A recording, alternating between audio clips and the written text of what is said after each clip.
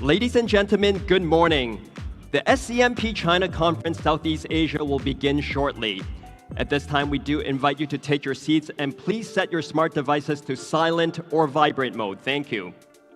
Please note that today's event will be conducted in English with simultaneous interpretation in Indonesian and Putonghua.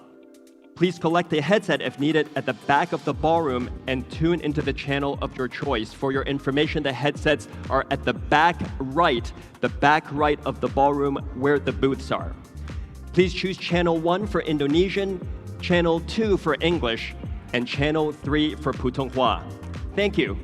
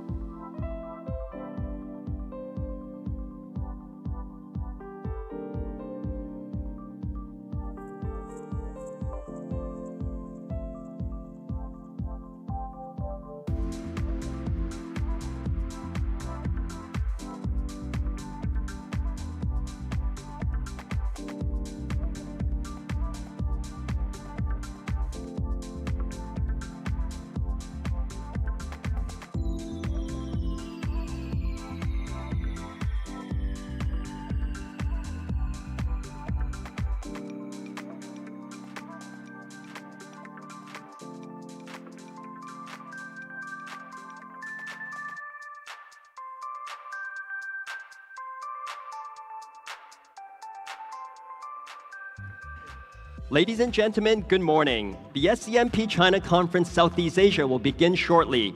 At this time, we do invite you to take your seats and please set your smart devices to silent or vibrate mode. For our friends in the foyer, please feel free to bring your coffees and teas into the ballroom as we would like to get things started. Please note that today's event will be conducted in English with simultaneous interpretation in Indonesian and Putonghua. Please collect a headset if needed from the back of the ballroom. It's at the back right of the ballroom and tune into the channel of your choice. Channel 1 for Indonesian, channel 2 for English, and channel 3 for Putonghua. We will be getting started shortly, so ladies and gentlemen, please be seated. Thank you very much.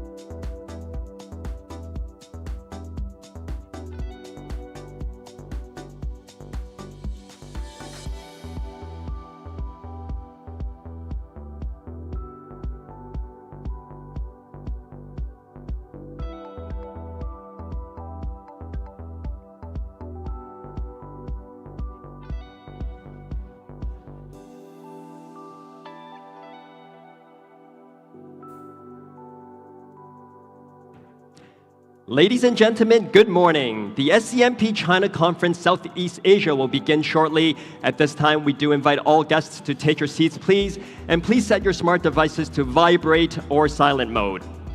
Please note that today's event will be conducted in English with simultaneous interpretation in Indonesian and Putonghua. Please collect a headset from the back of the ballroom. It will be at the back right of the ballroom. If needed, at the back of the ballroom, and tune into the channel of your choice. Channel 1 for Indonesian, Channel 2 for English, and Channel 3 for Putonghua. Thank you very much. We will see you shortly.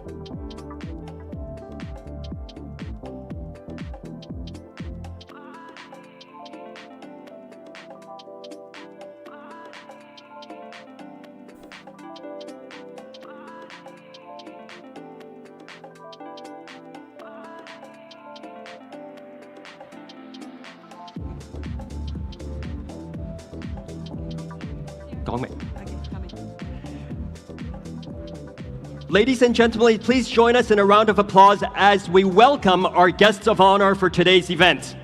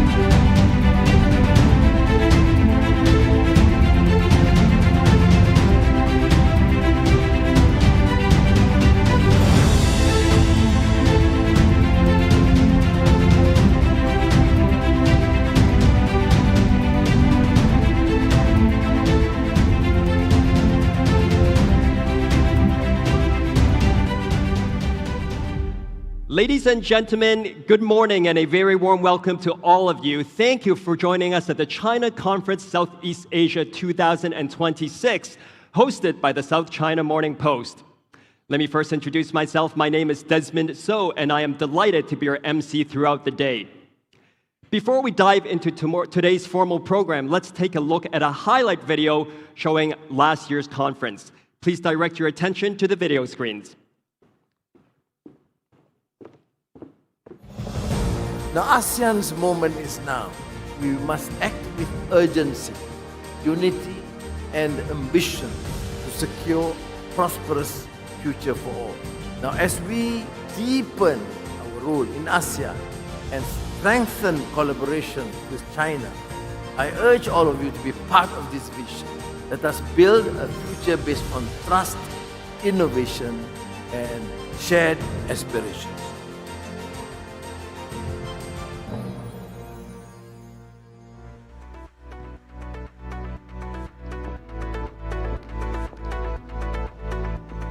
This year's conference marks the very first time that the South China Morning Post has hosted an event on Indonesian soil, bringing us together in iconic Jakarta as China and Indonesia celebrate 75 years of diplomatic relationships.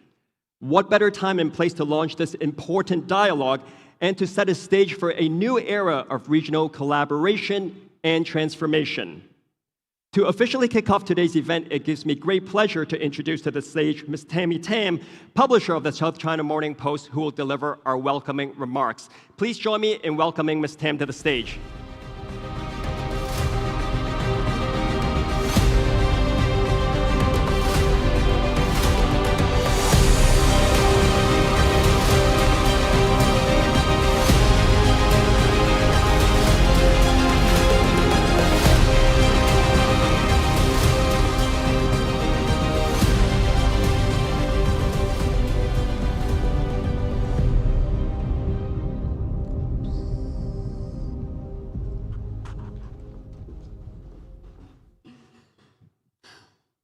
Good morning to all. So happy to see a full house of our distinguished guests. So, selamat pagi. I hope I pronounced this correctly. The Honorable C.Y. Leung, Vice Chairman, National Committee of the Chinese People's Political Consultative Conference, former Chief Executive, the Hong Kong SAR Government, the Honorable Ayelangi Hartarto, Coordinating Minister for Economic Affairs, Indonesia. Mr. Zhou Kan, Chargé d'Affaires at Interim and Embassy of the People's Republic of China to the Republic of Indonesia. The Honorable Dr. Horace Zhang, Deputy Secretary for Justice, Hong Kong SAR Government. And Mr. Anint Dabri, Chairman, convene Indonesia. So esteemed leaders, distinguished speakers, and guests, ladies and gentlemen, on behalf of the South China Morning Post, it is my privilege to welcome you all to our China Conference, Southeast Asia. Southeast Asia has experienced steady growth in economic activities, investment opportunities, and talent exchange. Indonesia, in particular, has shown determination, resilience, and a commitment to attract quality investment and businesses. Chinese mainland and Hong Kong have become a significant source of FDI into this beautiful country, a land of hope and many opportunities. To help international audiences better understand growth potential, the South China Morning Post has entered into a strategic partnership with convene Indonesia. Thank you, convene. This enables us to bring valuable insights about China and Indonesia to SMP's global readers and connect key business leaders and decision makers in the region. This conference is therefore a primary outcome of that commitment, bridging insights between the world's second largest economy, China, and Southeast Asia's largest, Indonesia. As we navigate the shifting geopolitical landscape and the profound impact of AI and technology development that come together with disruptions, reliable networks and expert wisdom has become today's keys to success. Credible media organizations like the SMP therefore play an important role, with our strong belief in fact-based, non-biased journalism. Powered by digital innovation and editorial excellence, we tell the story of China and Southeast Asia with the depth and independence that enable our readers not just to observe trends, but more important, to turn understanding into tangible actions. Today's program features a dynamic combination of government leaders, business pioneers, and experts. They are knowledgeable and sharp in grasping the latest pulse of China, Indonesia, as well as the region. My heartfelt thanks go to Kadin, Indonesia, and Danantara, Indonesia, for their full support. Thanks to this partnership, we are honored to be here today, hosting this China conference for 500 esteemed guests from around the region. My deepest gratitude also goes to the governments of Indonesia and Hong Kong for their strong backing. Hong Kong's Chief Executive, John Lee-Ka-chiu, who is unable to join us in person due to his other commitments, will deliver his closing remarks from Hong Kong this afternoon. So please stay tuned. Last but not least, I would like to thank our sponsors and partners, including Diamond sponsor, Alibaba Cloud, Platinum sponsor, HSBC, Huawei, Gold sponsors, and International, Bank Rakyat Indonesia, Fusion Health, FWD Group, OCBC, Globalization Partners, Financial Services Development Council, Hong Kong, and Hong Kong Economic and Trade Office, Jakarta. Exhibitor, Invest Hong Kong. May today's conversation and connections be the start of your next great venture and achievement. Thank you very much. Terima kasih.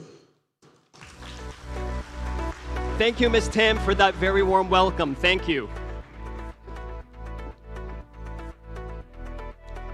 Next, it is my honor to introduce today's first keynote speaker, the Honorable C.Y. Leung, Vice Chairman, National Committee of the Chinese People's Political Consultative Conference and former Chief Executive of the Hong Kong Special Administrative Region.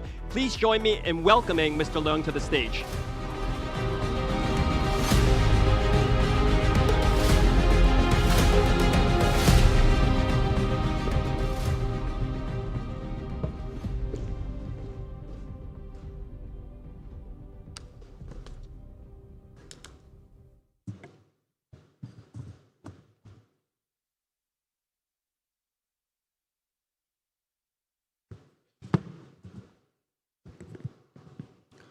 Tammy, Your Excellency, the Honorable Yerlanga Hatato, Charge d'Affaires, the Interim Zhou Kan, Horace, Ms. Adine Dia Bakri, Your Excellencies, distinguished guests, ladies and gentlemen, good morning.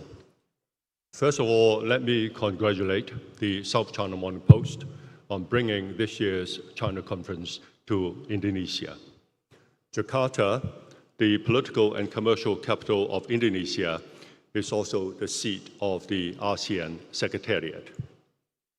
As someone who has over the years visited the Southeast Asian countries over 500 times for business and pleasure, I'm very pleased to be in Indonesia for this China Conference. As a former Chief Executive of the Hong Kong Special Administrative Region, I remember fondly and vividly how Hong Kong initiated the consultations and negotiations on the Hong Kong-ASEAN Free Trade Agreement and the associated investment agreement before 2017. Hong Kong, as is well known, had been and still is the freest economy in the world. So to our ASEAN partners, we didn't have anything to offer in return by way of lowering tariffs, for example. All we had was the faith in free trade and the example of Hong Kong as an economy that thrives on free trade. Thanks to all our partners of ASEAN, the Free Trade Agreement came into full force on the 12th of February 2021, a milestone date in our relations, covering trade in goods, services, investment, and technical cooperation. It reduces tariffs on goods, improved market access for services, and protects investments to mutual benefits. ASEAN and Hong Kong are now important trading partners. In 2024, ASEAN was Hong Kong's second largest trading partner after only the Chinese mainland. Total merchandise trade between Hong Kong and ASEAN amounted to $165 billion, representing about 14% of Hong Kong's global merchandise trade. Between 2020 and 2024, Hong Kong's imports from ASEAN grew at 4.5% per annum on average. In 2024, 18.2% of Hong Kong's total imports, that is around $115 billion, were sourced from ASEAN. All ASEAN products enter Hong Kong at zero tariff. Hong Kong plays particularly well the ship connector role in trade by providing trade services to third parties, facilitating more efficient global trade. There are over 100,000 trading companies in Hong Kong, big and small, all providing pragmatic, quick off the feet, and value-adding services in accessing markets and sourcing products. They also facilitate large volumes of offshore trade globally. The Hong Kong-ASEAN Free Trade Agreement was preceded by the ASEAN-China Free Trade Area, ACFTA, which came into effect 16 years ago. It is a major economic partnership that has seen significant upgrades, with ACTA 3.0 upgrade protocol signed in October last year, expanding cooperation into the digital economy, green economy, and supply chain connectivity, aiming to further lower trade barriers and strengthen economic cooperation. Total trade exceeded $694 billion in the first 8 months of 2025, driven by agricultural and manufactured goods. The annual trade volume is projected to exceed $1 trillion for the full year last year. For the past 16 years, ASEAN was the biggest trading partner of Hong Kong. And for the past 6, China and ASEAN were each other's biggest trading partner. Cumulative total investments between the two economies have exceeded $450 billion. So that's how close we are economically. On the people-to-people front, I'm pleased to report that GX Foundation, a non-government organization that I founded in Hong Kong 8 years ago, now provides medical and public health assistance in 3 Southeast Asian countries, namely Laos, Cambodia, and Timor-Leste, and 7 other countries across other parts of the world. Among the 8 services that we provide is cataract blindness elimination. In the past 3 years, we have restored eyesight to more than 12,000 patients in Laos and Cambodia. Our dengue fever control program in Timor-Leste has been featured in the Lancet, the authoritative British medical journal. GX also organizes youth exchanges that include internship programs. The work of GX, which is funded entirely by private sector donations, is an illustration of the people-to-people connectivity and the sharing spirit espoused by the Belt and Road Initiative for International Cooperation. Less than 2 months ago, Hainan, which has a landmass of 33,000 square kilometers and one of the Chinese provinces that is closest to Southeast Asia, established a massive trade port that encompasses the whole island. This followed the release of the master plan for the construction of the Hainan Free Trade Port in June 2021, and the subsequent preparations, including the enactments of laws and regulations enabling the establishment of such free trade port. At the present, Hainan's 4 major business sectors, namely tourism, modern services, high-tech industry, and tropical agriculture, account for about 2/3 of the province's GDP. In support of the free trade port strategy, Hainan provides broader visa-free access to foreign nationals. At the present, nationals of 6 Southeast Asian countries, including Indonesians, have visa-free access to Hainan. The Hainan Free Trade Port experience will be valuable too, and possibly replicable in other parts of China. It is the latest and the most significant example of China's unswerving commitment to a high-level opening up to and in-depth integration with other parts of the world. Your Excellencies, distinguished guests, ladies and gentlemen, China firmly opposes unilateralism and protectionism and restlessly defends the multilateral trading system. The Global Governance Initiative proposed last year by President Xi Jinping has pointed a way forward for a world amidst challenges to the global order. The initiative has won the support of over 150 countries and international organizations. Despite aberrations elsewhere, China remains committed to strengthening the authority of the United Nations. China steadfastly adheres to its position of safeguarding international fairness and justice, and to its commitment to building a community with a shared future for humanity.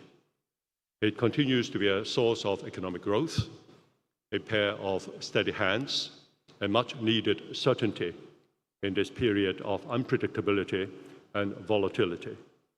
Global solidarity is the only right choice.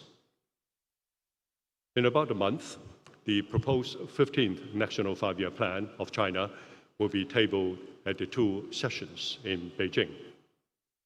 It will be evident in the plan that China will continue to advance high-quality development and high-standard opening up, and continues on the path towards openness and connectivity with countries across the world.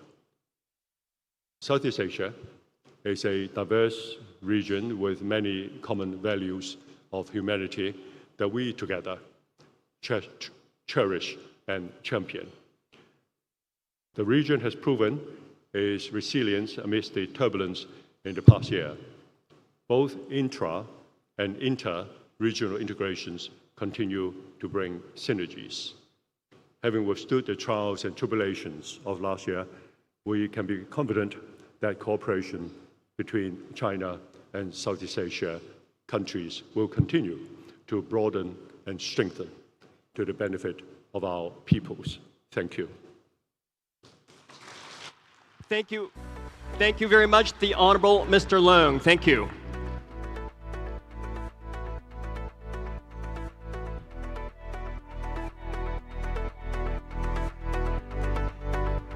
Next, we're delighted to hear from Zhou Kan, Chargé d'Affaires ad interim at the Embassy of the People's Republic of China to the Republic of Indonesia, who will deliver our next keynote address. Please join us in welcoming Mr. Zhou.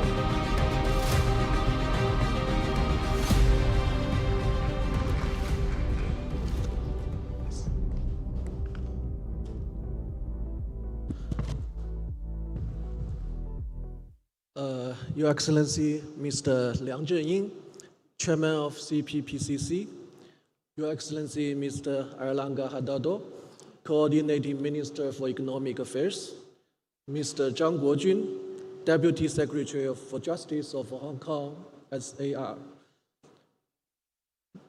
Mr. Anidia Bakli, Chairman of Kadin, Indonesia, Ms. Tam Tang, Publisher of SCMP, ladies and gentlemen, good morning. It gives me great pleasure to join you at today's conference. First of all, on behalf of the Embassy of the People's Republic of China, I would like to extend my warm congratulations on this important event.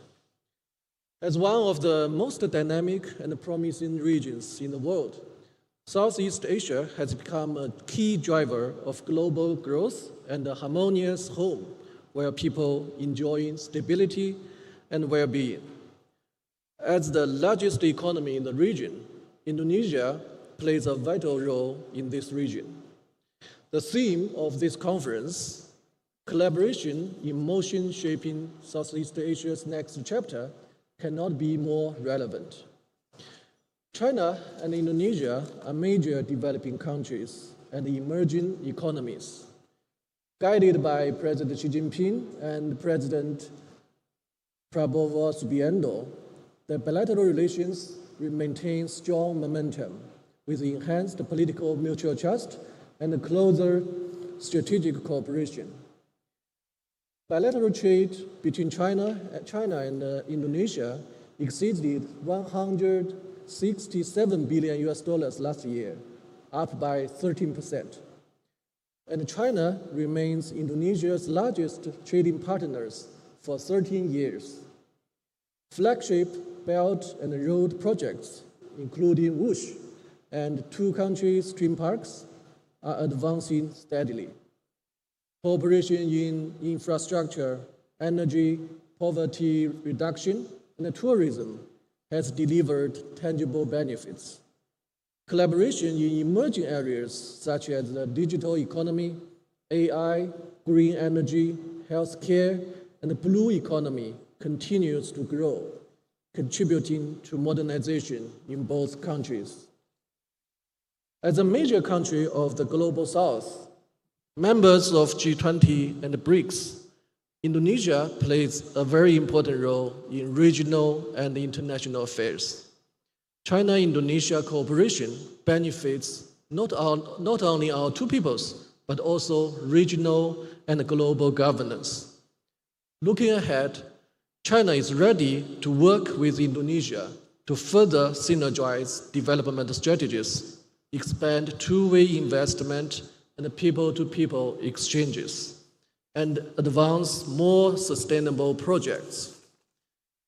The China-Indonesia community with a shared future of regional and global influence could serve as a model for China-ASEAN cooperation. Ladies and gentlemen, the world today is witnessing turbulence and transformation. Regardless of external changes, China's strategic choice to pursue high-quality development and high-level opening up remains unchanged. In 2025, China achieved its 5% growth target.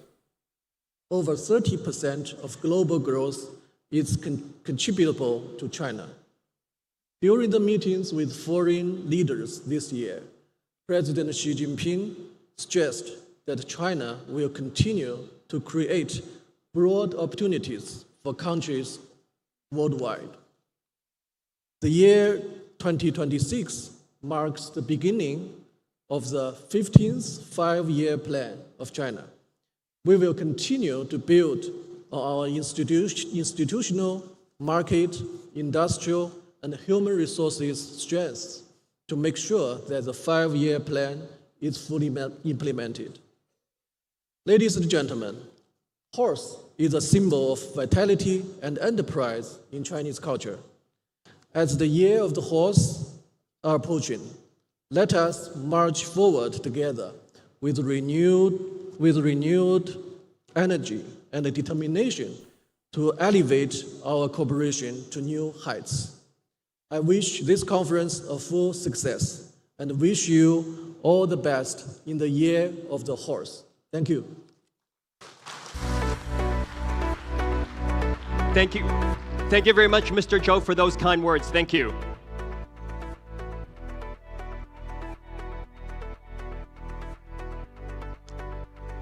To deliver our next keynote address, it gives me great pleasure to introduce Anindya Bakri, Chairman, Kadin Indonesia, and CEO of Bakri & Brothers. Please join me in welcoming Pak Anin to the stage.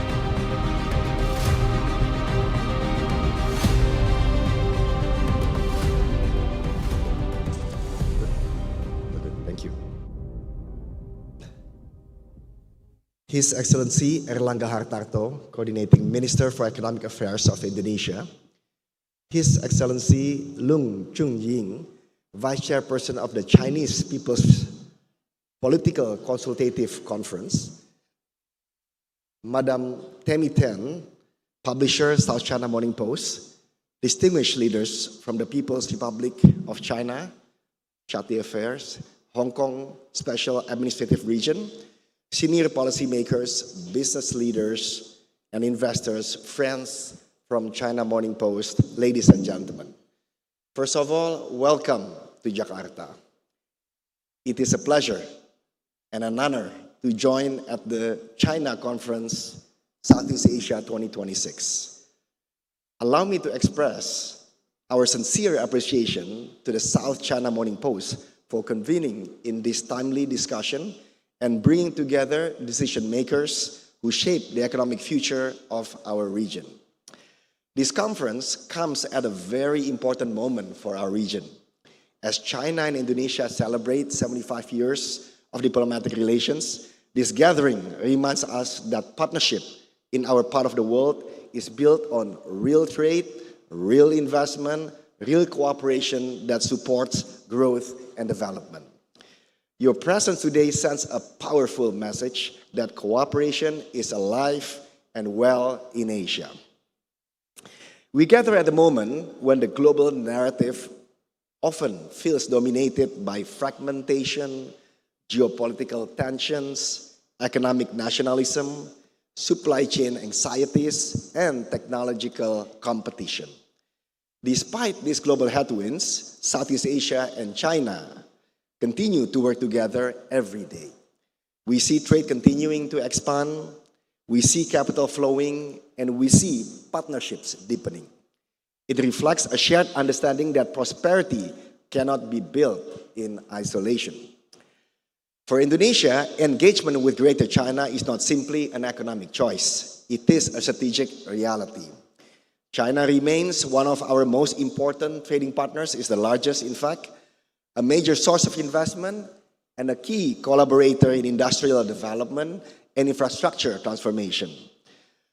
The significance of this relationship lies not only in its scale, but its two-way flows. Two-way trade reached $136 billion in 2024, and just in January, October 2025, it has reached $125 billion. Two-way investment is just as important. Chinese investment to Indonesia, a key driver of industrial upgrading, reached $8 billion in 2024, and just in January, September 2025 alone, has reached $5.4 billion. And at the same time, Indonesia's investment into China is growing as a platform for market access and supply chain partnerships. Beyond these numbers, as Honorable CY mentioned, the people-to-people connections shown by tourism has rebounded strongly, with around 1.2 million Chinese visitors in 2024, more than 1.1 million in January to October 2025 alone, alongside with vibrant Indonesian communities across China and Greater China, especially in Hong Kong, that keep businesses, education, and cultural links alive. Hong Kong's role as a trading partner, investment partner, intellectual property partner is part and parcel of this success. No wonder that Hong Kong's biggest trade partner is ASEAN. Mr. Jack Ma, owner of Alibaba and SCMP, mentioned that Hong Kong is a place where East meets West, capital meets opportunity, and ideas meet execution. We agree with that notion, indeed. This conference itself reflects that reality. The discussions today focus on economic integration, advanced technology, sustainable investment, responsible mining, and the green transition, as well as digital transformation, areas where China and Indonesia can create shared value and long-term competitiveness. Ladies and gentlemen, this is why this China Conference Southeast Asia matters. Let me take a quick moment to express our sincere appreciation once again to China Conference Southeast Asia, to the South China Morning Post. Our real task is to ensure that the cooperation translates into real outcomes. I believe, looking ahead, China and Indonesia can become two of the most important engines and factories of global growth in the coming decade. We are together in G20. We are also together in APEC and BRICS, and this is what Minister, His Excellency Erlangga, coordinating minister, always support us on these initiatives. But growth alone is not enough. We believe the true measure of success is whether this growth lifts people out of poverty, expands opportunity, and creates resilience for communities and small businesses across our region.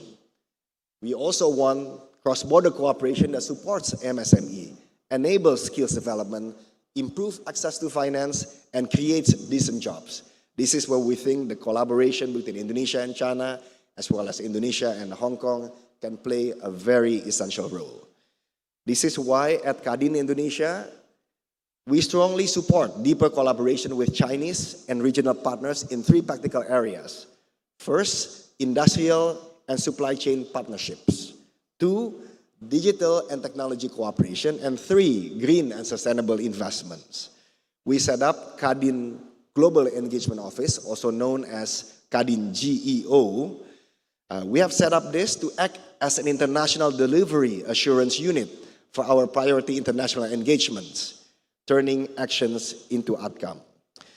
Just 2 days ago, on Saturday, also with His Excellency, Coordinating Minister of Economic Affairs, we opened up the APEC 1 meeting ahead of the chairmanship of China for APEC 2026. This is along the same line of trying to support each other in this multilateralism. Ladies and gentlemen, the story of Indonesia and China has always been a story of connection across seas, across cultures, and across markets. Today, the story must continue through stronger dialogue, deeper cooperation, and more ambitious partnerships. Now let's work together so that our region remains a driver of stability, peace, but also global growth, a hub of innovation, and most importantly, a source of shared prosperity that brings opportunity of our people.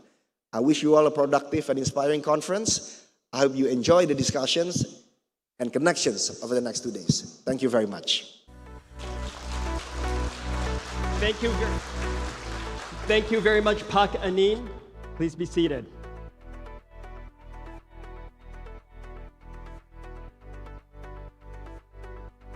For our final keynote speech of the morning, it gives me great privilege to introduce His Excellency Erlangga Hartarto, Coordinating Minister for Economic Affairs, Republic of Indonesia.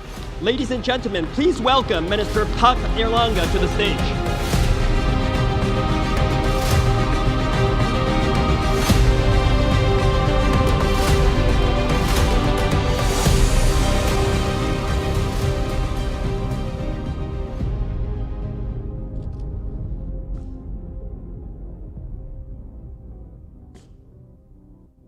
Good morning, distinguished guests, industry leaders, and colleagues across regions. Excellency, the Honorable Siwai Leong, Vice Chairman of National Committee of the Chinese People of Politics Consultative Conference and former Chief Executive of Hong Kong Special Autonomous Region, Her Excellency Tammy Tan, publisher of South China Morning Post, His Excellency Shao Kahn, Charge d'Affaires ad interim, Embassy of People's Republic of China, People's Political Consultative Conference,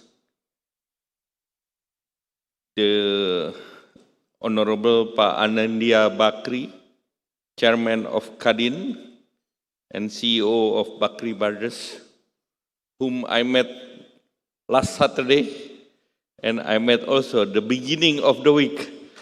So we congratulate Anindya Bakri, who is very active in the global scene, and also Ibu Sinta Wijaya Kamdani, Chair of Apindo, and I think I got them all. Thank you, all CEOs.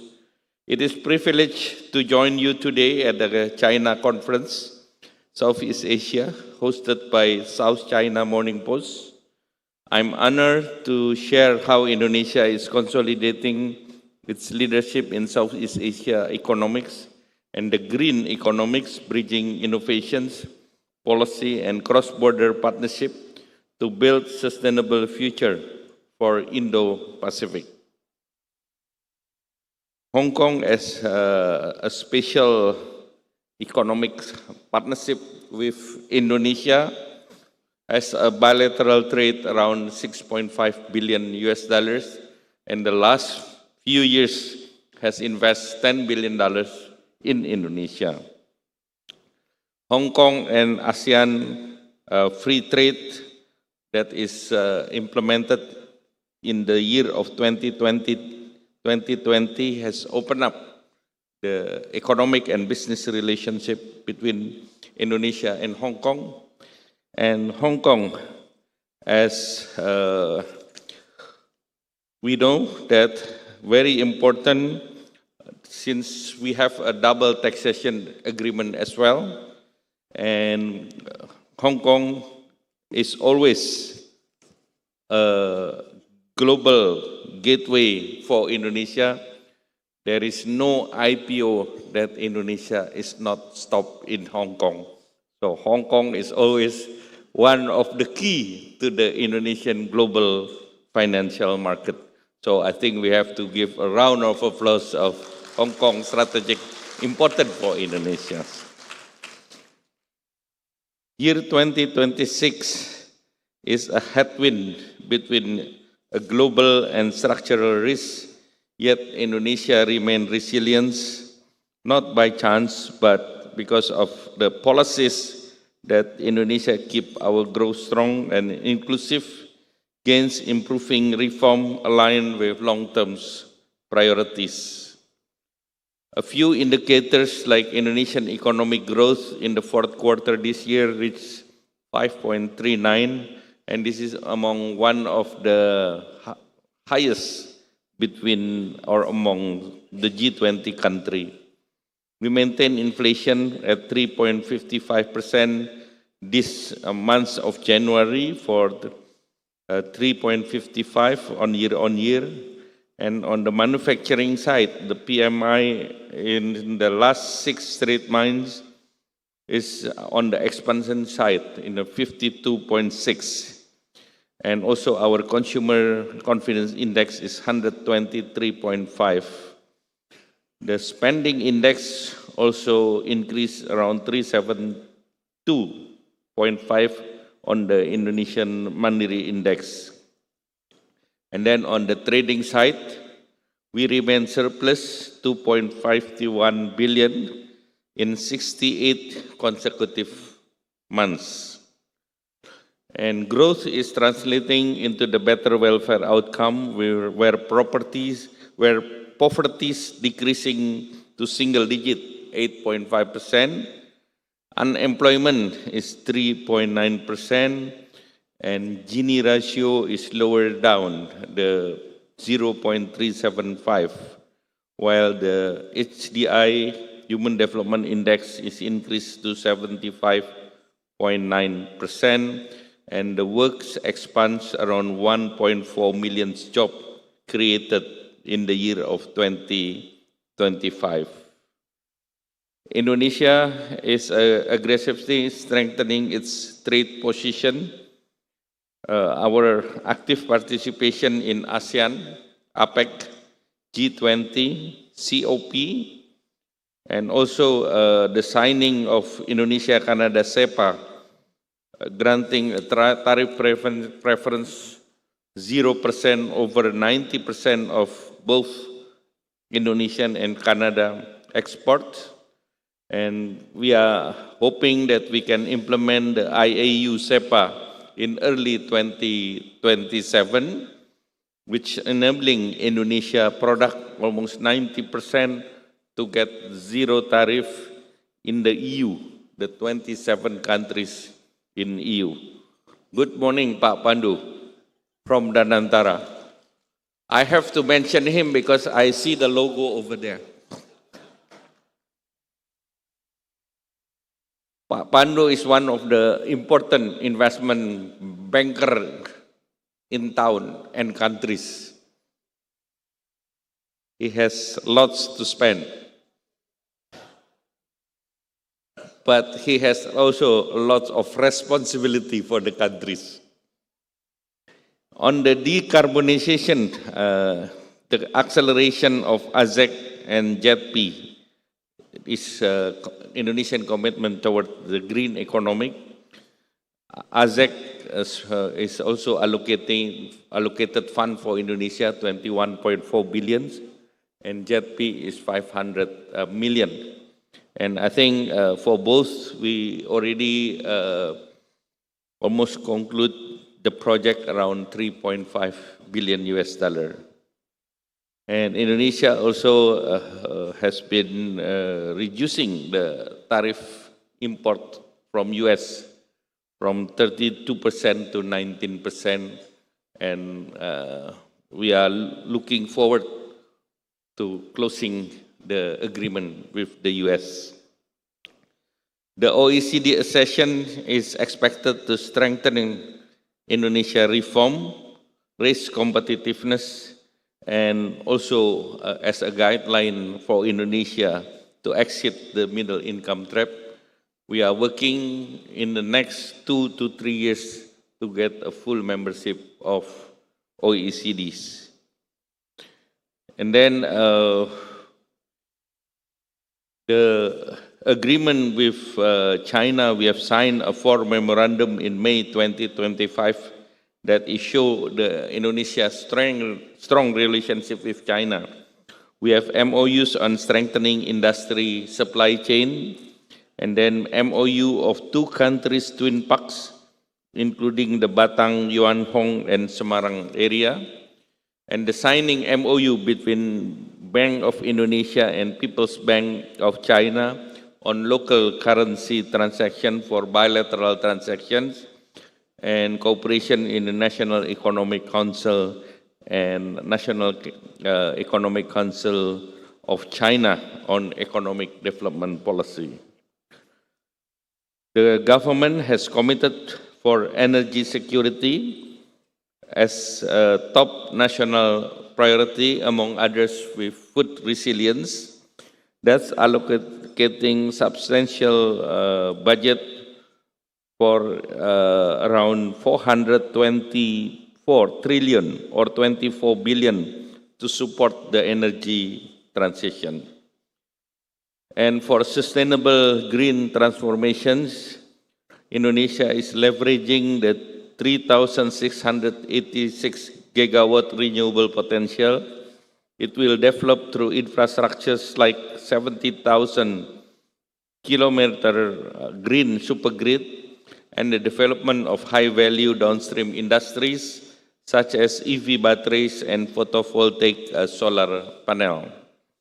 In addition, government is continuing the B40 biofuel program and also developing the sustainable aviation fuels. And as we speak, we also developing the ethanol-based project to E5.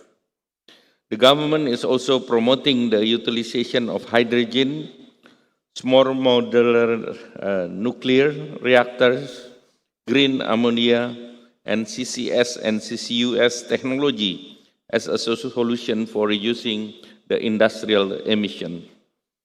Through Danantara, the CEO is Pak Pandu, Indonesia has committed to build waste-to-energy plants. With the groundbreaking ceremony is done a week ago. So we congratulate Pak Pandu to reduce Indonesia waste in many cities. And then on the green job, it serves a massive employment. It's projected to create 4.4 million jobs by 2029, supported by internship program to prepare workforce for the future of economy. And the next agenda of APEC in China 2026 sets clear priorities focused on openness, innovation, and cooperation to build prosperous Asia-Pacific community, and openness reaffirmed commitment to the FTAP and multilateral trading system while deepening regional connectivity. Innovation efforts also will be the center in advancing the frontier technology and ensuring equivalent technologies benefit across members of economics. And furthermore, the cooperation will drive sustainable growth through collaboration initiative. The strengthen and enhance APEC agenda for structural reform sets a clear framework to drive sustainable and inclusive growth. President Indonesia, Pak Prabowo Subianto, present a bold vision for more open, fair, and inclusive economic futures, one firmly anchored in the multilateral trading system under the WTO, and we are looking forward for the next ministerial meeting of WTO as a chance for all of us to make WTO as a unilateral trading platform that is more resilient and more strong, that can deliver tangible benefit for all the members of the economics. To conclude, the journey toward sustainable Indonesia or Indo-Pacific economy and net zero future is not a path that we can walk alone. The synergy between Indonesia resource leadership and the technological expertise of our regional partners, Hong Kong, China, is the engine that will drive the Southeast Asia economic resilience. Indonesia is open and Indonesia is keep transforming, and we are ready to work together, and let us turn this opportunity to deliver the tangible actions that will define the prosperity of our regions as well as the prosperity of our people. Thank you, and look forward for a productive conference. Thank you, Your Excellency Pak Erlangga.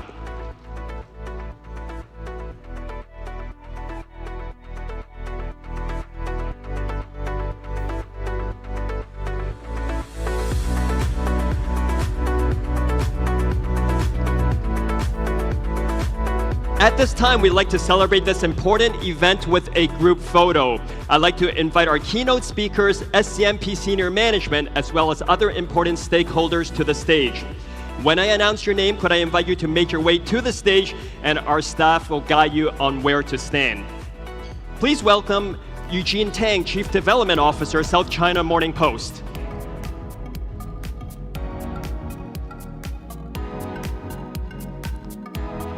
Zuraida Ibrahim, Executive Managing Editor, South China Morning Post.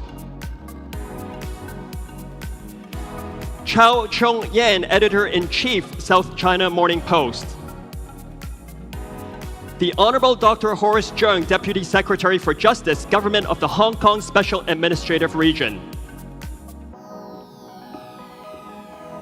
Zhou Kan, Chargé d'Affaires ad interim, Embassy of the People's Republic of China to the Republic of Indonesia.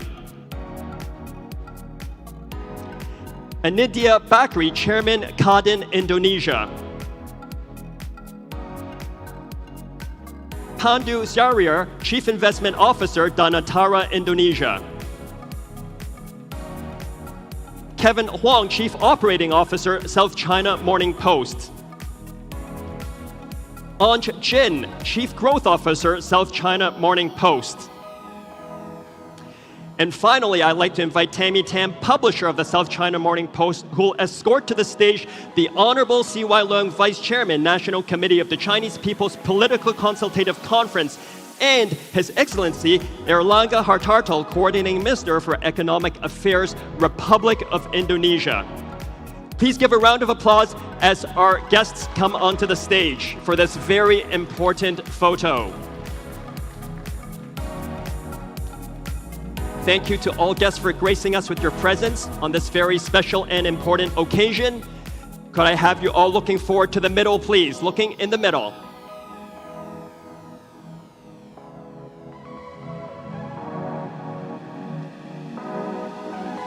We have many friends from the media. Could I invite you to look to the right side now? Look to the cameras to our right side. Look to the right side. Now let's look to the left side, to our media friends here in the pool, the left cameras. And I will have everyone look one more time back in the middle. Could I have you look once more back in the middle? Big smiles. A few more. Thank you so much for your patience. Looking in the middle, celebrating China Conference Southeast Asia 2026. Okay, I think we have our photos. Thank you very much. Please be seated. Thank you very much to all our guests. Thank you. Please be seated. Thank you. At this time, His Excellency Erlangga Hartarto will be departing the hall to conduct interviews with our friends from the media. Please join me in thanking him for gracing us with his presence. Thank you, Your Excellency.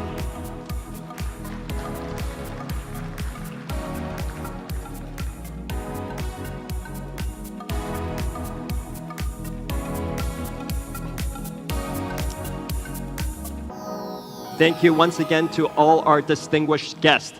Now, before moving to the first panel of the day, there are a few housekeeping matters that I would like to attend to. Please note that today's event will be conducted in English with simultaneous interpretation in both Indonesian and Putonghua.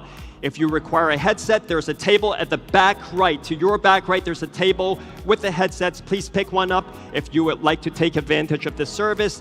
Tune into Channel 1 for Indonesian, Channel 2 for English, and Channel 3 for Putonghua.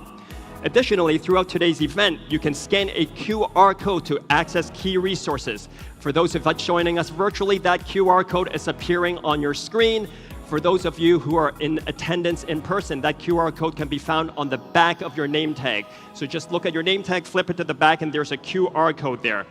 That code provides quick access to today's agenda as well as our full speaker bio lineup. Additionally, the QR code is very important because it gives you a chance to interact with our panelists.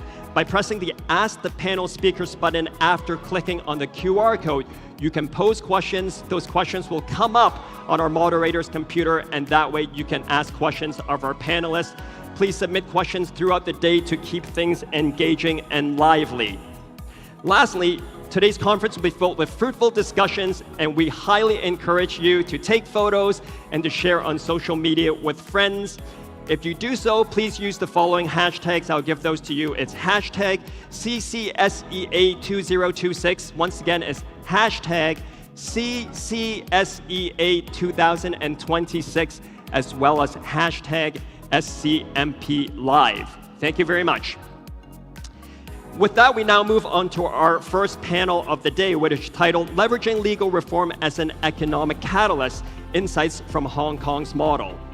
This session will explore how Indonesia can harness legal reform as a growth driver, drawing inspiration from Hong Kong's common law-based system. Ladies and gentlemen, please join me in welcoming our panelists to the stage. They are the Honorable Dr. Horace Cheung, Deputy Secretary for Justice, Government of the Hong Kong SAR. We also have Dr. Andre Andrade, Head of Law Policy Strategy Agency, Ministry of Law, Republic of Indonesia. Welcome to our panelists. Moderating this session for us will be Tammy Tam, publisher of the South China Morning Post. Ms. Tam.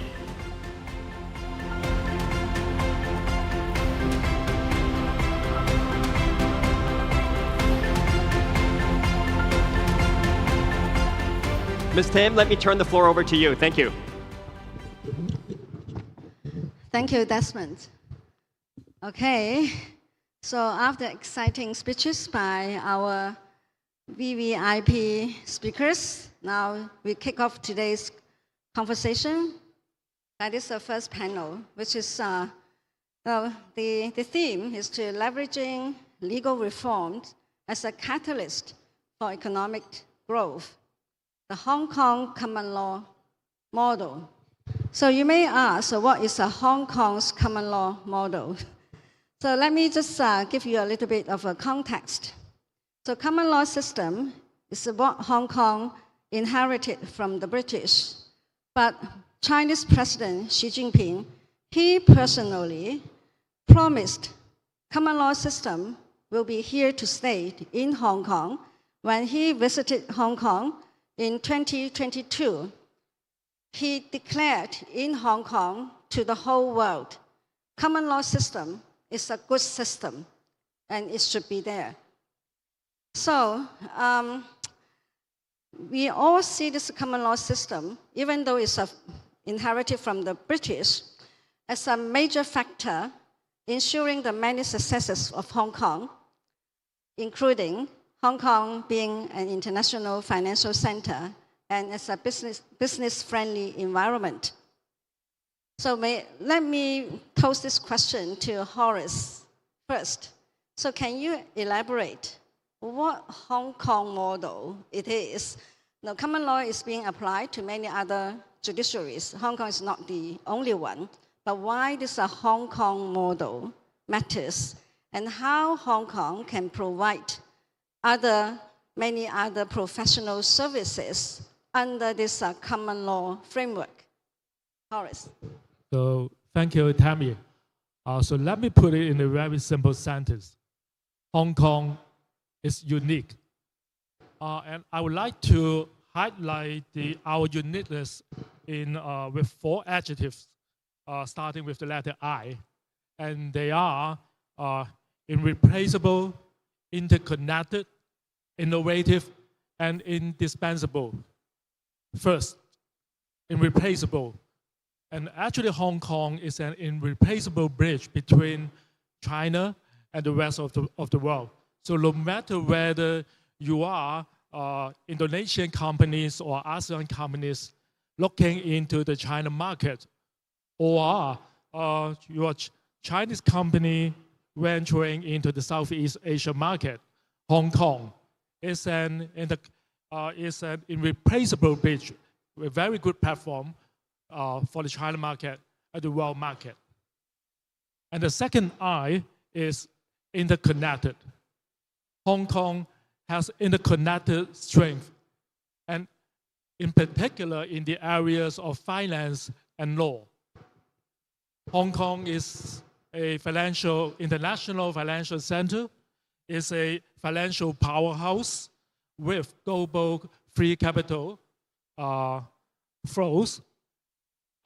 It's regarded as the world's fierce economy, and we are the most active IPO market last year. Third I is innovative. We always keep abreast of innovative policies, such as our latest redomiciliation regime, which is very important because it allows international corporations to relocate their legal domicile to Hong Kong without creating a legal entity. And in such a very simple regime, you can enjoy the very simple and low tax regime of Hong Kong. You can also enjoy the extensive network of comprehensive avoidance of double taxation agreements. And last but not least, the indispensable legal hub.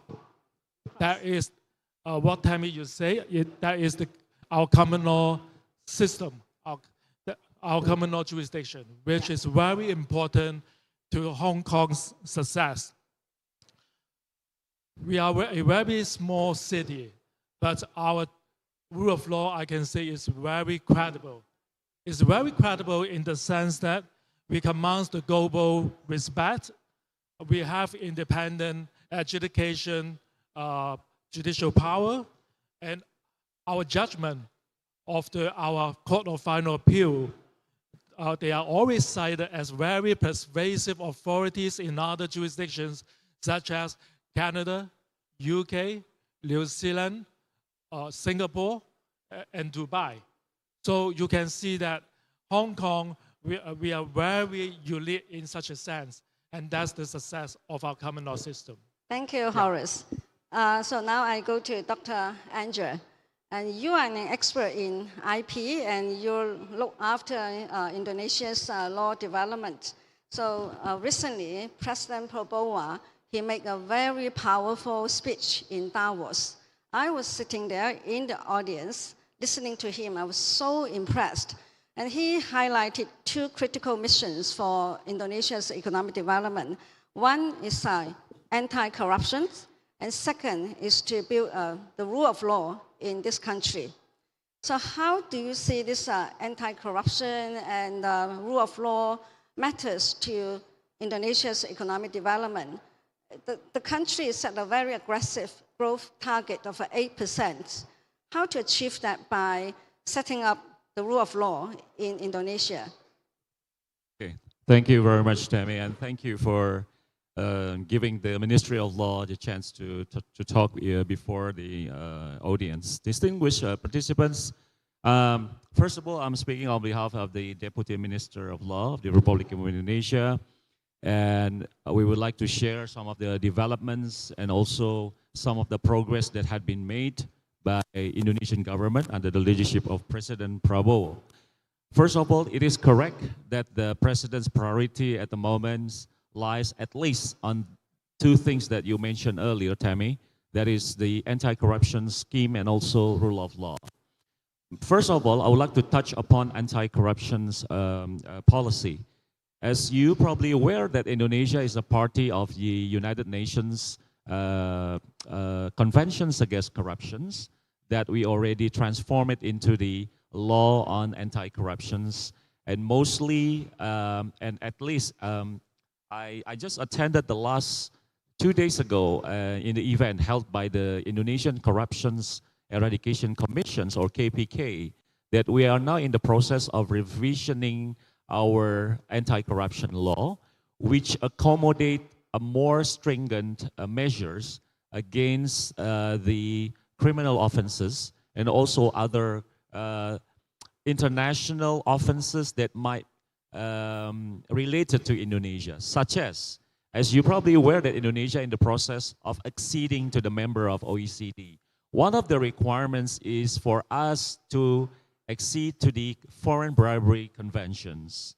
And we are now in the process of doing a strategic study on how Indonesia could become the member of the foreign bribery conventions.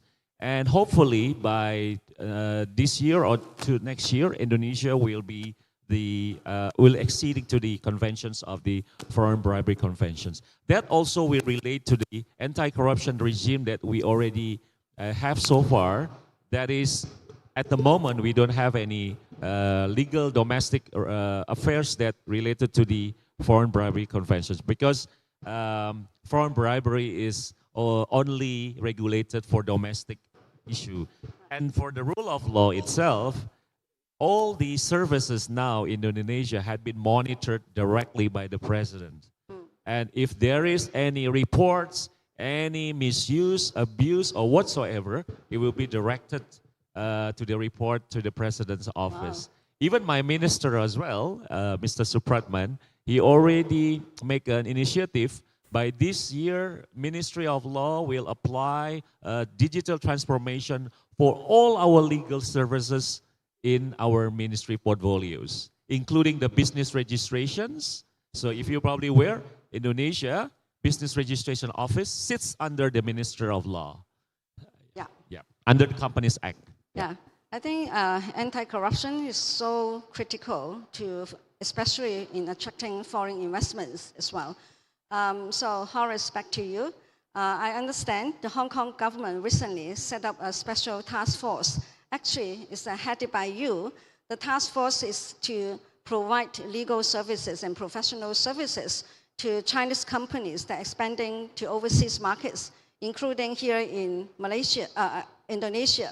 Actually, in the audience, we do have some Chinese entrepreneurs sitting here. They would also like to understand how Hong Kong can help them to explore and to look for their potential business partners overseas, especially in Indonesia. Indonesia is Southeast Asia's largest market. So what are some of the initiative or policies in the pipeline that you are going to roll out? Yeah, Tammy, actually it's my job in Hong Kong and in my department.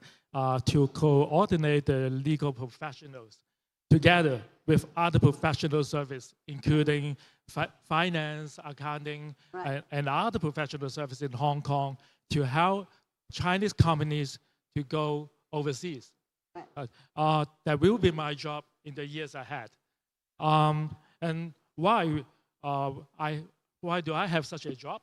Because I will say you're trusted by the chief executive and the government. Yeah, I mean, why we promote the professional service in Hong Kong to help Chinese companies to go global. Because in the past, some Chinese companies, they went global, but we heard many failure cases. And the reason is that because of the cultural difference, the legal framework difference between different jurisdictions. And that's why Hong Kong professionals can give you some very useful service here. Hong Kong professional service enjoy both Chinese advantage and international advantage. Our professional service are renowned for their international outlook. They have a very deep understanding of both Chinese and global context. And we can provide, I would say, very comprehensive and full cycle support from project finance, branding, intellectual property rights, and legal protection, legal risk management. Many different kinds of professionals in Hong Kong, they can help the Chinese companies to go global. And I can see that in the last couple of years, almost a consensus among the Chinese companies. The first station is to have a regional headquarters in Hong Kong and then use the financial advantage of Hong Kong to, for example, IPO and to make some new money and then make use of this new money to go to the global market. I think that will be a very good, successful formula for the Chinese company to go global. Yeah, I think, as the Honorable C.Y. Leung just mentioned, next month, Beijing is going to endorse China's next 5-year economic planning. And encouraging Chinese companies go global is one of them. And then I think Indonesia and mainland China, Hong Kong, we do need to work together. And that also reminds me, Andrew, Indonesian government has recently also identified several economic zones, such as Batam, which is well known as Small Bali, Galant in the same area, and Big Tent, Bangka, and several of these islands as lab islands to experiment this legal reform. That actually reminds me about a place in Shanghai, which is inside Shenzhen. And Shanghai is also instructed actually by Chinese President Xi Jinping to adapt certain of Hong Kong's common law. So I would like to get your insight how Indonesia can find Hong Kong's common law system helpful, and in particular in these special economic zones. Okay, thank you, Tammy. Maybe I'm going to take this perspective from the introductions of, I'm going to say this, a little concept of family office. I think in last year, me and a number of team, including Pak Pandu over there and Pak Luhut, Izin Pak Pandu, we talk about the establishment of family office concept in Indonesia. And one of the main idea of family office is how we can attract investors in terms of giving them legal certainty under the framework of common law systems. Because most of the jurisdictions that we see where the investors wants to go to the special territory is because of the legal certainty. I think the main issue here is not about whether common law is better than civil law or civil law better than common law, but how a country can provide legal certainty. And in that sense, what I'm going to highlight here is that in most of area, as you mentioned earlier, we already have special economic zone in Bintan, in Batam, including Bali as well, that we already, and maybe other areas in Indonesia as well, that has specialty in terms of the economic and other incentives given by the government. And of course, legal has to accompany those economic incentives. In speaking about the common law, one of the issues discussed by many investors, how a country can provide a speediest judicial process and also legally binding process that can enforce the awards that can give legal certainty for the investors.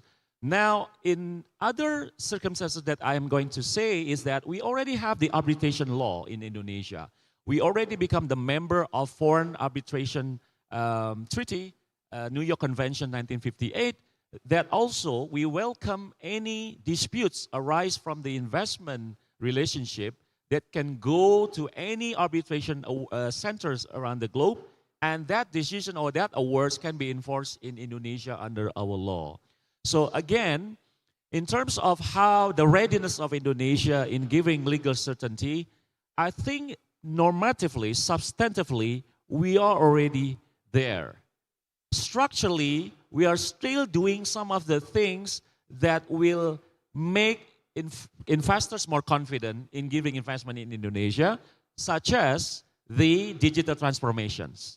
We try to make less people seeing each other in the licensing business process. So everything done by the systems. And lastly, maybe it's about the culture, how people comply to the law, how all the related parties comply to the law. There is also another homework that we have to do with all stakeholders, including the local government as well, because the investment also will touch upon the area in the local government. So I think Indonesia is more than ready, but again, the substance already there, the structure is being built right now, and also the cultural process is also getting there.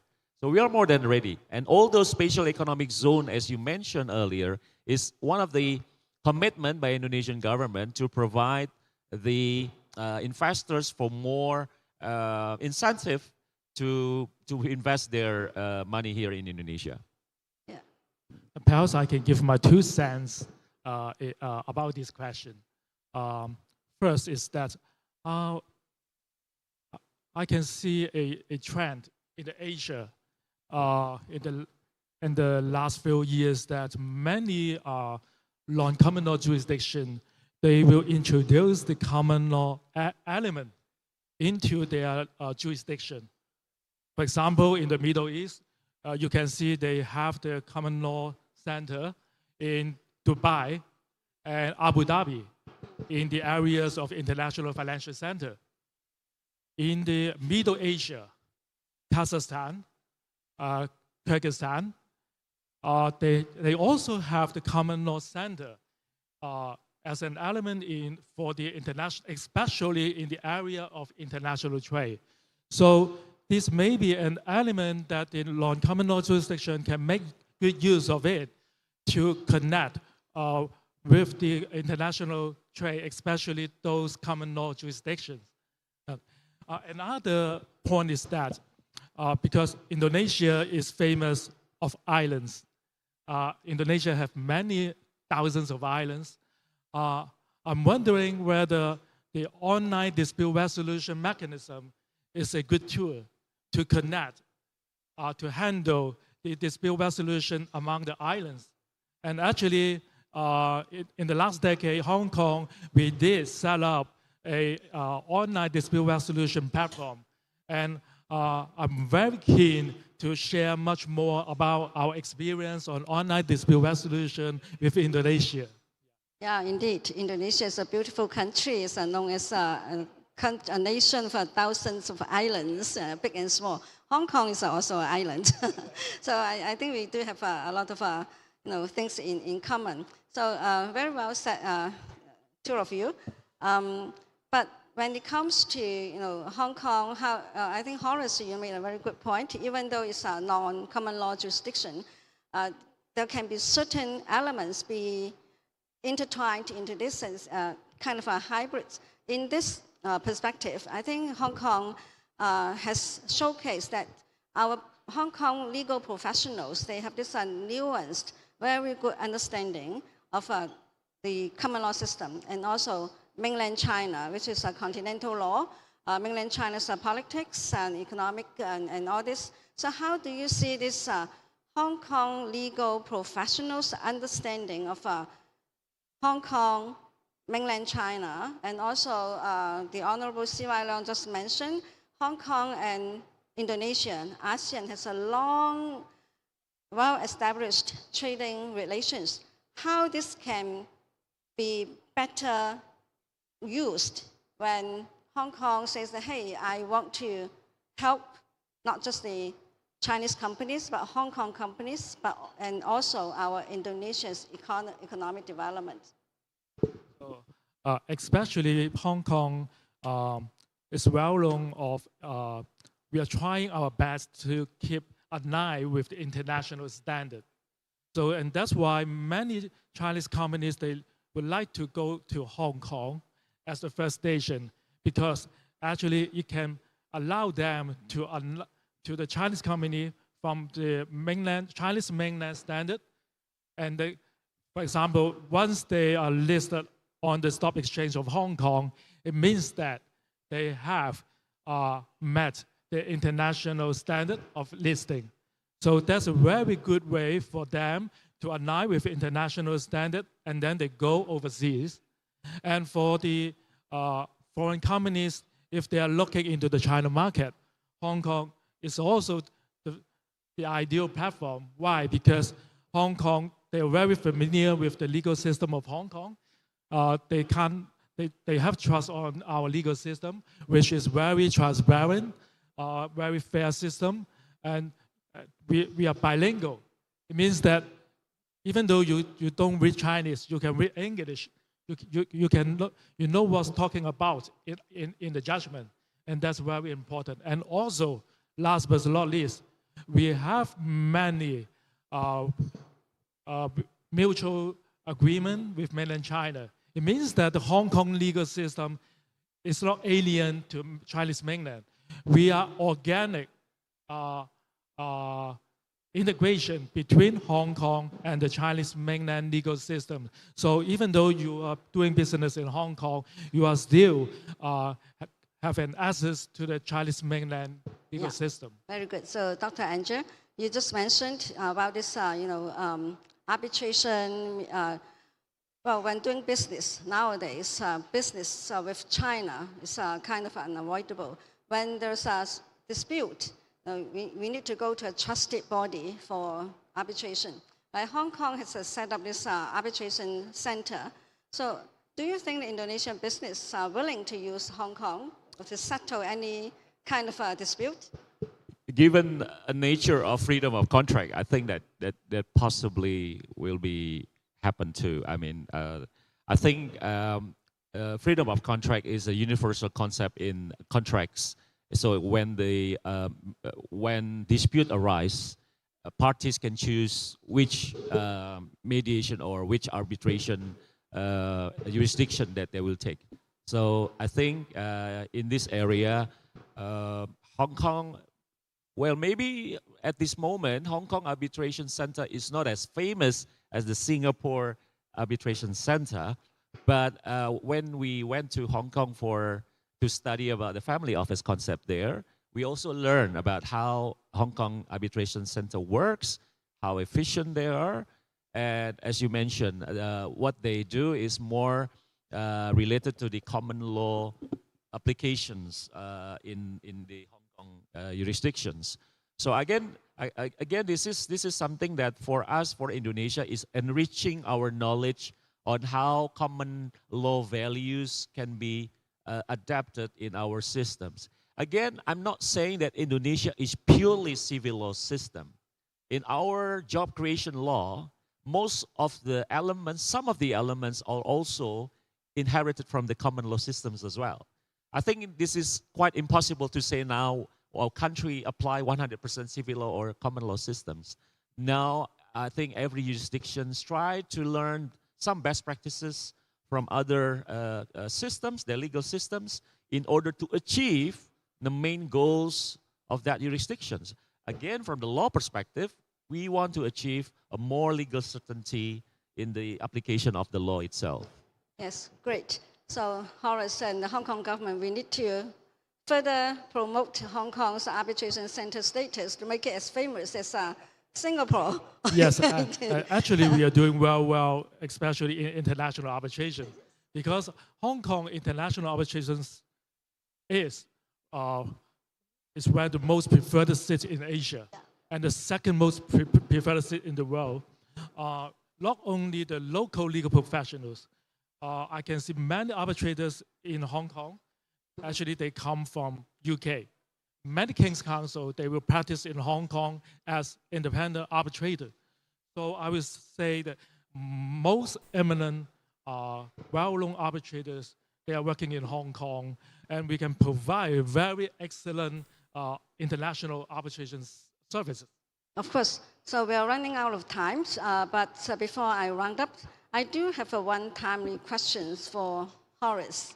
So Jimmy Lai, founder of anti-China, anti-Hong Kong publication, Apple Daily, he was sentenced to 20 years of imprisonment yesterday. So while some Western media, Western politicians criticize Hong Kong, saying that this damage to Hong Kong's rule of law and it will affect investors' confidence. And I don't know whether our Indonesian friends were concerned about Hong Kong's investment environment because of this Jimmy Lai case. But Horace, what's your take on this? Yeah, very simple logic. Every country has its own national security law. Indonesia also has its own national security law. It's very simple logic. And Hong Kong is a part and parcel of People's Republic of China. So we must have our own national security law to protect Hong Kong and our country. So when someone committed the law, then certainly he must be dealt with by the court. And the court of Hong Kong, you can see that it's a very open and fair trial, and all evidence are open to the public, and it's also open in the judgment. And the facts speaks louder than the words. So no matter whether the criticism coming from some foreign politician, you can see from the data, from the figures. Just I mentioned before, Hong Kong was the most active IPO market last year. We are doing very well, I can say very excellent in the wealth management professional services. And the recent survey by the American Chamber in Hong Kong, which provided very, I would say, very optimistic and confident figures to us. Because no one from the AmCham says that they have planned to relocate to other places. So I will say that many or most foreign investors in Hong Kong, they have very confidence to our system, and the protection of national security is a way to secure a very safe business environment for the foreign investors in Hong Kong. So Andrew, I don't know whether people in Indonesia and this part of the world, you're concerned about national security stuff in Hong Kong and how that may affect foreign investors' confidence. Well, I think investors are quite smart enough to make their own analysis when they are going to invest into certain jurisdictions. I think Indonesia, looking other jurisdictions, including Hong Kong, mostly, I've been one posted in Hong Kong. I worked for the Consul General for 3.5 years. I can see how the transition has moved forward. I still can see that Hong Kong is one of the promising investment jurisdiction for investors, for international investors, especially for Indonesia. And in that sense, I think the relationship between Hong Kong and Indonesia in terms of legal cooperations, we see also some of the progress, because we already have a number of bilateral international treaties signed for both jurisdictions in mutual legal assistance, extraditions. So all these things will complement all those investment package that will give investor confidence in doing business between Indonesia and also Hong Kong and China. So I guess no doubt we're still good friends and we can move forward to more progressive cooperation. Of course, Hong Kong, mainland China, Indonesia, we are good friends. It's always good to, have good friends sharing. Time does fly when we have two wise men sharing their insights in this very important topic. And I'm sure from after today, upon this bilateral collaborations, in particular in the legal fronts, Indonesia and Hong Kong relations will reach to a new height. So let's give a big round of applause to our two distinguished speakers. Thank you. Thank you very much, the Honorable Dr. Zhang and Dr. Andre, and thank you, Ms. Tam, for moderating. Could I invite you for a photo, please? If you could step up to the three dots there, the three purple dots, right there. Yes, looking to the center.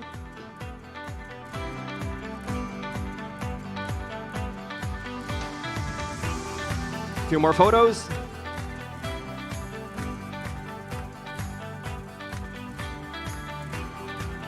All right, thank you very much. Thank you.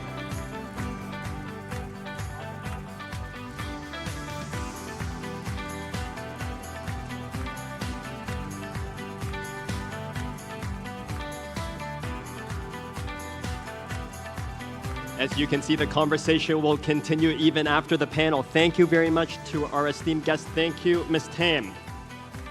Up next, we're excited to bring you a fireside chat exploring the latest developments with Danantara. Established by the Indonesian government in 2024, Danantara is Indonesia's second sovereign wealth fund, envisioned as the country's equivalent to global investment powerhouses like Temasek and Khazanah. With ambitious goals and a strong foundation, Danantara is set to position Indonesia as a major player on the global investment stage. To share more on the latest with this progress, please join me in welcoming our speaker, Pandu Saria, Chief Investment Officer at Danantara Indonesia.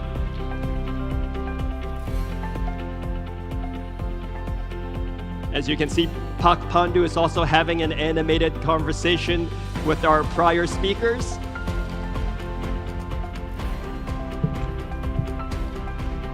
It's good to see the friendships here at the conference. Thank you very much, Pak Pandu. And our moderator for this session will be Zuraida Ibrahim, Executive Managing Editor of the South China Morning Post. Please join me in welcoming Ms. Ibrahim. Let me turn the floor over to you. Thank you. Thank you, Desmond. Good morning, everyone. I think everyone is actually thinking of coffee break, but please bear with us because we have the richest man in the room on stage, according to the coordinating minister. So we do want to hear from Pak Pandu. Pak Pandu, welcome to our conference. Thank you for... Are we having technical difficulties?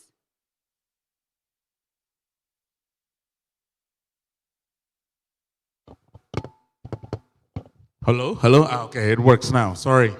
You said, what you say, richest person in the room? I got so worried that I don't want to say anything. That's actually a very dangerous proposition to be told that. But thank you so much for SCMP for doing the event in Jakarta. And thank you for all the enthusiasm for coming here.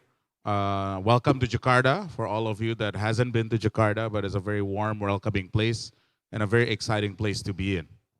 Thank you.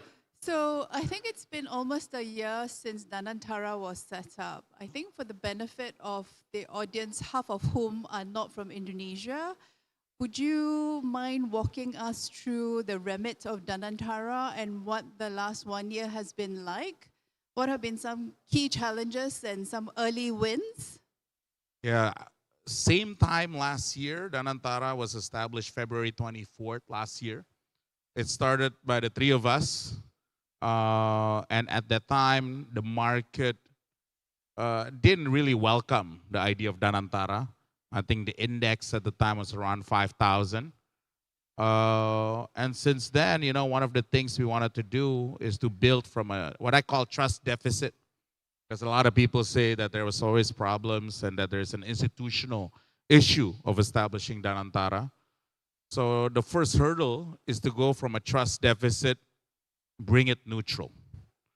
So what we did, one of the things we wanted to hire the best superstars to join the team, the first 20 managing directors. One of them is here, Pa Ali Satiawan. Pa Ali, please stand up, Pa Ali. Please stand up. Pa Ali was one of the most famous investment banker here in Indonesia, was part of the HSBC global team, and he joined us today as a managing director who runs all of our treasury. So to be honest, he's the richest man in the room because all the cash is with him. But when we announced this lineup in March, the stock market went up, I think about 5%, which was very significant because it's bringing out from this deficit, getting close to neutral. Since then, now we're close to 450 people total. We were novated in April last year, about 1,000+ companies, about north of $1 trillion worth of stuff, of assets. And the job is very simple. How can we make this entire organization profitable? President called it Indonesia Inc. We call it, how do we convert from a culture of simply state-owned into really similar to all of you, a full corporatization. Maybe I'll tell you quick wins because this is fun war stories. The first thing we did is cut bonuses from commissioner level. We pay very expensively for commissioners in Indonesia. We cut from 12 people in our state-owned 12 commissioner members to 6. We cut the bonuses, and since then we save about $800 million per annum. Number 2, from 1,000 companies, now 1,040, now it's less than 1,000. About 100 companies was merged or liquidated. That was very unprofitable. And the job is now, and this is some fun facts, out of 1,040 companies that pays dividend is only 12. 95% of dividend only come from 12 companies. 52% are unprofitable. Well-known facts, to be honest, at least internally I found out. Now, my job is to go from this 1,000 to what we think 200 plus, which is probably the right number, 200 plus. So the president asked, we wanted to do a 3-year program to do it. The president asked to do it within end of this year. So within this year, you're going to see a lot of mergers between the companies in Danantara. Some may have to be closed. Some may have to be sold. Some will find partners, but essentially what we're doing is streamline all these businesses. So that's kind of like a win. I think that will save a lot of, capital. And then lastly, what we need to do now is to build partnership with global institutions, and some of them are here today, to elevate Danantara and the Danantara companies to become global, more global. And this is probably, I'll be upfront with you, this is our biggest challenge today is in human capital. How can we attract the best global talent into Indonesia? We've been lucky, Danantara, we got about 9 nationalities have joined us. I think still there's much more room for us to grow. We really want to recruit the best of the best. And we got the permission also from our president to recruit even the CEO to be a foreign talent. And this is really to jumpstart, because for us, Danantara is a human capital bank. Our job is to get the best talent to push this organization forward. So, I can tell you numbers. Ali knows it very well, but I think just so that everybody gets the concept, this is a human capital bank. Great. Recently Indonesia's finance sector has been hitting the headlines for all the wrong reasons, starting with MSCI and then Moody's. I think one idea that has been floated is that Danantara should take a stake in the local boss. Is this something that you would want to do? And if so, when? And how much of a stake do you think you should be exposing all that money that you have to? Same time last week, I opened my mouth and things happen. And I think it's probably for the right reason, because I think at the end we're investors into the stock market, both here in Indonesia and outside. What matters is transparency. That's first and foremost. We also have to be agile. We have to be better. And I always say, if we don't change, somebody else will change us. And what matters now, I'm so glad we've been in touch, both Ali and I have been so close with the regulators now the past 1 week. What MSCI did, what I think what I told the public, this is like a cold plunge. We need it. We need to have it. We need to understand the repercussion if you don't communicate and adjust to market. Don't blame others. What I would say, don't what is it called? Don't hate the players, hate the game, right?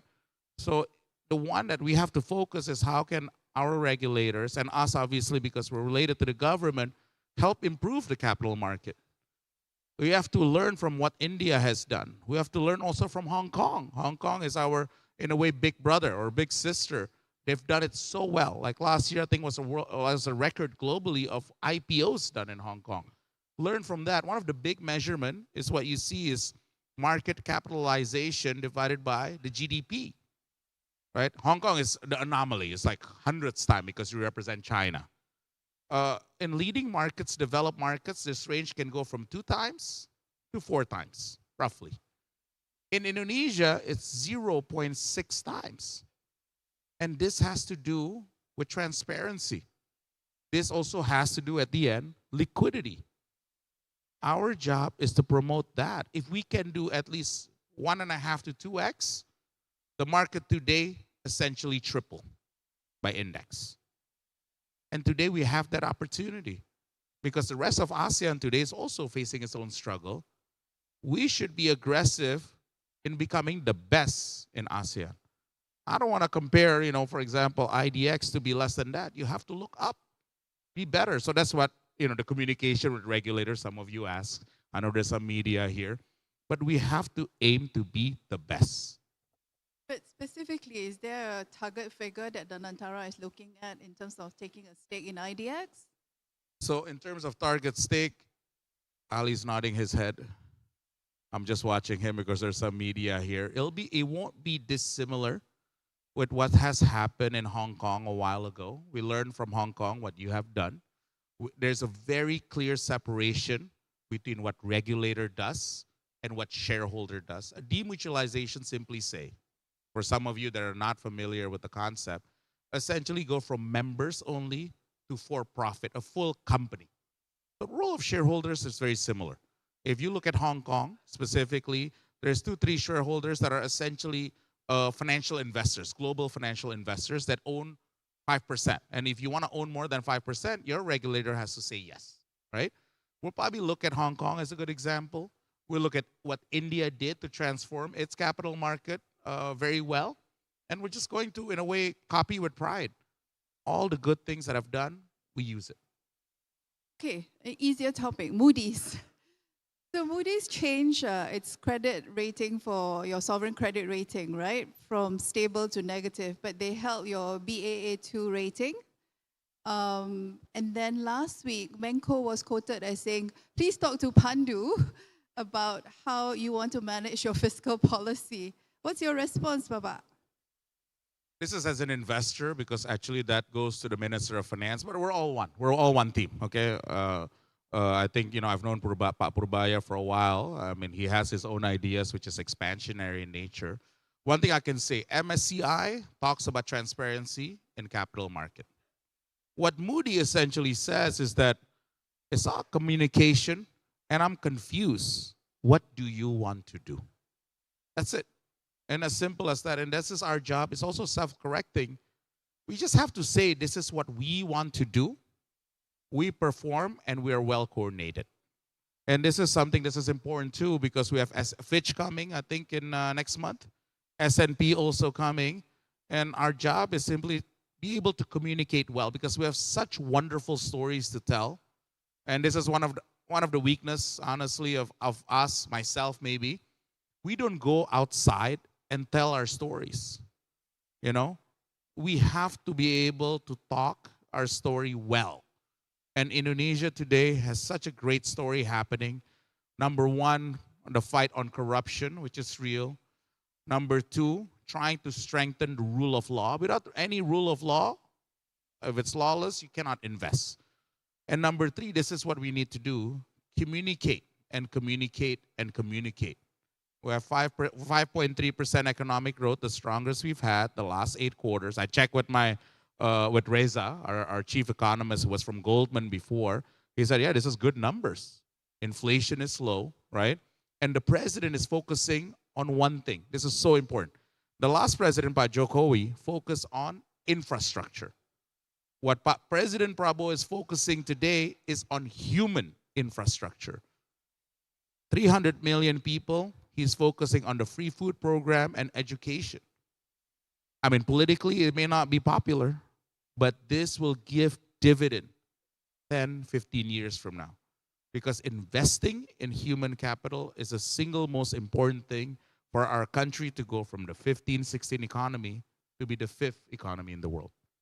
So, Baba, if I can sum up what you've just said, basically the job of communicating lies not just with Danantara, but Ministry of Finance, correct? It lies with all of us. We are privileged to be able to be sitting here. This is a job. This is, in a way, our way of giving back. And for us, and regardless if it's Minister of Finance, ourselves, whichever institution, we are one. We want to build Indonesia and communicate the great stories of Indonesia. So, I just want to move to a broader question about SWFs. Traditionally, they're not the most transparent of funds. They come under political pressure. They come under this rubric of protecting national interests. At the same time, they have to meet global standards of governance and transparency.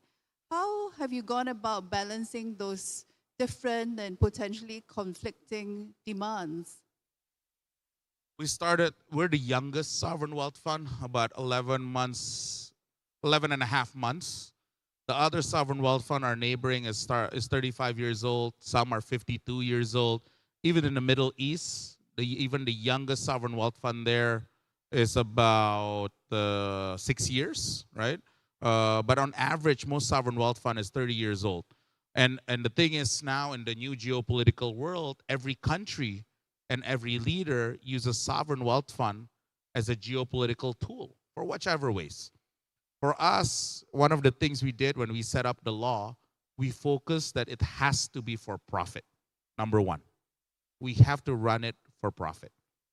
Number two, we cannot have any politicians be in the company. It has to be professional.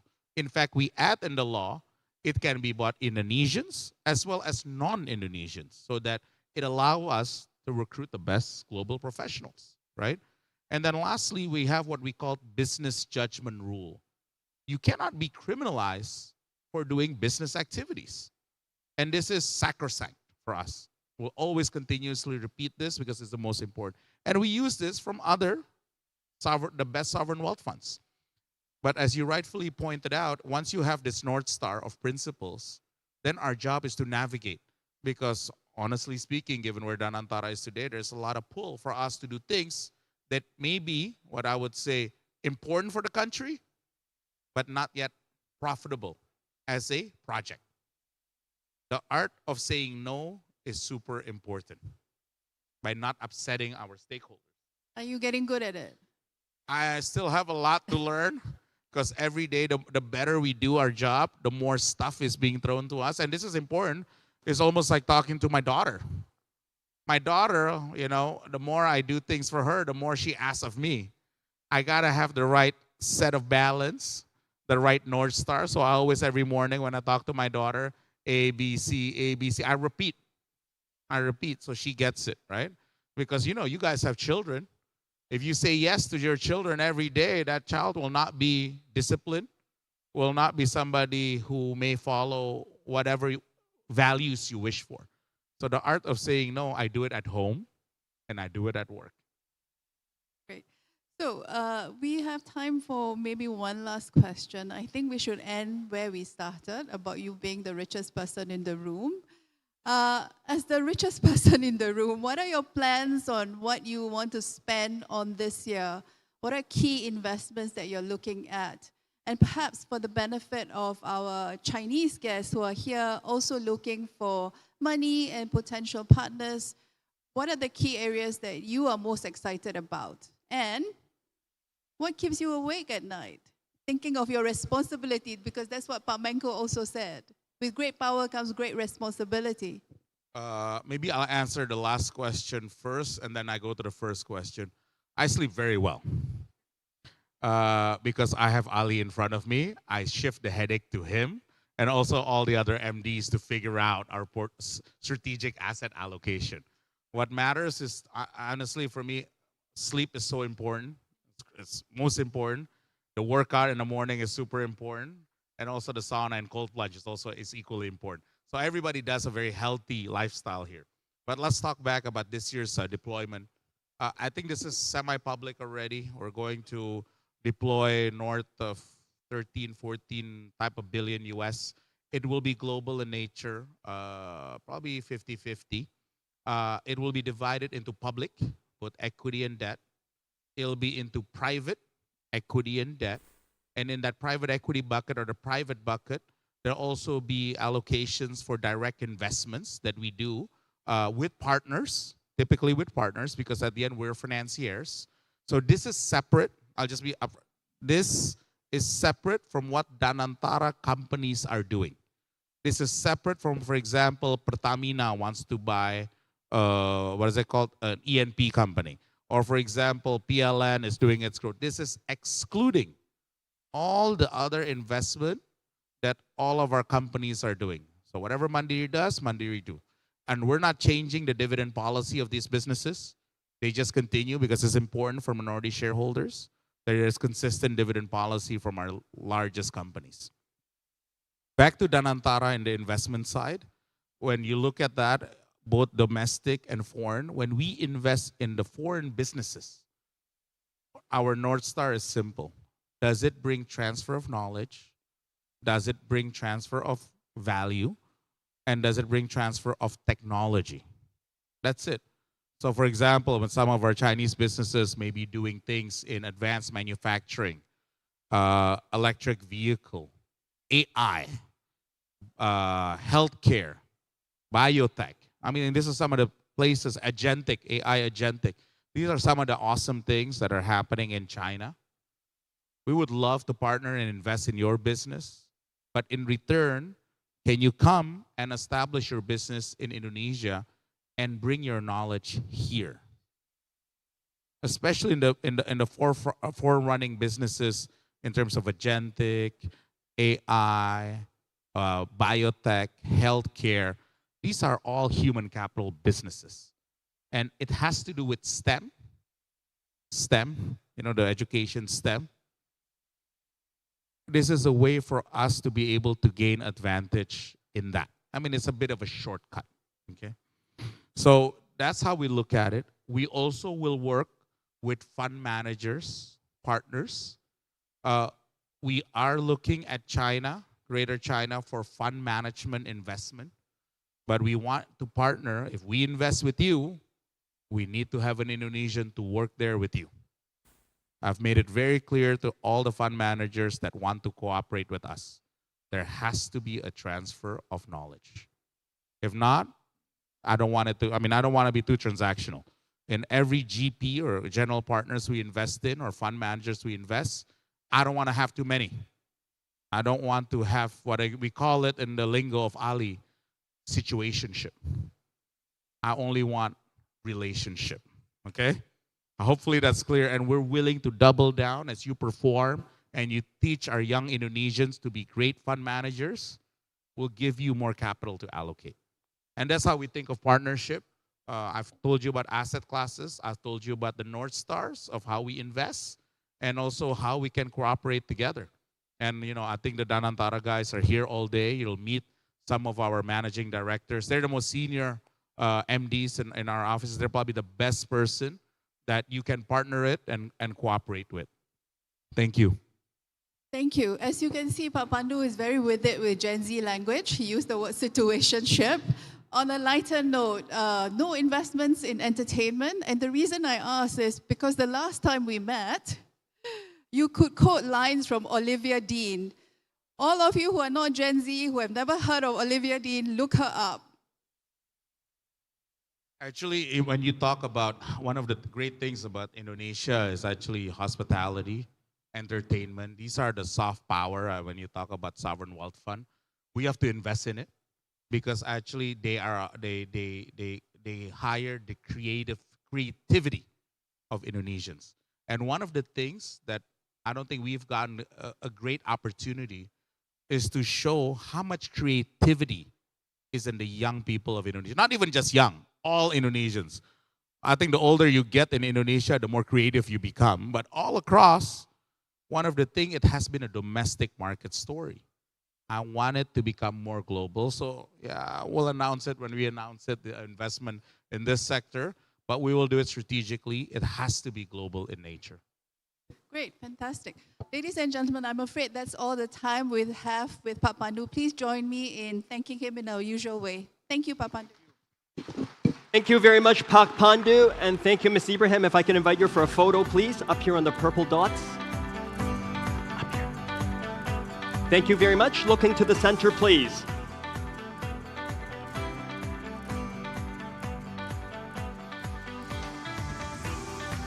A very informative as well as entertaining fireside chat.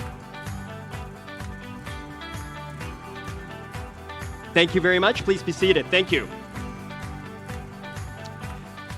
We now move to our plenary panel discussion titled Strategic Equilibrium, Indonesia's Diplomatic Balancing Act Amid U.S.-China Tensions. This panel will examine Indonesia's diplomatic and economic hedging strategy, balancing U.S.-China ties, advancing ASEAN priorities, and fostering China-ASEAN-Indonesian cooperation, exploring Indonesia's role in the Belt and Road Initiative, its mediation efforts, and how diplomatic innovation strengthens regional stability as well as connectivity. Please welcome our distinguished panelists to the stage. They are Mohammed Amersi, Chairman of the Amersi Foundation. We also have with us Dino Vega, Vice Chairman of Foreign Affairs, Kadin, Indonesia, and CEO of Ada Kami. This discussion will once again be moderated by Zuraida Ibrahim, Executive Managing Editor of the South China Morning Post. Ms. Ibrahim, we're keeping you busy. If I can invite you up to the stage again.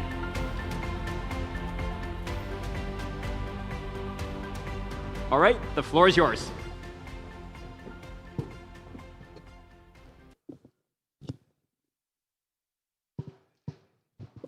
Thank you, everyone. I'm sorry it's me again before I'm coming in between you and your coffee break again. Apologies. But I'm sure this panel is worth waiting for. We have two very distinguished guests ready to plunge into the topic of geopolitics.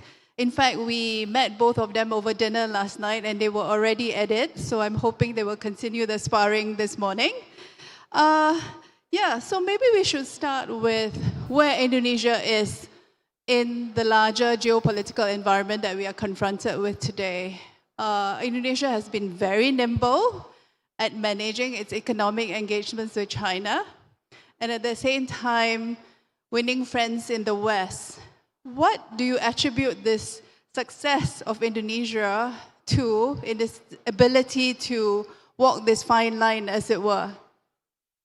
Thank you, Zuraida, and thank you very much for having me here, Pak Muhammad and MC. Let me just provide you a bit of context on Indonesia, right? And so it can flavor this discussion.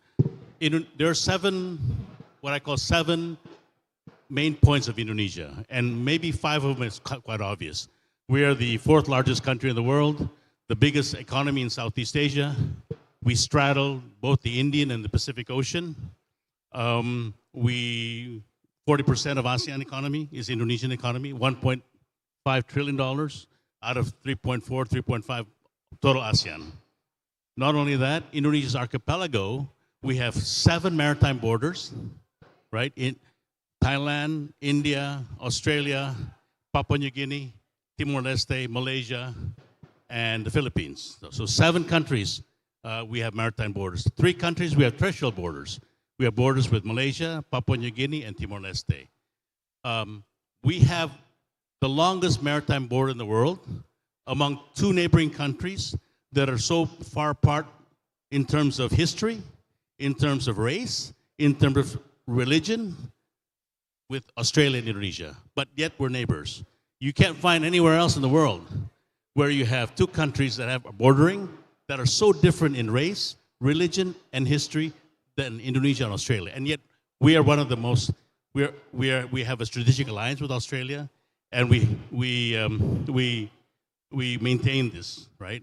Second, I'd like to also point out that Indonesia's diplomatic history, the recent diplomatic history, if you notice that like 25, 26 years ago, Timor-Leste was part of Indonesia.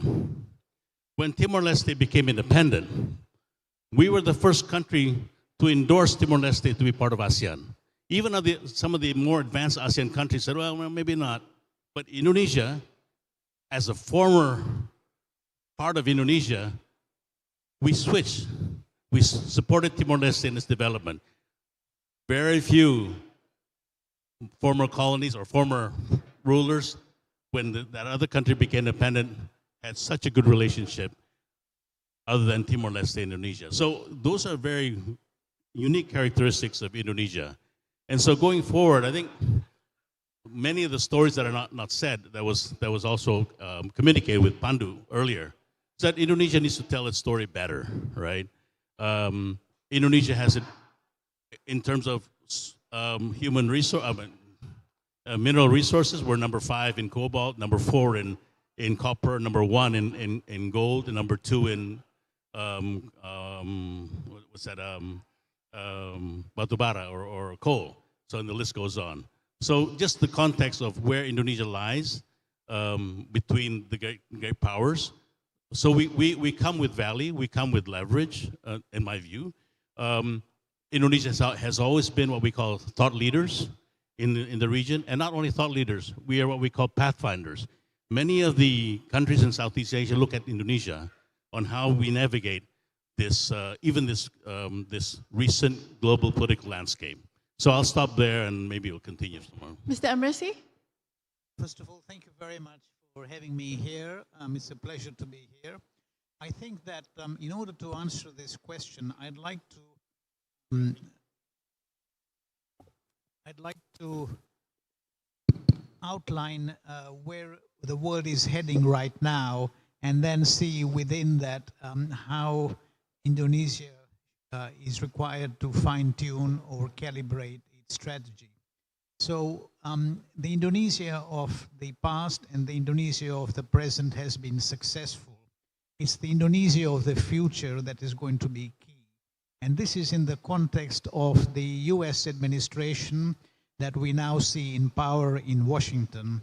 We see a US president that is very transactional, that is very polarized. It's his way or the highway. Either you are with us or you are against us. And with this trend in the United States, are we going to see the emergence of a sole unipolar hegemon, or are we going to see a multipolar world developing? So I think the jury is still out as to how the world has perceived the incoming Trump administration.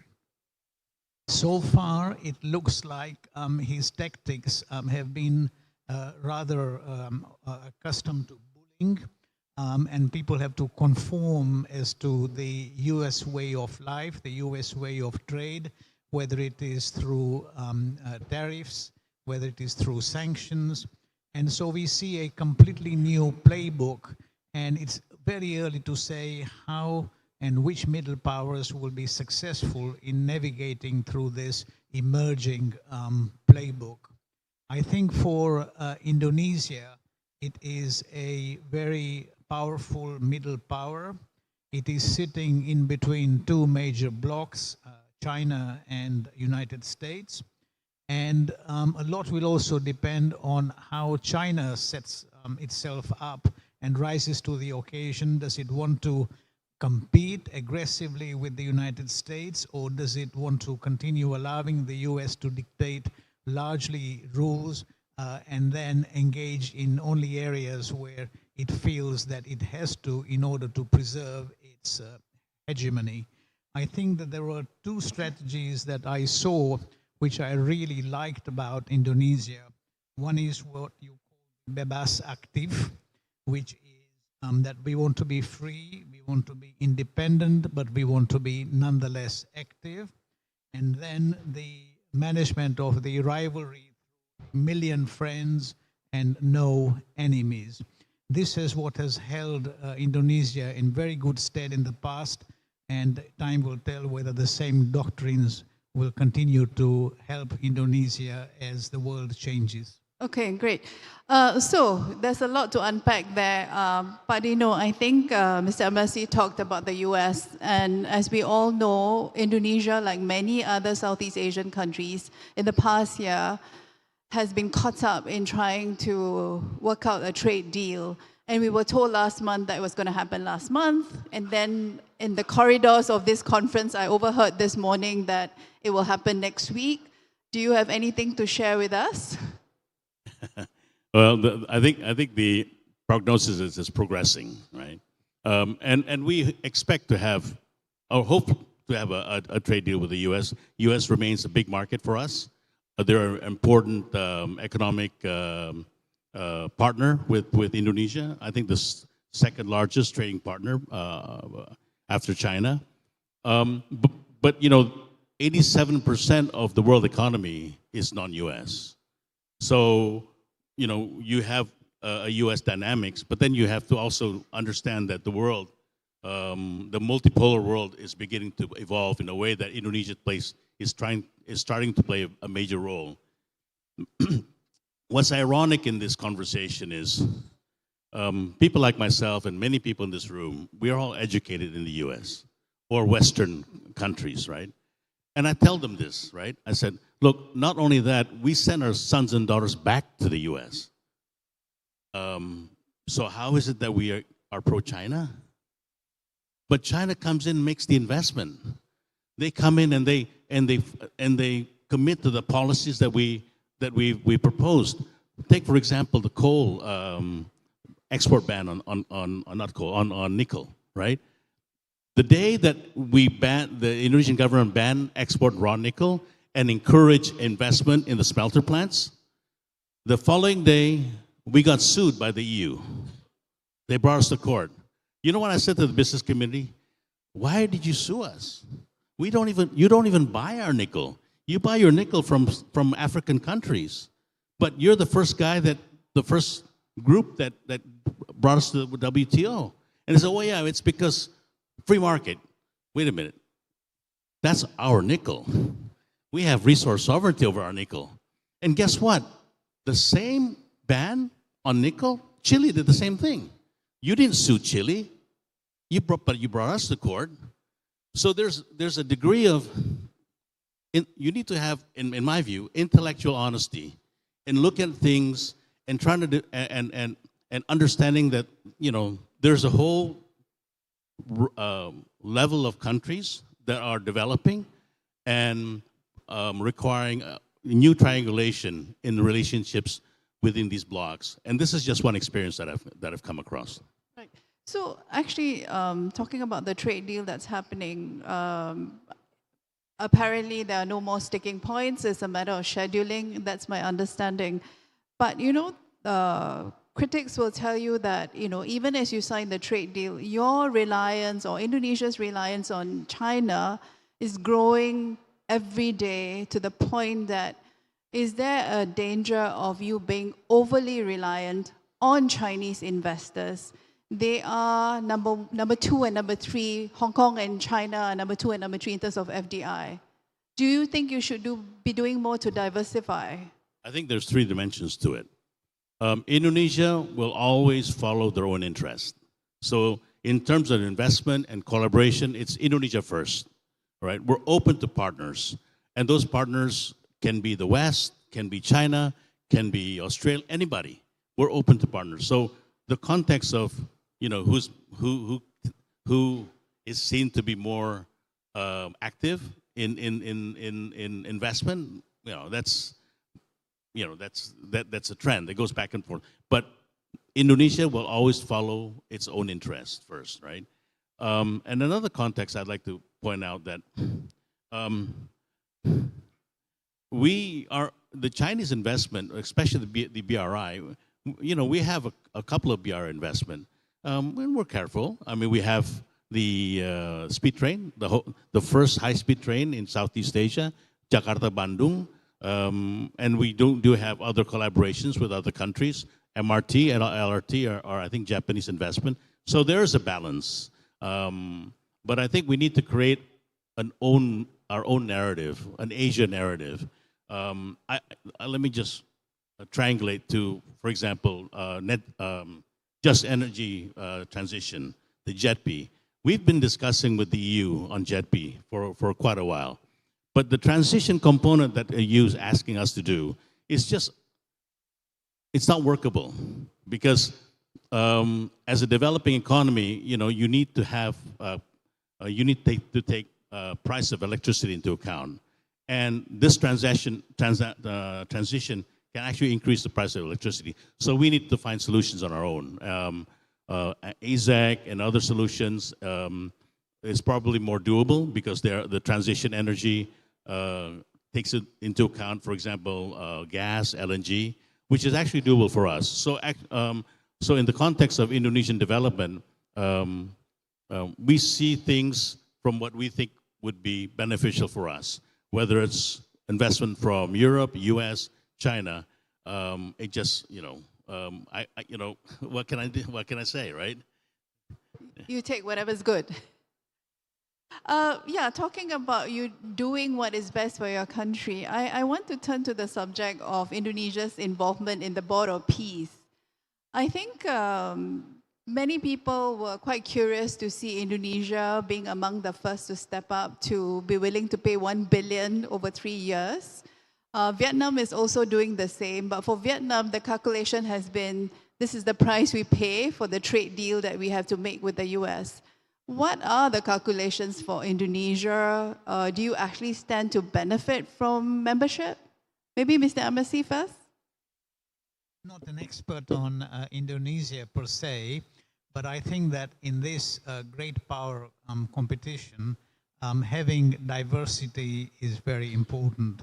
Not to be beholden to any one power, superpower is very important, because once you start to become over-dependent on any one, then they start to call the shots.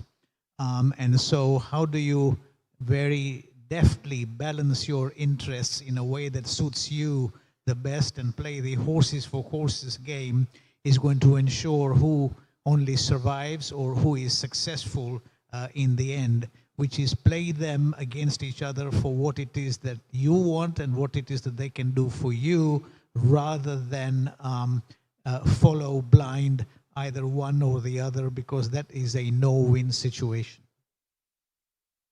Let me just add, I think Indonesia works with the U.S. We're very, it's an important partner in our international relations. But Indonesia provides a context in its relationships to both China and the U.S. We are the founders of the South-South Cooperation back in 1955. And the South-South Cooperation, and how we see, is a South-South Cooperation that also collaborates with the West. It's not an anti-West, right? And so in the context that we're involved with BRICS, is like that too. We have a South-South Cooperation with the BRICS country, that's fine, but it doesn't mean that we're anti-West. We will collaborate with with other countries when we feel that there's benefit for us. And this is also earlier, Erlangga mentioned that we are basically on the path through ascension to OECD, right? Which will provide us a platform for economic advancement. You know, that's another alliance that we felt that it's important for us. And like Muhammad Amersi just said, you know, this Board for Peace is something that we value, and is important for Indonesia to be part of the solution in some of the world challenges and issues. Yeah. But your domestic constituency hasn't been very happy with your participation in the Board of Peace. What do you have to say about that, Pak Dino? That's above my pay grade, but I think we'll see what happens. I think there's a lot of other issues that Indonesia is facing. We are in the midst of a change in many of the geopolitical landscape, and that will also put pressure not only on the investment collaboration but also on the supply chain. And so that's why CADIN as an organization, we are planning to visit China. We are planning to bring in a strong delegation to talk about supply chain and to ensure that whatever changes in the landscape, we're able to manage. That's one of the issues that's being raised. And what our concern is that everything is being weaponized now, right? Even logistics. The cost of sending a container from Germany to Indonesia, for example, there's two routes. You can go through the Suez Canal, or you can go through Africa, South Africa, and to Singapore. Two routes. But one route is heavily insured. And the cost of insurance is so big that it makes the other route more feasible. These are dynamics that we need to manage. And I think that's more important for us to look at that from a business side on how we can ensure that supply chains remain stable, remain strong in the midst of understanding that everything can be weaponized. Thank you. Yeah, I want to go back to US-China rivalry, but before that, I think we do need to talk about ASEAN. Where is ASEAN in all these negotiations? Is ASEAN still relevant? So let me start by saying that you have a number of these blocks, whether it's the Global South, whether it is the Shanghai Cooperation, whether it is ASEAN, and then you have the G7, you have NATO, and United Nations. If you look at what Trump did recently in Davos, I was with him, he marginalized the role of the United Nations by saying that let's now create this Board of Peace that will largely take over some of the political functions that the UN was playing a role in. Today, 95% of what the US owes the United Nations has not been paid, and it's unlikely to be paid sometime soon. So then you have a situation where it's very clear that the larger blocks are not going to really be effective anymore, and it is the smaller blocks that are going to play a powerful role in their backyard. So for example, whether the AUKUS partnership works, whether the Quad partnership works, whether they are more effective, I think is going to be the key. And the larger blocks, I think, will suffer because to find alignment in those larger blocks today, when you have people competing very aggressively for scarcity in mineral resources, for human capital, for technological power, is going to be very, very tough. So I think that the smaller blocks will perhaps outperform the larger blocks. Yeah, I just want to follow up the point. Last year, ASEAN investments is $220 billion. Out of that, among ASEAN countries, only $50 billion, so it's very small. $170 billion among ASEAN countries.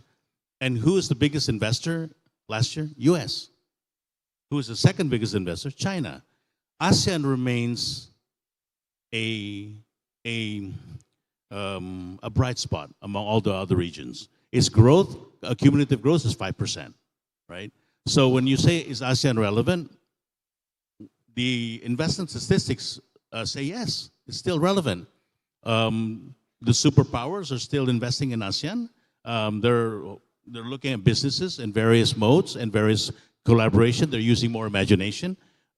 And it remains a bright light in among the other regional blocs, right? So yeah, I mean, to say that ASEAN is relevant in terms of investment and trade, the numbers speak for itself.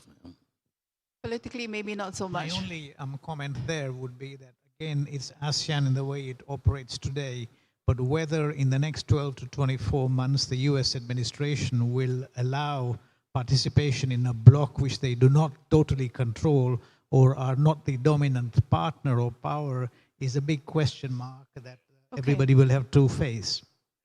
I agree. But the ASEAN trade dynamics is still there. I mean, the U.S. will always be a big part of the ASEAN story, right? Both in investment and trade. But you know, like I said, 90% of the rest of the world trades among each other. And although we really believe America is an important partner of ASEAN, you know, the reality on the ground is that the ASEAN economic development remains a very bright story.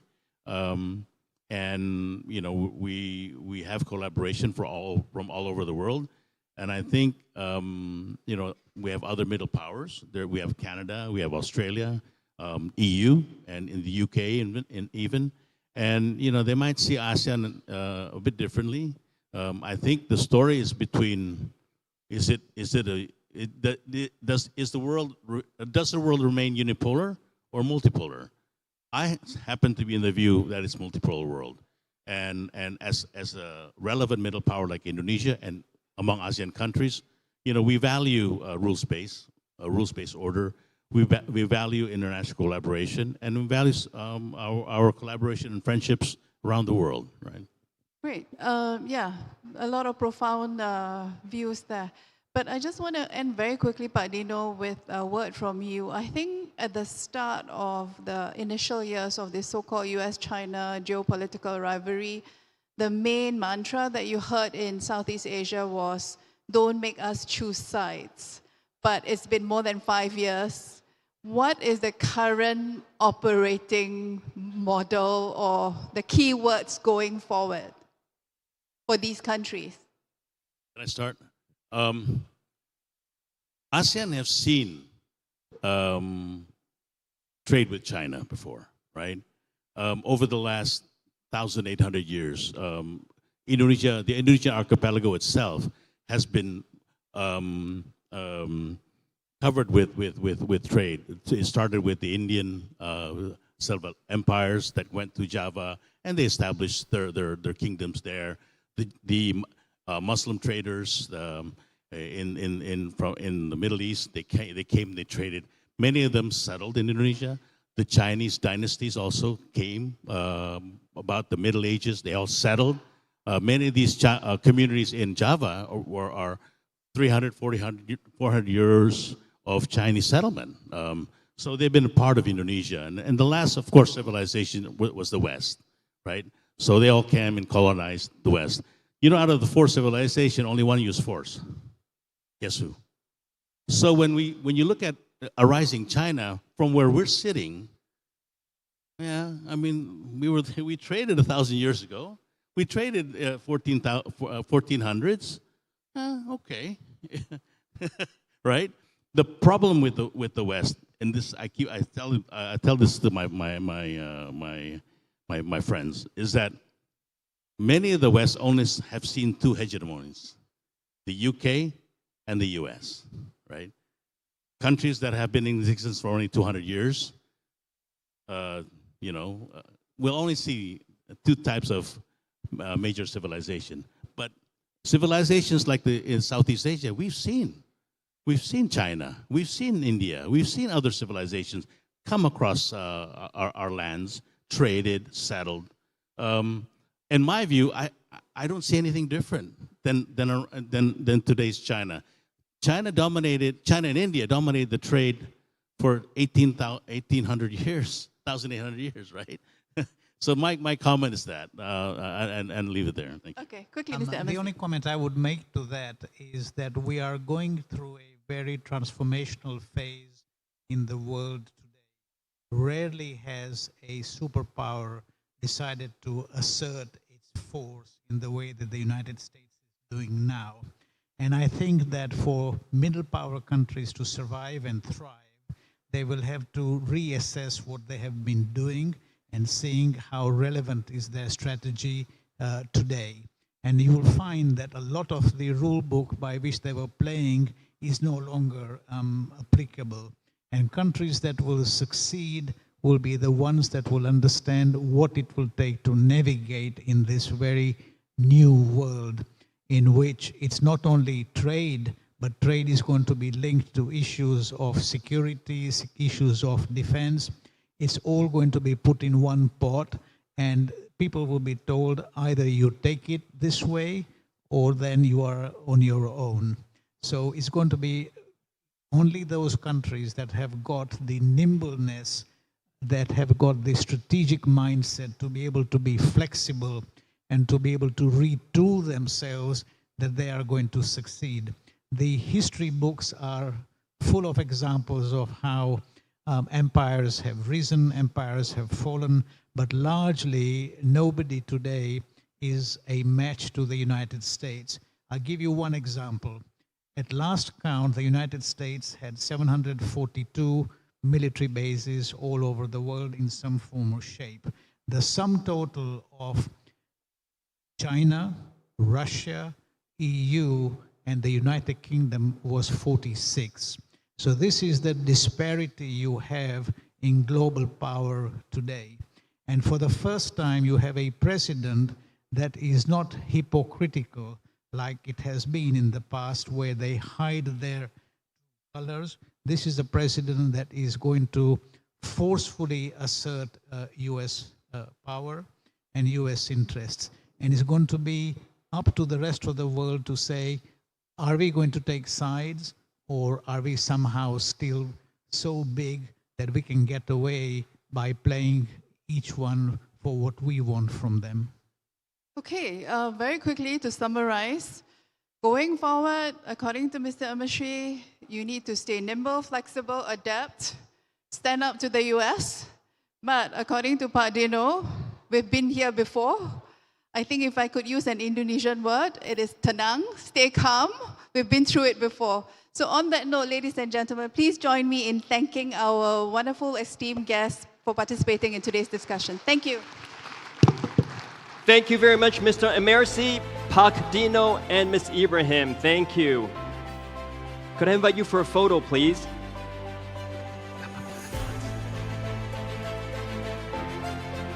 Okay, looking to our center photographer pool, please.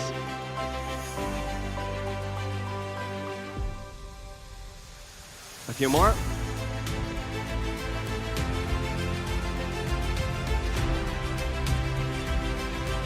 Thank you very much. Thank you. Please be seated. Ladies and gentlemen, I know it's been a long, but it has been a very fruitful morning. Let's take a coffee break at this time. About 20 minutes. We'll begin again at 11:50. We'll see you then. Thank you.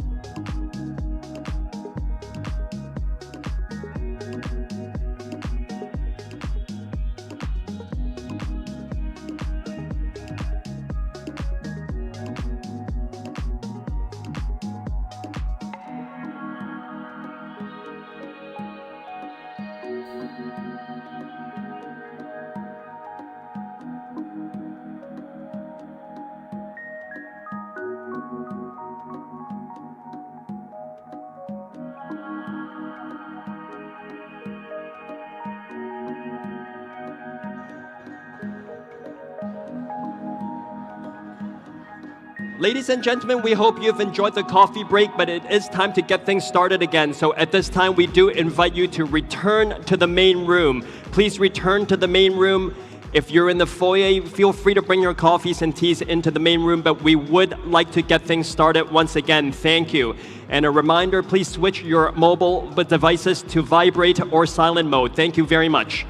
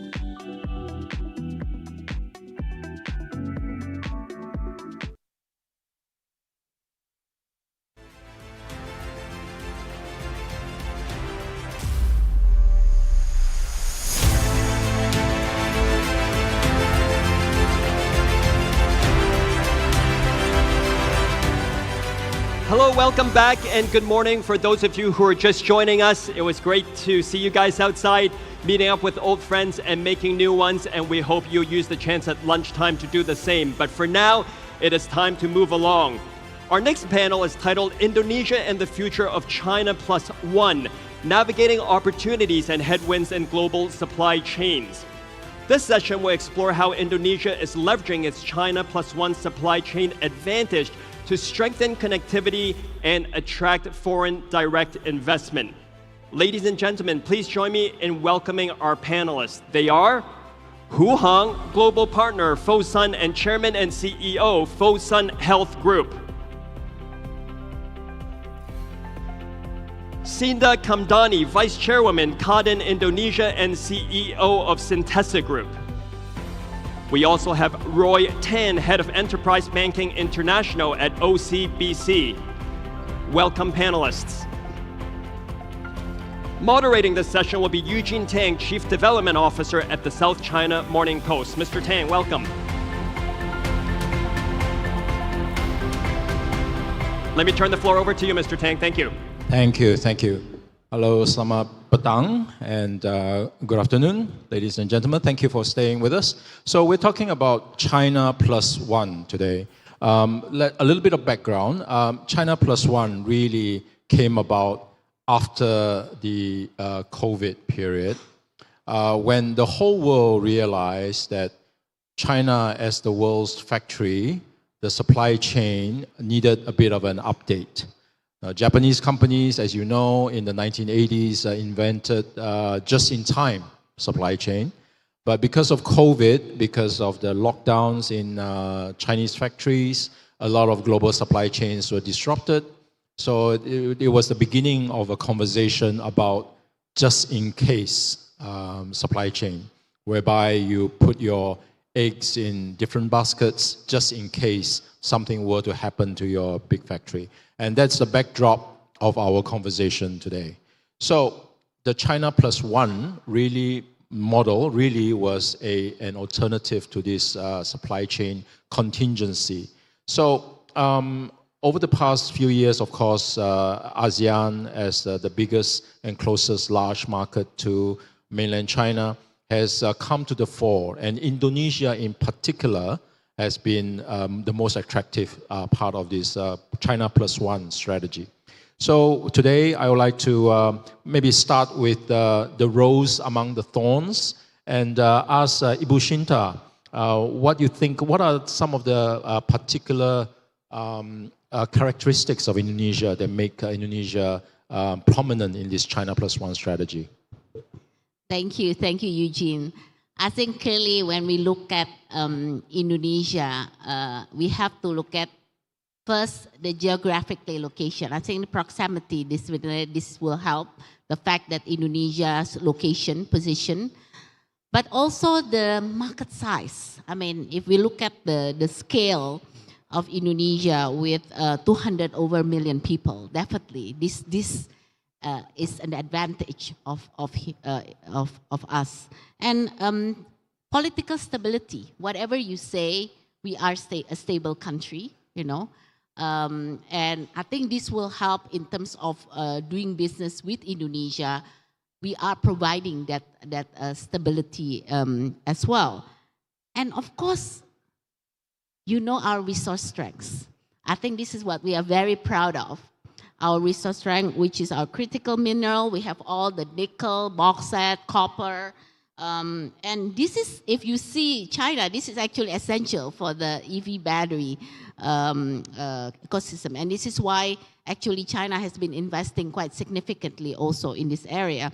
And energy transition. You know, Eugene, we have the fast renewable energy is unbelievable. Geothermal, wind power, solar, you know, hydro, I mean, you name it, you know. So this is something we have very much, very strong in this. And also on the agriculture side, I think we are talking about food processing, oleochemical, biofuel, you know, all this opportunity is there. And when we talk about why Indonesia fits best with China, you can also see that China Plus One strategy is, I think we are not trying to replace, but we have the basis for China to expand more. So if we look at the EV battery supply chain, this is where Indonesia's strongest is. We have the upstream, and we are now trying to also do the downstream. industry. And this is where I think there are many potential, because this is what Indonesia also giving a lot of incentive for those companies who wants to invest in the downstreaming side. So fiscal and non-fiscal incentives are really there, and also government is doing a lot of the deregulation, debottlenecking to really help in making this happen. And I think when we talk about resource-based manufacturing, Indonesia is also very much, as you know, stainless steel, petrochemical, but also the labor intensive. I don't want to lose that, because we are very known on our, labor intensive, like garment, textile, shoes, furnitures, So we look at all this, definitely we have to be part of this China plus one, and definitely have a position, leverage on making Indonesia to be partner of China as well as Hong Kong for this development. Thank you, Ibu Shita. You have raised a lot of very interesting points, and we will come back to some of these points later. Mr. Hu, welcome to our conference. Now, you are part of a large company, the Fosun Group, that does business all over the world. Right? You are, of course, responsible for Fosun Health specifically, but from the perspective of a Chinese company that does business all over the world, what are some of the key factors that make Indonesia unique in this China plus one strategy? Thank you. To express better my point of view, I will speak in Mandarin. Sure. Okay. 我认为印尼的整个在供应链在中国加一的这个整个战略上能够有更好的一个参与。我想主要第一个的话是印尼有非常好的这个矿产资源有很丰富的这样一个物资的一个资源这也是这个印尼能够更好的组织好这样一个全球供应链，参与到全球供应链的主要原因之一。第二个的话，就跟我们在印尼现在目前看到的，就是国内有一个很大的市场，印尼有超过2.8亿的人口，而且整个印尼的这个新增的人口数量的话，每年是这个接近300万我们看到在医疗行业我们的相关的这样一个就是中产阶级的需求非常的大一个大的一个国内的一个内需的市场也在驱动本土的这个产业的升级，在驱动我们在这个整个一个行业有更多的技术资源，有更多的这个相关的一些这个科技能够在这里能够落地发展。然后第三个的话，我想我们印尼的整个经济发展非常的快速能够有5%以上的一个经济发展一个增长率。所以说这个印尼目前这个整个在全球供应链，尤其是在中国加一战略上能够有更好的一个展现的话，主要是这个3个因素所以说我们这个复兴集团我们的这个生物医药，我们的整个医疗服务以及我们的保险服务都愿意参与印尼这个市场谢谢。Thank you. Roy, let's quickly turn to you. You obviously represent OCBC, one of the leading regional banks, and you've been doing business in Indonesia, as I understand it, for almost a decade. So from your perspective as a regional banker, particularly responsible for enterprise banking, in other words, serving businesses, what are some of the key factors that make Indonesia unique in this China plus one strategy? Yep. Can you hear me? So, actually, OCBC has been in Indonesia for 85 years already.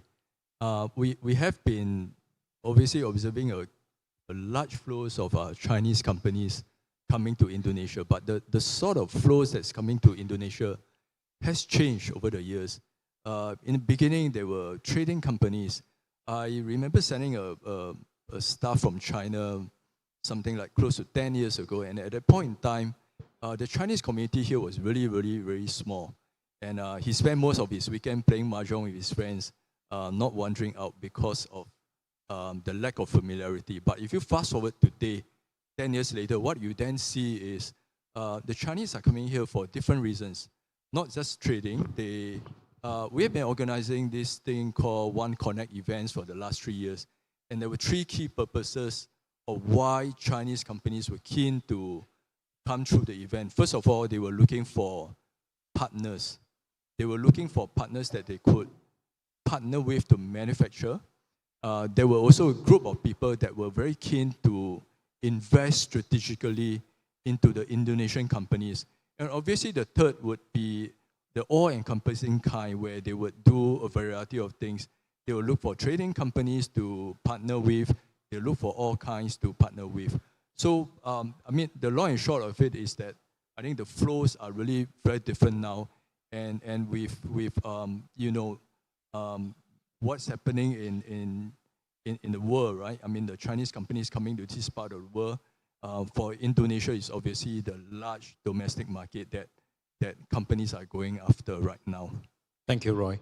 Now, I understand that Ibu Shinta has to leave in a few minutes for another engagement, so I'm very keen to tap your brains for as long as you're here. So there's a saying that behind every risk, there's opportunity, right? But the opposite is also true. Behind every opportunity, there's potential downside. So I wanted to ask you, what are the potential downside or risks of putting all eggs in one basket? We're talking about China plus one, is there any risk of over-dependence, say, on Chinese companies coming to Indonesia in terms of technology, capital, and so on and so forth? And how do you deal with that kind of potential downside? Thank you, Eugene. I think, first of all, we need to understand where Indonesia is. So I think I really believe that the consistent direction to improve our own overall economic competitiveness in the international market will become the compass of Indonesian government and businesses to really balance the opportunities and risks of the Chinese investment against Indonesian economy.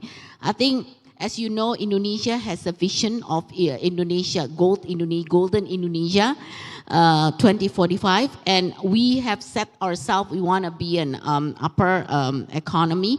And I think by many of performing these structural reforms and, you know, it really will help Indonesia to really also be able to be attractive for all investors, not just Chinese. I think two of the key factors to achieve this vision is really improving our trade, investment and industrial climate measured by improve of the global value chain investment to support this vision. So if you look at now, Indonesia is very much still dependent on China, on the raw materials. We're still in general, 70% of our raw materials are still imported, and China is really a big source of our raw materials. So we need to look at that, you know, as you know, how can Indonesia also develop with the help of China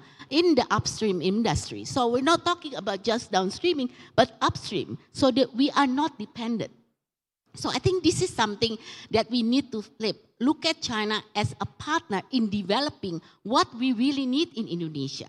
Not just importing, but developing our own industry in the upstream. Also, to refer back to what Pandu said earlier on this morning, it's a transfer of knowledge, transfer of talent, transfer of technology.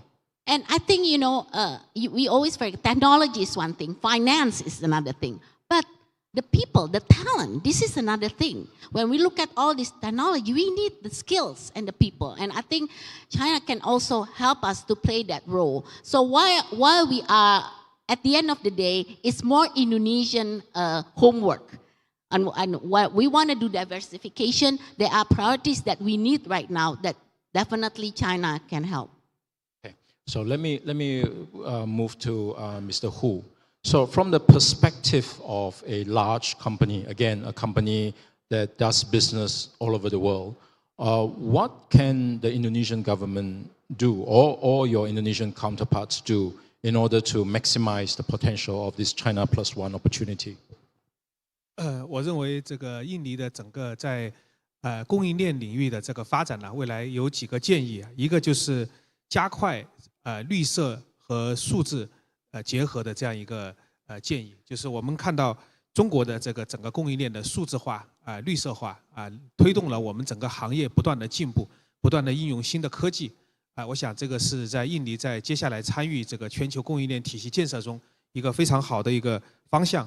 第二个的话，我们希望这个进一步的这个夯实东盟一体化以及和中国的这个合作，能够构建中国东盟的这个医药健康的通道，承接技术的溢出并带动本土的创新我们其实看到这个市场有越来越多的像复星这样的中国的生物医药、生物科技企业以及医疗服务企业参与到印尼的市场，我们希望能够加大这个整个在区域的一个合作协同。第三个的话，我们希望我们的这个整个政策能够保持长期性、连续性，保障我们这个投资企业的发展。谢谢。Shinta, just for your benefit, Mr. Hu talked about the continuity of policies and stability, which is very important for the ability to make use of this opportunity. Roy, from the perspective of the capital markets, how can a bank help? For us, we look at it from 3 pillars perspective. I think you look at the capital markets or you look at the lending markets and all. What we do is we have actually set up Chinese teams in all the countries in this part of the world: Indonesia, Malaysia, Singapore, Hong Kong.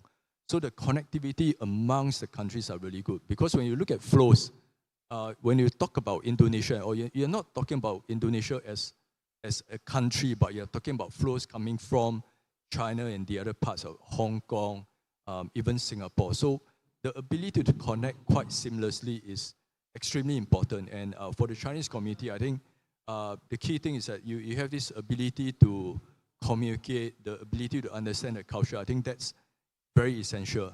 The third pillar, as we term it internally, is what we call beyond banking. Because it's not just about banking, it's not just about capital flows. If you don't get the soft aspect of things right, you will find it very difficult to bring in the investments. So what we do is that when a Chinese company approaches us, we would look at the other soft aspect of helping them land well.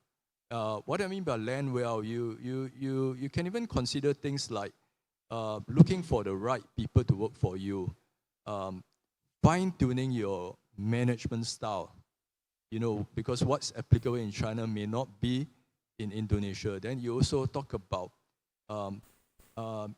investment policies.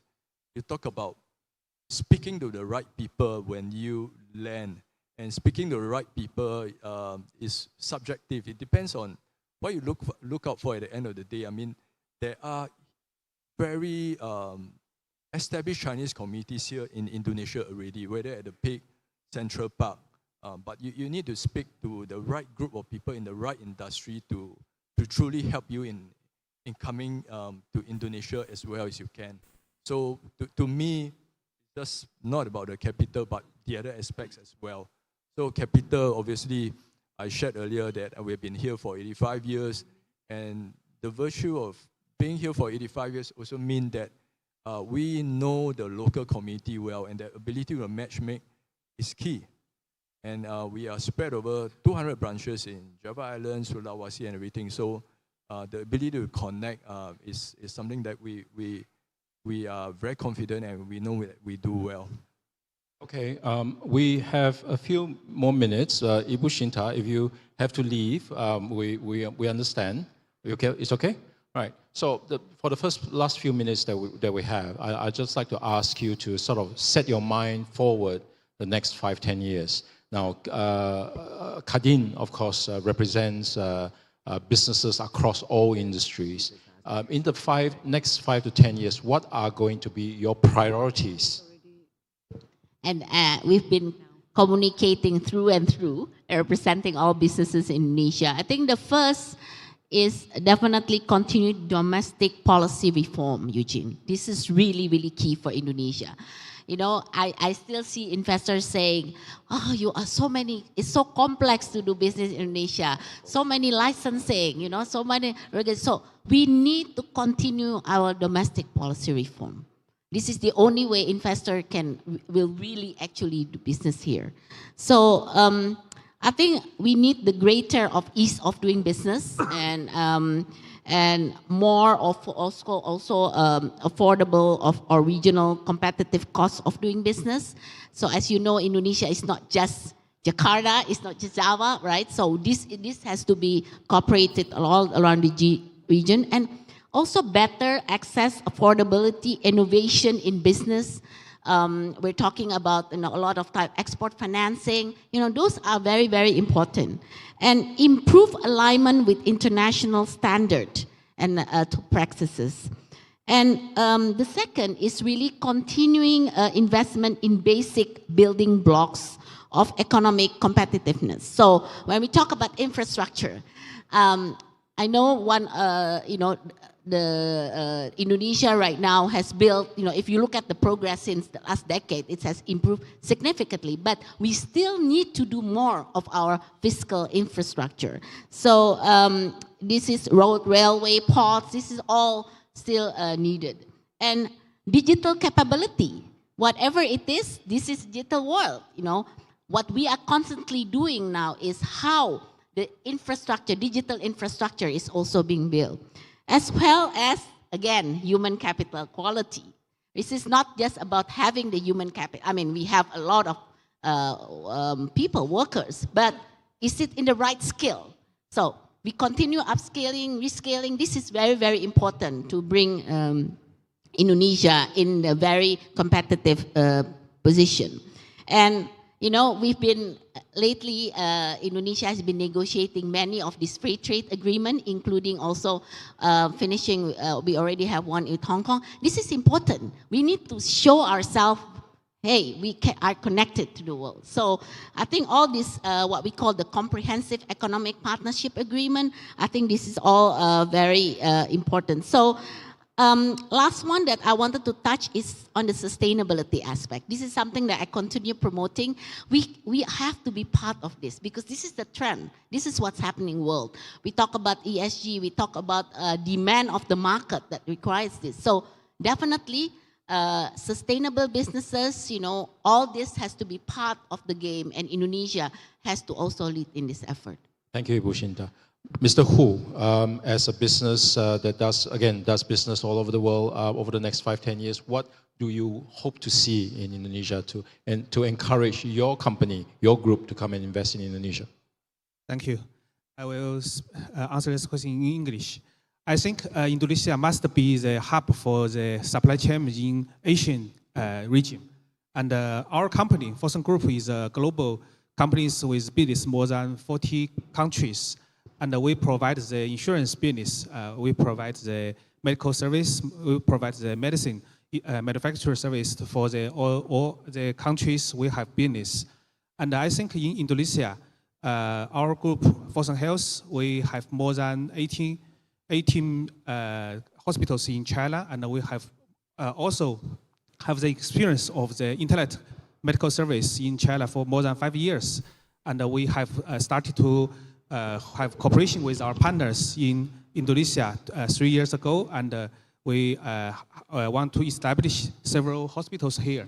And we also want to have cooperation with local distributors with our medicines, and we also want to have the cooperation with the biosimilar and CAR-T therapy manufacturers here. I think there will be more and more opportunities between our group and our partners in the Indonesia market. Thank you. That should be good news for a banker like yourself, Roy. Definitely. Looking ahead for the next 5 to 10 years, what do you think will happen? What are your wishes for Indonesia in terms of the China Plus One? Two more.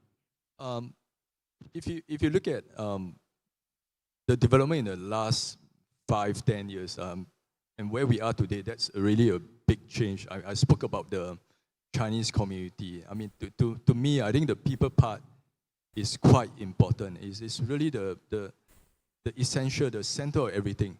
So once you get people who understand the culture, meaning to say that the Chinese will understand the Indonesians will understand more about the Chinese, I think that's really crucial. And just to share with everyone, there are at any point in time about 7,000 Indonesians that are studying in China. So if you look at a cohort of say 4 years, that puts it at about 30,000 people 30,000 Indonesians studying in China at any point in time. So if you look at what this means to Indonesia is that you gradually get more and more Chinese-speaking Indonesians in Indonesia working together with the Chinese or for the Chinese. I think that is a very powerful thing. That will really make a difference in how the two cultures assimilate. In terms of what I wish for the country, I think connectivity is very key. It's not just about connectivity from an infrastructure point of view, but from a digital point of view, in terms of how, just talk about trade documents, the flows and everything. In terms of how the country is linked up, I think that really make a world of difference. I'll just cite an example of a customer that we've been dealing with. I mean, the person is in the logistic business, last mile, literally bringing things into the heart of villages and everything. He's so digital, such that the person in the village that procures only need to send an order via WhatsApp, but it actually goes into his back-end system and all. And this particular company has done so well that they can raise money in Singapore and in Hong Kong because while domestic focus, he's also looking out to the region for funding. And the last couple of conversations we spoke to him, we said that, hey, look, you may want a Chinese angle if you want to go listing eventually. And what he did, I mean, the last I know is he is getting more and more fluent in Chinese compared to some of my friends. So that's really the sort of hunger that we are seeing in the younger Indonesians today, and extremely encouraging, plenty of energy in whatever we do, and just a huge wanting to improve in all aspects of things, the welcoming environment in terms of foreign investments and all. So that's really what we are seeing. Thank you, Roy. We have to wrap it up here because we need to keep the schedule on time. Ibu Shinta had to leave us earlier because of a pressing engagement. But please, ladies and gentlemen, please join me in thanking Roy and Mr. Hu Hang. Thank you once again, Mr. Hu, Mr. Tan, and of course, Ibu Shinta. If I could invite our guests to take a photo, please. Of course, thank you very much, Mr. Tang, for moderating for us. Thank you, gentlemen. Okay, looking to the center, please, for our photo.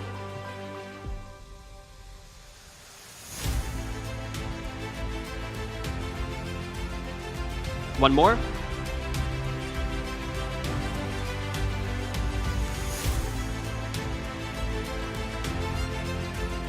Thank you very much, gentlemen. Please be seated. Thank you. We now move on to our next panel, which is titled Unlocking Capital and Digital Innovation, the Future of Financial Access in Indonesia. This session will focus on the transformation of Indonesia's digital economy and financial access, examining how fintech, insurtech, blockchain, and strategic partnerships are reshaping the financial landscape and driving inclusive growth. First, let me introduce our panelists. They are Binayak Duta, Senior Managing Director, Southeast Asia and Group Chief Business Operations Officer, FWD Group.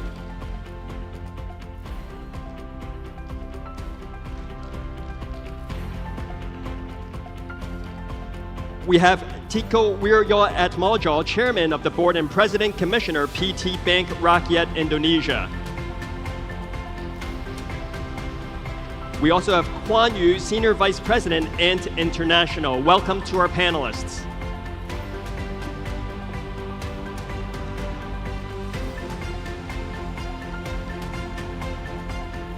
Moderating for us will be Candy Wong, Political Economy Correspondent, South China Morning Post. Ms. Wong, welcome as well. Let me turn the stage over to you. Thank you. Hi, everyone. This is a panel about financial inclusion, innovative technology. We've heard of a lot of big political, economic pictures in the previous sessions. So this session is more about the concrete company work on the ground in Indonesia.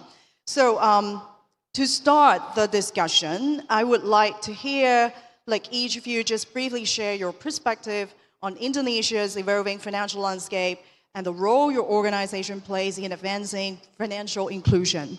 So maybe I start with Tika. Thank you. Good afternoon, everyone. My name is Kartika Wiritmojo. You can call me Tiko. I'm the chairman of Bank Rakyat Indonesia, the largest bank in Indonesia, which focus on microfinancing. Currently, Bank Rakyat is doing probably one of the largest financial inclusion program in the world, I think. Because right now we have around 200 million active saving account and also around 33 million active ultra micro and micro debtors. So in Indonesia, we see that the role of digitalization is very essential to include MSME into a more wider scale and to graduate them into a more mid-scale companies. So yesterday we were just finalizing our ABAC meeting with our APEC consortiums. MSME currently occupy around 35% of GDP across Asia Pacific, and Indonesia is probably even more from our GDP. And the e-commerce transaction is one of the enablers. Right now in Indonesia, we have around 500 trillion transaction in e-commerce, which probably around 80% of the transaction is coming from the MSME seller. In Bank Rakyat, currently we already disburse around 800 trillion of credits to both micro and MSME, and we are trying to enabling our MSME and micro debtors to start go digital. So we help them to work with our team and our incubators to start selling their product and building a logistic chain to sell in an e-commerce store, which of course will increase significantly their sales, their ability to reach wider consumer base. So I think with our tools right now, BRI has several digital tools. First of all is our mobile banking platform, Brimo, which has 20 million active users. And we have agent banking, because Indonesia is such a large archipelagic country. We have 1.2 million agents across Indonesia. So in any village in Indonesia, we have 5 to 10 agents.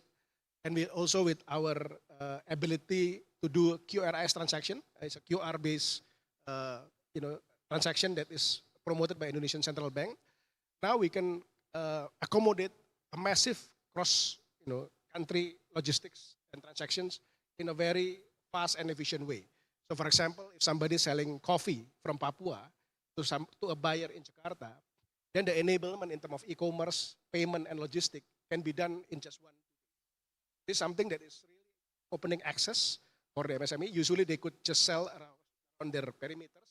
Now they could sell across the nation with a very wide range of customer base and with a very efficient payment and logistics system. I think I will start there first. Thank you, Park. Thank you for the question. So I represent FWD Insurance.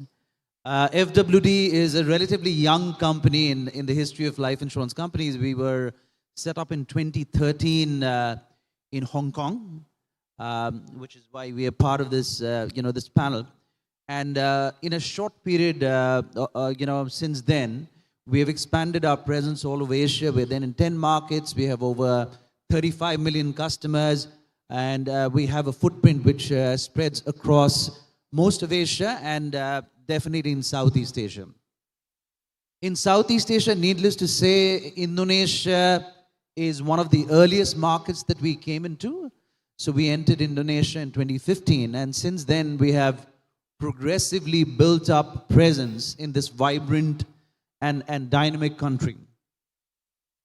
Indonesia, from our perspective, I don't need to repeat why Indonesia is attractive in terms of an economy. Obviously, Park, mentioned all the reasons why this is the powerhouse of the ASEAN. But when it comes to insurance, there are a couple of, interesting dynamics. Insurance penetration in Indonesia still continues to lag behind some of its regional players. Although in the recent past, there has been gigantic progress made in terms of financial literacy, financial progression, financial inclusion, and so on and so forth, there is still a lot of work to be done in terms of making sure that insurance reaches to every nook and corner of Indonesia.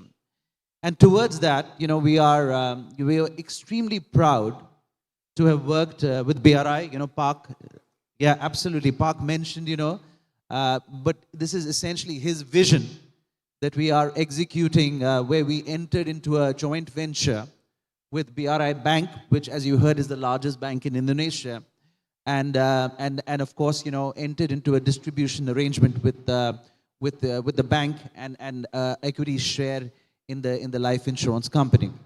And of course, subsequently with Park Sunaso from the bank and now Park Heri, we continue to work very closely in terms of reaching that vision.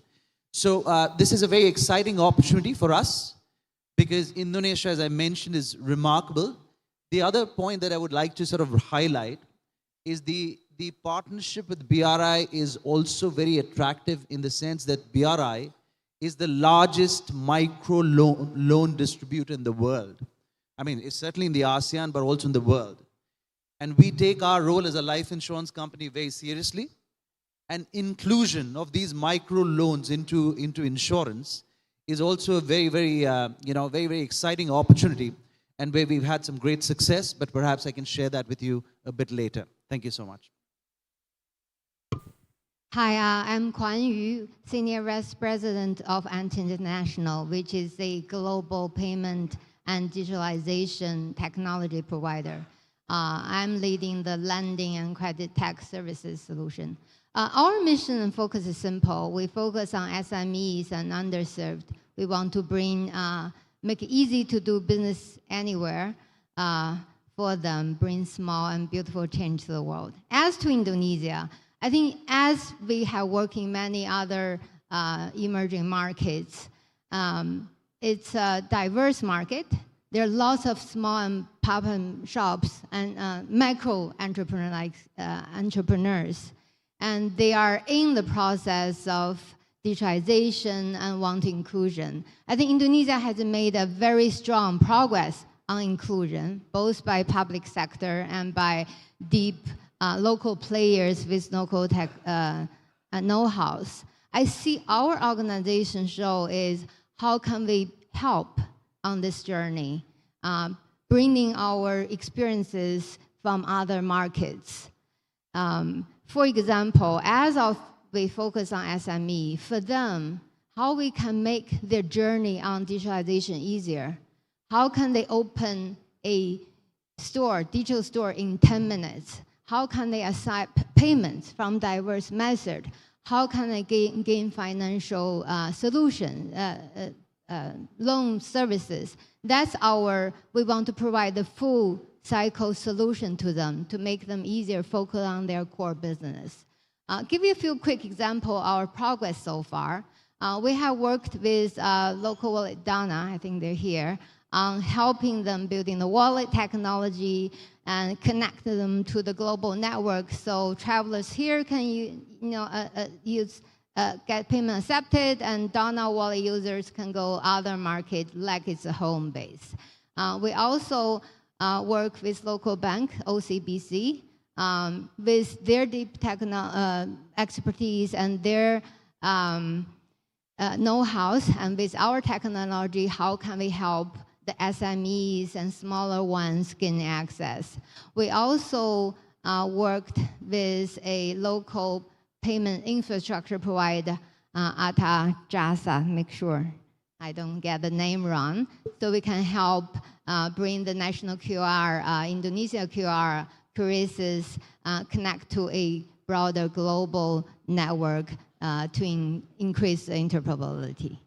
There are a lot of thoughts there. I'll come back to you, Juan, later about the diverse market you mentioned a lot. But now I would just come to Binayak, because you talk about that strategic partnership with BRI a lot. So my question is that it has successfully leveraged the bancassurance partnership and digital transformation to bring life insurance and underserved population.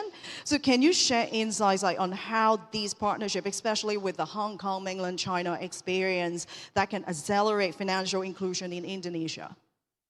Yeah, I think that's a great question. From our perspective, given the fact that we are legacy light, we have very little legacy, we are the new kids on the block, the ability to build partnerships with these national champions was very, very key and integral to our strategy. So we have a total of 38 partnerships across the region, 9 of them exclusive, but nowhere is the partnership with as strong as BRI and as impactful in terms of this national champion strategy that I talked about. Obviously, we know BRI, has 160 million, customers, pretty much representative of the population of Indonesia, and we were incredibly proud when we got the mandate from Pak Tiko in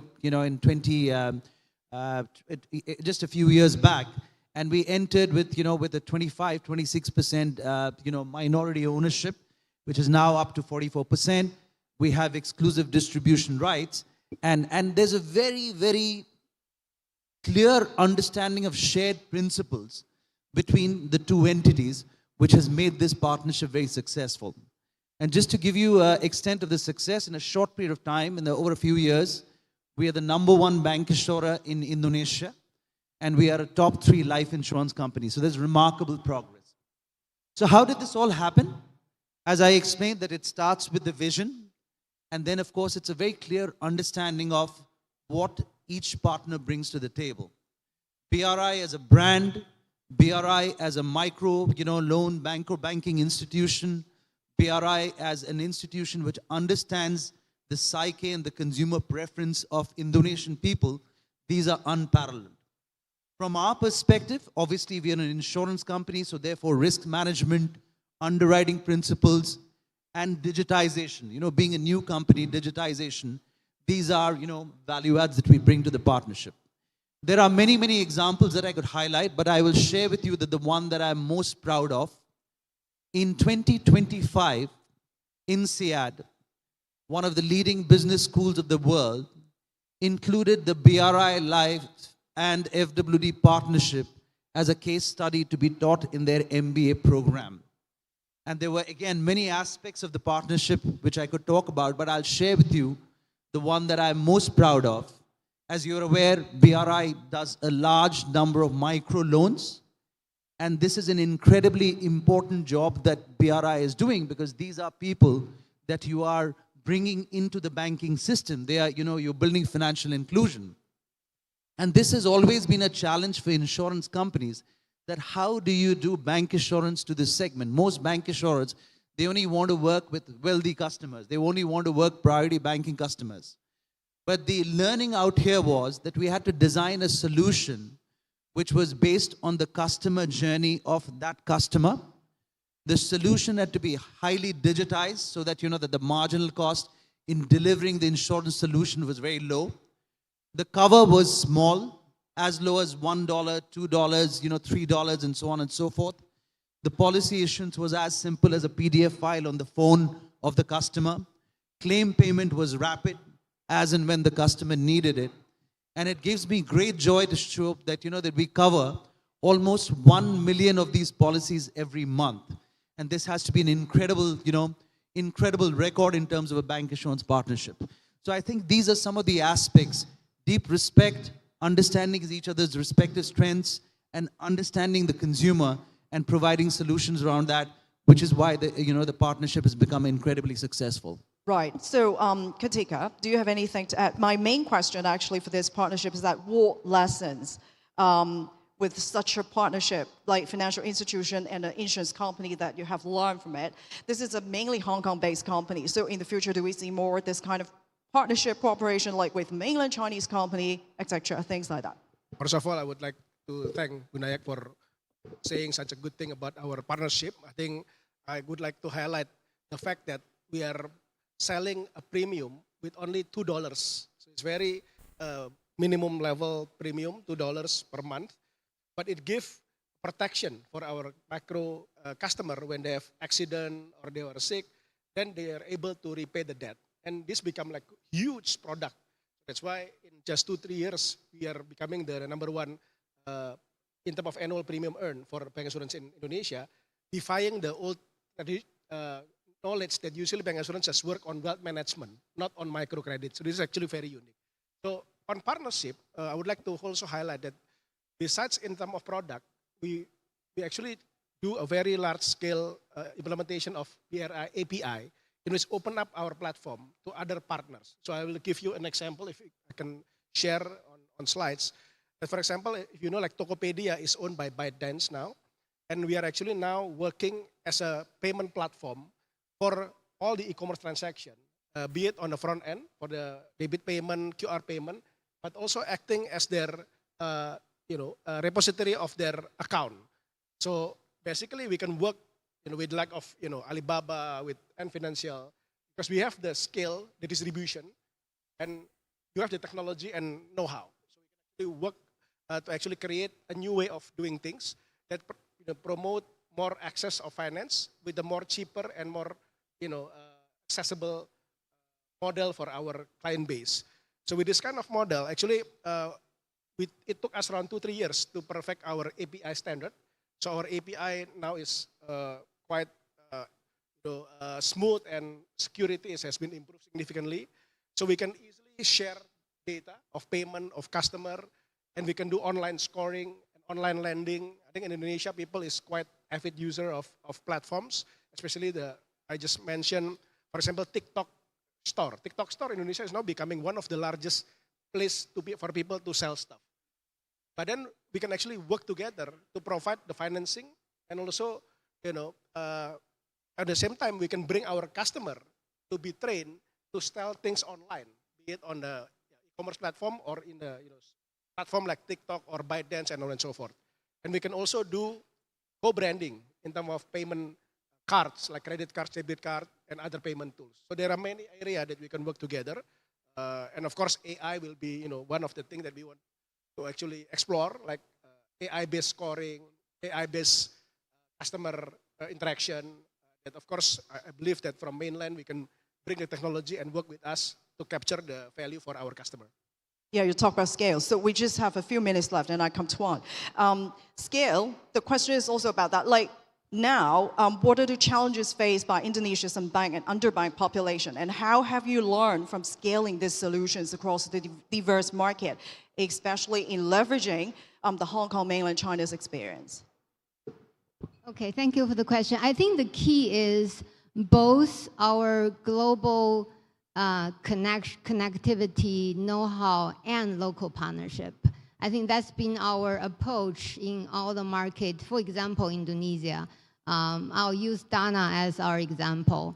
So the things we work with them, including connecting Dana wallet with our digital wallet gateway. What does that mean? That means all the Dana users, when they go overseas, they can be accepted in millions of places, merchants, anywhere.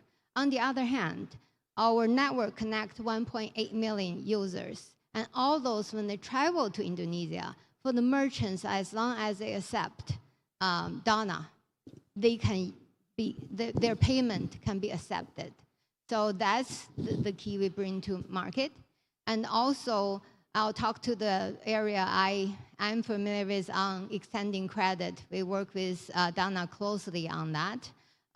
We have experiences both in China and beyond, because China has the largest sample size or population, so to speak.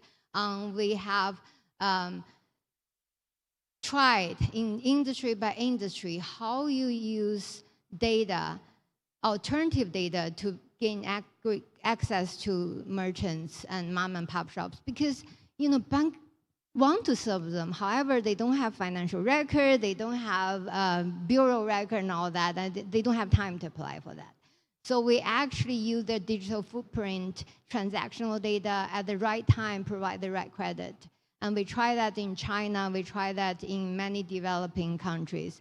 So with that technology, we work with Dana, helping on their extending their credit services to their consumer and merchant. I think collectively, beyond China, we already, with different wallet in a few key countries, we already provided credit access to over 30 million users and merchants.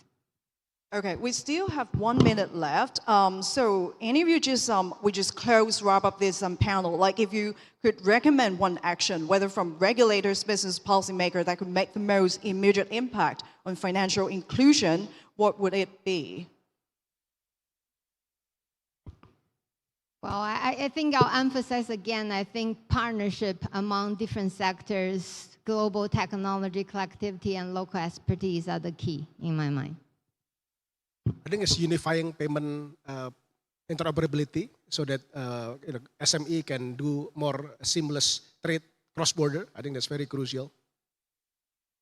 I think from my perspective, the regulators, the OJK has been very, very proactive along with, the other entities, but more creation of a rapid ecosystem where all the entities, the banks, the insurance companies, the payment providers, the health, companies can sort of build this framework to offer services and solutions to underserved communities. I think that would really help.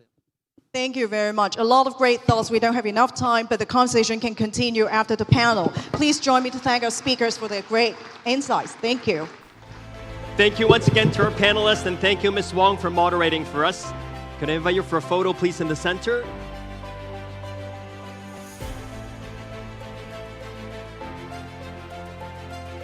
All right. Standing close to each other. Great. Looking to the center for our photo, please.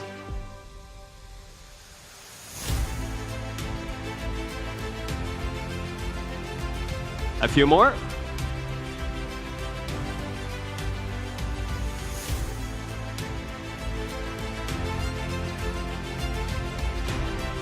Okay, thank you once again for your sharing. Thank you. Please be seated.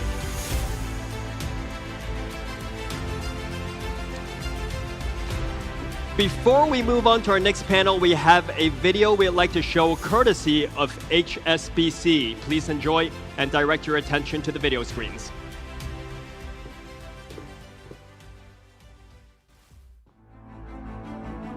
In a changing world, full of challenges and opportunities, the most successful businesses never stand still. Relentless, building resilience, constantly innovating, disrupting, pushing, growing. Because where you are is one thing, but what you do next is everything.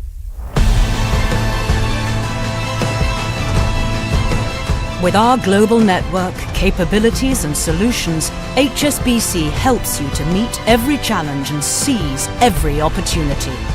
Whatever is next.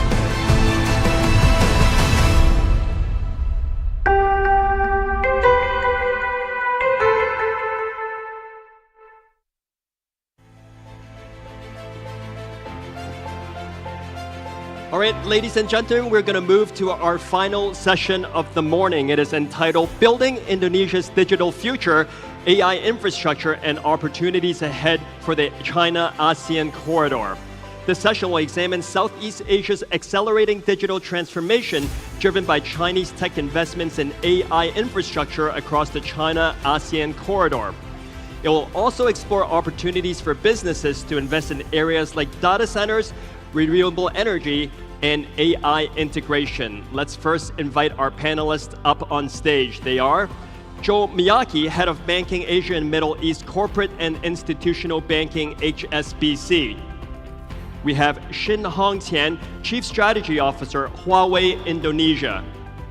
Vikram Sinha, President, Director, and CEO, Indosat Ooredoo Hutchison. And also Sean Yuan, Vice President, Alibaba Cloud International and General Manager of South Pacific Region, Alibaba Cloud Intelligence Group. Welcome to our panelists. Moderating the session for us will be Jean Yao, Senior Asia Reporter, South China Morning Post. Ms. Yao, let me turn the floor over to you. Thank you. Thank you for that kind introduction, and thank you everyone for staying on. I know we have the dreaded pre-lunch panel, but I promise to keep things interesting to entice you to stay longer. All right, so maybe just to set the stage for all our esteemed panelists who are all really, industry insiders here, could each of you share your perspective on the key factors driving Indonesia's digital growth and its role in the China-ASEAN corridor? Maybe we'll start with you, Joe. Okay, let me just say it's great to be here, particularly the 75-year celebration of diplomatic collaboration between China and Indonesia.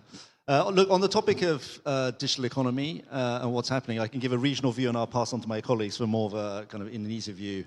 But I think we see three tailwinds that I think are very substantive when we think about this space. I think the first one is in respect of the supply chain. the ASEAN region plays a very important part in the supply chain already as you think about things like AI. If you actually look at ASEAN's share in global exports, it grew 2% in the last 2 years, a third of which was AI related. And of course, when you're talking about ASEAN, China is the largest trading partner in the region, and trade between China and ASEAN grew to about $1 trillion, of which a third of that was AI related. So think, software, hardware, and services. So there's a lot of activity in this space. I think if you look then towards the infrastructure side, oftentimes when there's so much activity, the conversation is very much about infrastructure financing gaps. But I think what's encouraging and what we see is it's less to talk about gaps, it's more about recycling capital because there's a lot of demand. And in that respect, I think the conversation has changed a lot. So if you think about the fact that the financing historically came from places like China or US tech companies, now that's beginning to change and there are much more participants. So you're beginning to see sovereigns participate, institutional capital come in, and also global private capital as well. And so I think that's really encouraging for the space. And of course, if you wanted examples, I think Danantara has announced that they're going to have an AI-related fund launched in 2027. If you look at activities in the space around NVIDIA, Microsoft, and what they're doing in the Java region, I think that's very encouraging. And of course, Tencent and Alibaba Cloud is also doing stuff to kind of increase the skills. So I think from an infrastructure financing perspective, there's a lot to be excited about. And then finally, as it relates to the digital economy, I think a lot of people here are familiar with the demographics of the region. There are 700 million people here, but I think what I find interesting is the median age of that population is about 30 years old. If you drill that down to Indonesia, it's a population of about 278 million. Internet's 80% penetrated, smartphones 60% penetrated. So in aggregate, between the infrastructure financing that's happening, the supply chain, and the importance of ASEAN in that, combined with the demographics here, I think they're very strong tailwinds. Yeah, thank you for having me here. I think for the factors of the driving Indonesia's growth in the digital economy, I want to share 3 things. First is about the population. I think most of the speakers mentioned that, but I think the mid-age of the population is around 30. So that means the youngs are quite innovative. They are almost born digital native. So that's why they willing to try new technologies, willing to use the digital economy applications. So that makes the data generated very fast in Indonesia. That is today is the AI generation. So the data is quite important here, and the generated data is quite rapidly in Indonesia. The second is, I think for the Indonesia, for the position of the ASEAN, it's quite important is there is more than 1,000 ethnic and also more than 10,000 of islands. So that makes the different kinds of the scenarios is quite special in Indonesia. And we will say that the scenarios is quite important in the new technology, because technology is the fundamental for general, but the scenarios make the values. So that is quite important for Indonesia today. And third is about the digital economy contribution. We found that the Indonesia contributes more than 40% for the Asian digital economy. So that is a huge, big base, and it can be like more and more running faster based on this base. So that is 3 factors. So let me break this into 3 parts. The first part, we have all heard this 5-layered cake when you talk about AI. Energy, infra, GPU, TPU, then comes model and application. I think very few people understand that how well Indonesia is positioned. Energy, I think there is no country in Southeast Asia who has surplus energy and a very competitive price like Indonesia. Energy, water, land. Then comes all these data center. I think at Indosat itself, through our partner ecosystem, we are looking at, my need is 500 megawatt. So we are running out of capacity. So that is the opportunity, which Indonesia can deliver. I think the key message I want to deliver here is that at Indosat, we want to work with the best of West and East. So when it comes to infra, I think the US ecosystem, NVIDIA, Google, they are ahead. But when it comes to application layer, in last 1 year, I have traveled to China 6 times. I think the whole world needs to learn from them. And this is where it can benefit Indonesia significantly. So what we are trying to do is, infra is of no meaning when you don't create that into use cases which are solving real-time problem. So I think that is where, I see a lot of openness, and I see a very inclusive approach from companies like Alibaba. So I'll give you one example. At Indosat, we want to launch Sahabat, which is made in Indonesia for Indonesia. We all know how important is data sovereignty. So I work with Quen, I work with Gemini, because I don't need to invest millions of dollars on base model. They are more open source, multi-model, multimodal. So the world is moving out of proprietary. I think the digital colonization or the digital monopoly is the biggest threat for any country. So I see more openness on companies from China who want to be open source, who want to respect the guardrail, which respect the sovereignty. And there are a lot of things happening which Indonesia can benefit working closely with many of these Chinese companies. I think Alibaba was mentioned, so Sean, go for it. Okay, so thank you. I think our focus has already shared a lot. I only want to add on 2 points based on my perspective. The first one is about talents. I think last week have a summit in Jakarta focusing on SME. We have a lot of talents with passionate and enthusiasm how to innovate in this AI era. There are a lot of AI companies in this market. So how we could support all those talents with our model series. We have a overall Quen family, right? And also in this case, let me give you a brief example. We have a Quen caller, how to support those talents to do coding more efficiently, right? So it's one case about talents. It's everything it's a key factor to do the digital economy in this AI era. The other one is I think is ecosystem. It's quite critical because we cannot do things alone. Like you guys has mentioned that we have infra, GPU, and all of the models we work with, like Pavikram, Indosat. But ecosystem is quite critical. Since let me take Quen for example, we are open source, so we have a Quen family. But how to really support the local ecosystem from different industries, vertical industries, and build our solutions, core developed solutions, focusing on vertical industries, and really bring the values, especially the values from AI. I think that's something I want to emphasize. So maybe 2 points from it is one talent, is the other one is ecosystem. Okay, I think, Joe, you mentioned a little bit about financing. So I mean, AI infrastructure is becoming a cornerstone for a lot of digital economies, and Indonesia is seeing a lot of interest for data centers, renewable energy, and AI-driven innovation. So, I mean, from a financing perspective for HSBC, how do you view the investment potential in ASEAN and Indonesia's infrastructure? And also, what strategies should be adopted to attract FDI and long-term competitiveness as well? Yes, I think there's a lot of exciting things happening in the financing space. I think when we think about financing, we start with bankability. And bankability on multiple fronts, whether it's the individual project itself or what's happening around the financing space. On bankability, I think what's key for us is hyperscaler bankability. So who are the people who are actually using the AI compute and making sure that we have a deep understanding of their kind of needs and the contractual arrangements there.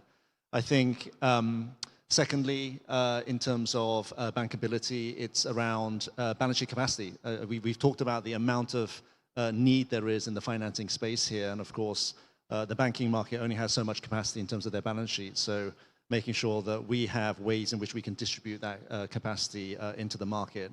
Related to that point, I think there's a lot that still needs to happen in the bond market space.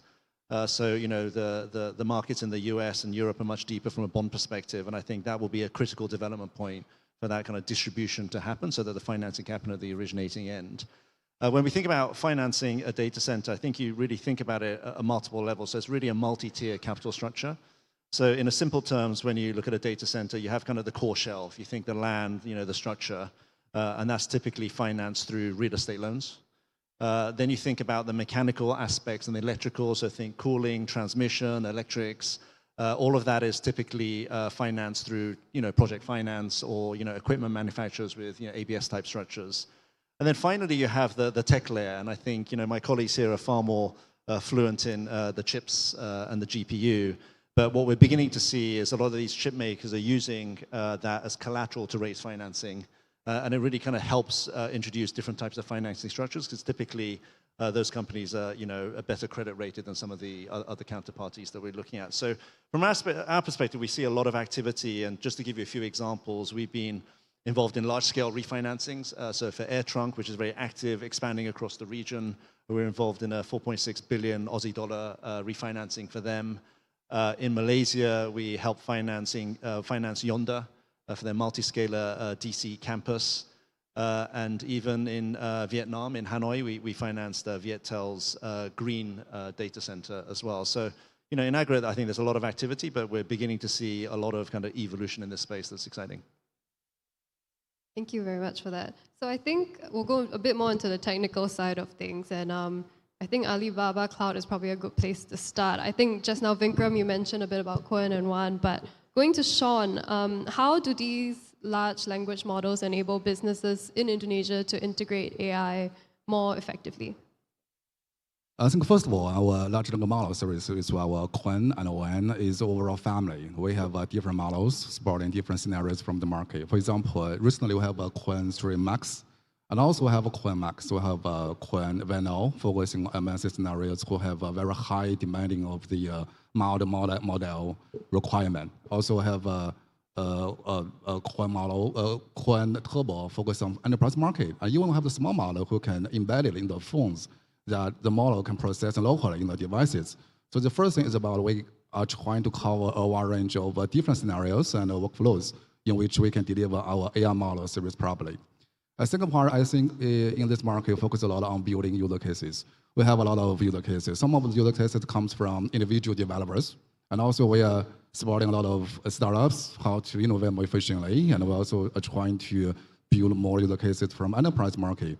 Let me give you several very brief examples. The first case I would like to share is the Hamilton, the local fintech companies focusing on doing the finance report. I think by the leverage of our Cohen plus our rack solutions, they could successfully reduce the 60% of their time of the daily processing of the data. So in this way, they could spend more time reaching out to their customers and do this more efficiently.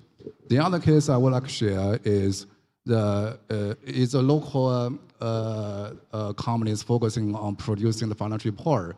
And in that case, they are building the higher AI agent based on our Cohen. With this kind of initiative, they could support their SMB customers more efficiently. And their customer do not need to spend too much time investing in AI infra. They could use the support from this AI agent, which is built on our Cohen model. In this way, we could support our local AI fulfill the demands from them very efficiently. And aside from that, I think, as I mentioned earlier, that in this year, we're going to focus a lot on developers, how to really operate and support our local developer community, right? We have a Cohen coder is already coming on the way. Previously, we have another name called Tong Yi Ling Ma. It's focused on coding scenario. But how we could use this kind of coding model to support the local talents, maybe individual developers, also the talents from schools, from universities, right?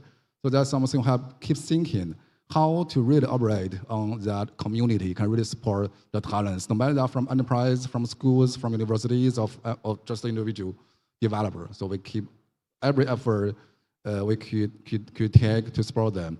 And aside from all of those, I think one key initiative that I'm trying to practice here in Jakarta is we are trying to build a local team focused on support the local AI customers, all those individuals. Now we are already expanding our teams with a lot, maybe twice or 3 times compared with 1 year ago, 2 years ago.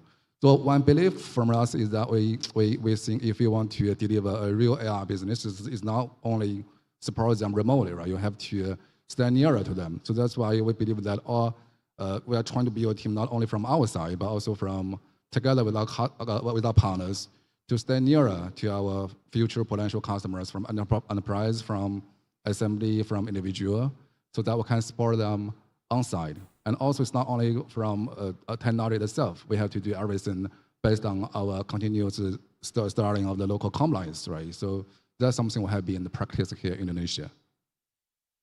I think that's a good segue to turn to Vikram for Indosat now. So I think Indosat is foundational to Indonesia's digital infrastructure. I mean, most of us are, well, okay, when I landed here, I found myself on Indosat. So with the rise of AI and 5G, how is Indosat preparing to meet the demands of this rapidly growing and evolving digital economy? I think before I come to AI and 5G, let me build on the point on infra, which I picked up. Indonesia is a $3 ARPU market. Yeah? I'm just trying to set the context, which is something important. When I go to US, the ARPU is $50. When I'm in Europe, ARPU is $25, $20. We operate the purchasing power. We operate on a $3 ARPU. So it is extremely important that our cost to serve are able to take care of the masses. When you talk about all these LLM, whether it is Perplexity, whether it is whatever, their price is now $6, $5. How will people afford? Why is price high? You know, but one thing which China ecosystem is helping us build, when I build my first 10 megawatt, it costed me 12 million per megawatt. Today, with the help of the regional ecosystem, I'm delivering the same for $6 million US.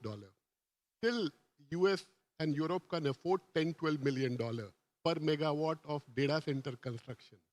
I think this is the value which we are bringing to the region that will serve the world. And especially for Indonesia, the cost of the infrastructure, the cost to serve AI workload has to be competitive. Otherwise, I'm not able to serve my population. This is the first point which I want everyone to understand. I think the other point is 5G has been a sad story. Other than T-Mobile US, I have not seen any company making a good successful case study of 5G. Sometime being late is good. So Indonesia's cycle for 5G is starting now. And with AI, you can come up with real use cases which can solve real problem. We were all, I don't want to use a harsh word, but I have been in the industry. We have been all so stupid talking about speed. My friend from Huawei make money, I don't make money. That is a fact of the life, you know. These Gs are made for generational step up. But the key thing is AI is a pivot moment for telco also. How you can bring intelligence and connectivity to the edge at a very affordable price, which can solve. So I'm very optimistic on AI plus 5G combination so that we are able to democratize intelligence, and telco is very well placed. Today I have 55,000 BTS. I'm working on AI grid. If each tower can work as an AI factory, and in every villages, any use case I do, it has to be real time. You know, it can serve those use cases. So it's a once in a lifetime opportunity for telcos like us also to ensure we don't make the same mistake what we did in 2006-07 when app boom was happening. So it is an opportunity that we work with a very open mind, with a lot of collaboration, where it is helping the country, it is helping us solve real issues, and at the same time, we are again not becoming a dump pipe. Okay, and I think one of the keys to that is talent development. So Shihong, I'm going to go to you now. It's obviously talent development is critical to building sustainable digital economy. So how is Huawei supporting Indonesia's workforce through your initiatives like ICT, and why is this important for the long-term growth in the country? Yeah, I think for the digital talent development is quite important. The digital transformation or the AI transformation, just like building a house, you can buy the best materials, but it's better you have your own builders to put them together. So Huawei has been in Indonesia for more than 20 years. We are not only sales technology, but also we want to transfer knowledge. But we believe that once the local talent can manage and fix, especially in AI era, for all the technologies by themselves, that can make the Indonesia more independent, more resilient. So, but we still found some challenges there. One is every year there is requirements for 600,000 of the digital talent, skilled digital talent graduate. But the thing is the technology and the industry change very fast. So which means the students get the license in the university maybe not quite match with the industry requirements. So that's why we do two things. First is we align with the industry standards together with the like ComDigi or the other ministry to define the industry requirements related with the national competence skills standard. The second is from 2018, we established the Huawei ICT Academy in Indonesia. So till today, we have trained more than 100,000 students, cooperate with 275 universities, and trained 1,500 lecturers to doing that. We think the digital talent will be the key future for the whole digital economy, AI, especially in the AI era, to make the Indonesia grow more and more fast. Yeah. Okay, I think we've talked quite a lot about specifically in Indonesia, but in ASEAN as well. There's a very young digital savvy population, and so I think adoption of AI here will be transformational for embedded services. So for you, Joe, can I ask, how does investment in AI translate to benefits for this broader digital startup economy specifically? Yeah, so I think there's a really strong digital startup economy happening in Indonesia and in ASEAN.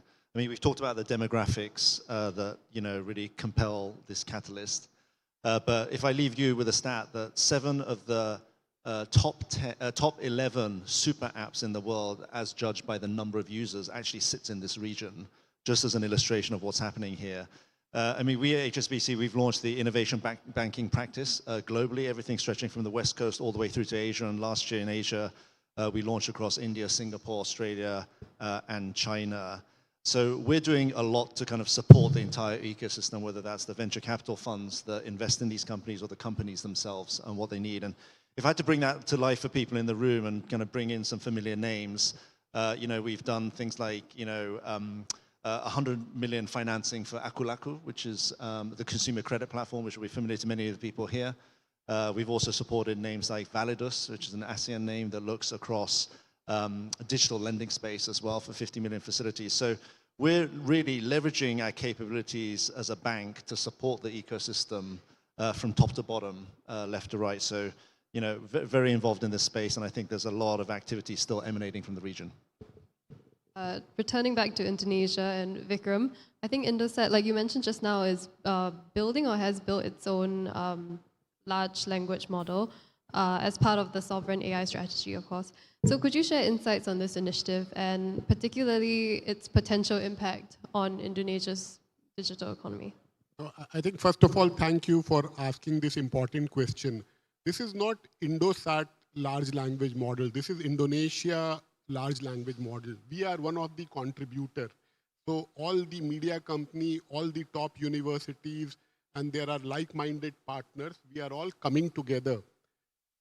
Please understand whether any large language model made by East or West will have their nuances. And that is why, it is extremely important to protect the cultural, linguistic, heritage, and that is why Indosat, we being in the business for 58 years, we took this pledge and we are getting support. So I want to, it is not Indosat, it is Indonesia Large Language Model, and we are one of the contributors. I started working with Google Cloud, Gemini in open source. Now I'm getting a lot of support from Quen. There are many others. So we are doing multi-model, multimodal. But also, I have my H100, and now I'm using a little bit of my Blackwell to train data which has to be sovereign. Every data, countries cannot allow important data to go out. I think that is why we have the infra, we have the compute, and the journey has started. We have to look at Sahabat as a platform. It will be a platform which will give opportunity for universities, for innovator, for startup to start solving real problem for the country. Otherwise, you know, when you bring things which has been done in US or China, then you are not talking to the real local needs. You are just trying to sell something. So this is an attempt from becoming a consumption market to becoming a creator market. I think it's a bold ambition, but I'm getting a lot of support from like-minded partner. We will launch it for public this month. We are on the test phase now. And then whenever we meet next time, we can talk about how things have progressed. Okay, very exciting times. Okay, we are out of time.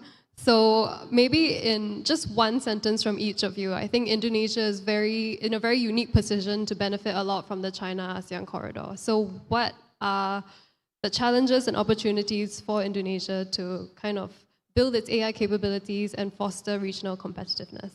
In one sentence? In like one or two. I'd say power is a binding constraint as we think about the infrastructure. I think policy, data governance and licensing. And then 3, talent, which we've covered, I think, collectively. Okay, next. For me, for the opportunities, is I think the China-Asia corridors brings a new second choice of the technologies to Indonesia. And for the challenges, I think the Indonesia need to try to be the AI hub in the ASEAN, because there is lots of the scenarios, and most of the scenarios, if we use the digital and AI technologies to solve the issues, there will be a good example and practice to expand or export to the other countries. So that is, we need the digital talent and the new technology choice. Vikram?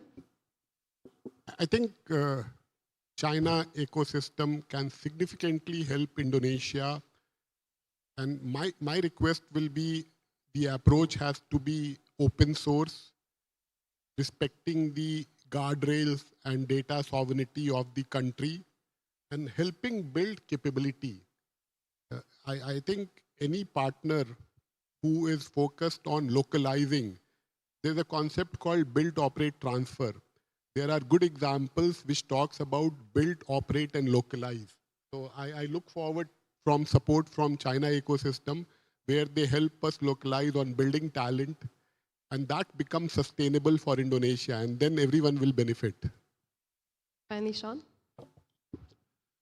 Okay, so in the classic cloud era, we position our cloud as a platform. And in this AI era, position our Quen as a platform. We're open sourced, and also we're happy to announce that actually in April, we're gonna locally deploy our model studio here in Indonesia. So we have a lot of ways to support our local, very innovative ideas, especially in this AI era, especially in this sovereign AI era. We're also supporting this Hava AI. Hopefully, we could use our Quen families together with our local model studio to best support our futuristic, very talented, very innovative ideas, no matter from enterprise customers, SMBs, or individual developers. Really looking forward for that.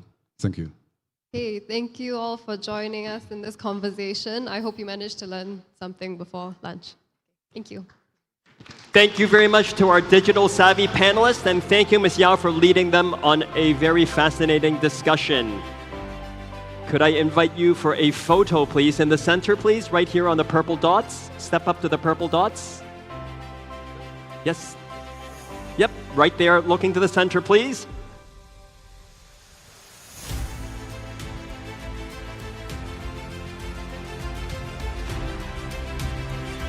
A few more.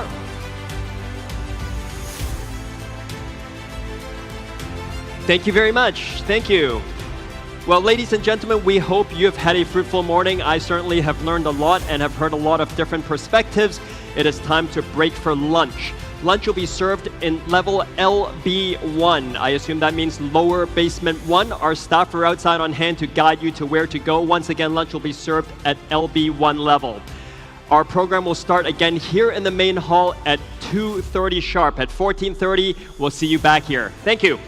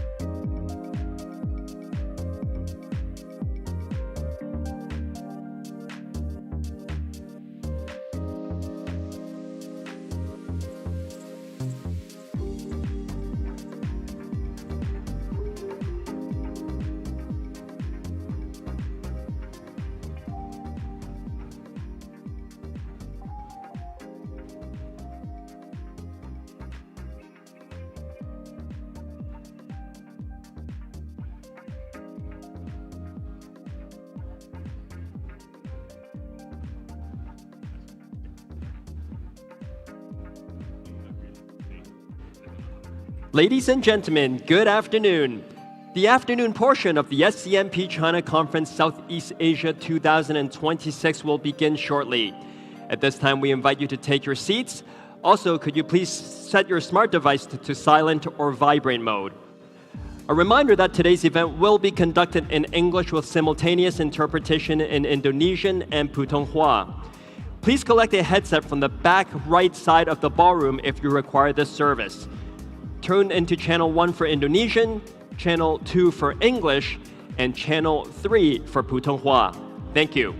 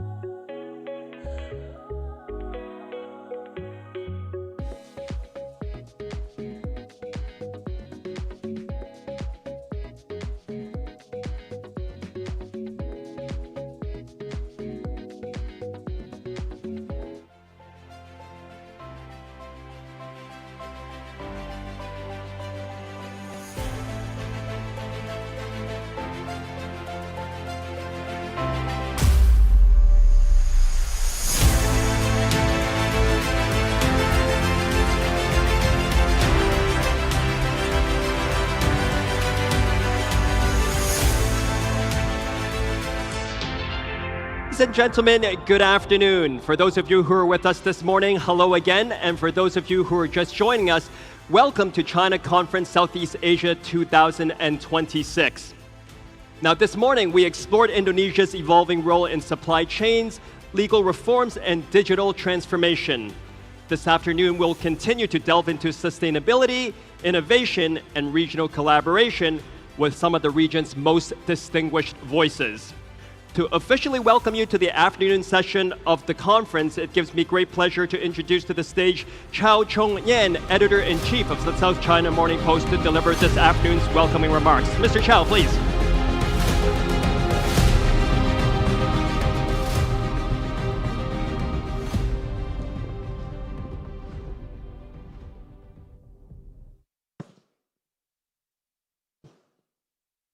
Thank you. Good afternoon, ladies and gentlemen, distinguished guests and valued partners. It's my pleasure to welcome you to the afternoon session of the South China Morning Post China Conference in Jakarta. This morning, we explored the profound transformations reshaping our world, a world of accelerating changes, new alliances, and shifting centers of influence. Indeed, we are living now in an interesting times. One of the most significant shifts we are witnessing is the steady shift of a global economic center to this part of the world. But at the same time, along this trend, there's another powerful trend happening to the other direction. That is the use of English as a global language.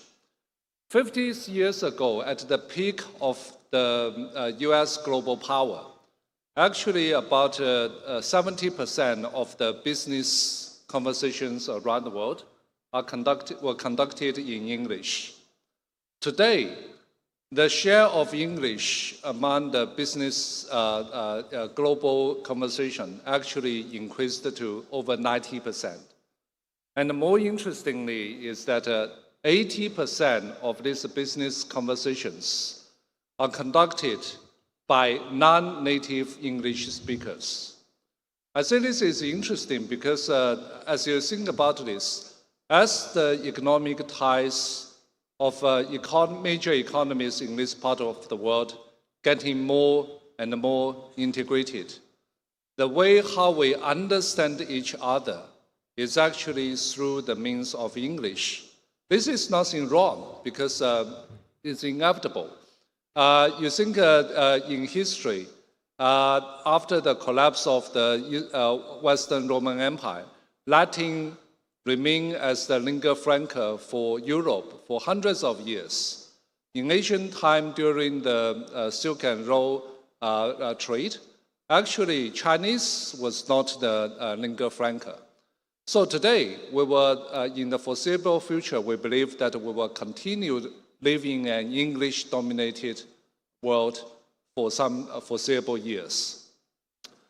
But a side effect of this is that for a lot of the Asian countries, when we come to understand each other, we are looking at each other through the lens of the Western, particularly the Anglo-Saxon dominated media. And a lot of the time, while we all complain about the bias or the lack of local knowledge or the lack of understanding of those reports on us, we're actually using them to understand other Asian countries and other Asian economies. This is where I think SMP comes in. SMP has a history of 120 years. So for the longest time, we are the window and the bridge for the outside to understand Hong Kong and China. But increasingly, we're seeing that SMP can be more than just a bridge for people outside China to come to understand China, but also become a bridge to connect China and other countries in the world. So today, S&P is no longer just a Hong Kong-focused media organization. We actually have readers around the world.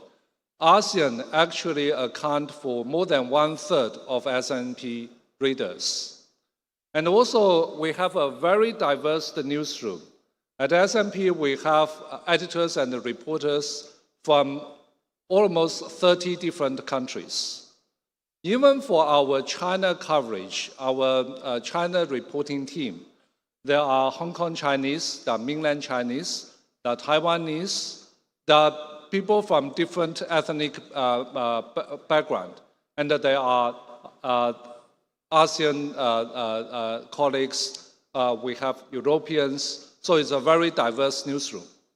And we see our mission is not simply to report on China. So China is the center of our coverage, but it is not exclusively about China. It's actually more about the conversation about China. So for that reason, we also have a very extensive network of journalists in Asia. Going forward, we really want to become this platform where the conversation about China, the interaction between China and its neighbor can use S&P as a platform, not only for news reporting, but also to exchange ideas and exchange information. At S&P, every day we produce more than 100 stories. It's not possible, even for me, to read every story. So going forward, we're also thinking that how we can lead the transformation of media organizations. The media needs to become more than just a platform providing day-to-day news, but also a source for intelligence, for analysis, for more in-depth information that you can use. So for this purpose, about a year ago, we found a new product called S&P Plus. You actually can find the booth just outside this main venue. The S&P Plus, we don't just provide news. We actually do the curation for you. Every day we pick the most important news that you need to know. And we are not only giving you what S&P has been reporting, but also what others has been reporting on this important subject. And then we also give you behind the scene analysis. We provide fact sheet, we provide infographic, we provide more analysis, and we are also going to add more features to this new product. So I really encourage you, if you are not a subscriber yet, please visit our booth, and I'm sure that it will worth your while. So the last thing I want to say is I really welcome you to this very meaningful session. And going forward, I hope that we can gather in such occasion more often. Thank you. Thank you very much, Mr. Chow, for giving our audience an introduction of the South China Morning Post. Please be seated. Thank you. And telling us about S&P Plus, as well as reminding us of the importance of English media. Thank you very much. Before we move along, I wanted to make any new joiners aware that today's event will be held in English with simultaneous interpretation in Indonesian and Putonghua. If you require a headset, please go to the back of the room on your left side. There is a booth where you can pick up a headset, tune into channel 1 for Indonesian, channel 2 for English, and channel 3 for Putonghua. Furthermore, I wanted to remind everyone of a very special QR code that you can scan to access key resources. For those of you who are joining online, that QR code will appear on your screen. For those of you who are in the audience, that QR code can be found on the back of your name badge. So if you turn your name badge around, there's a QR code there. You can get the full speaker lineup as well as today's agenda. More importantly, this QR code allows you to ask questions and be interactive with the panel that is up here in the room. Because if you scan that QR code and when it gets to Ask the Panel Speakers button and you click on it, you can pose questions that will appear onto our moderator's computer and the moderator will ask your questions. So please feel free to submit questions to keep things lively and engaging. We'll now begin our first panel discussion of the afternoon titled Powering Progress, Integrating Sustainability, Innovation, and Local Impact in Supply Chains. This session will explore how Indonesia is positioning itself as a global leader in clean energy and sustainable supply chains, leveraging AI and emerging technologies to address environmental, social, and economic challenges. First, let me introduce our panelists. They are Denny Wicaksono, Vice Director of Business Development to Indonesia Stock Exchange IDX. We also have Andy Wu, President of Mining BU Huawei. Moderating this session will be Eugene Tang, Chief Development Officer, South China Morning Post. Welcome to our panelists.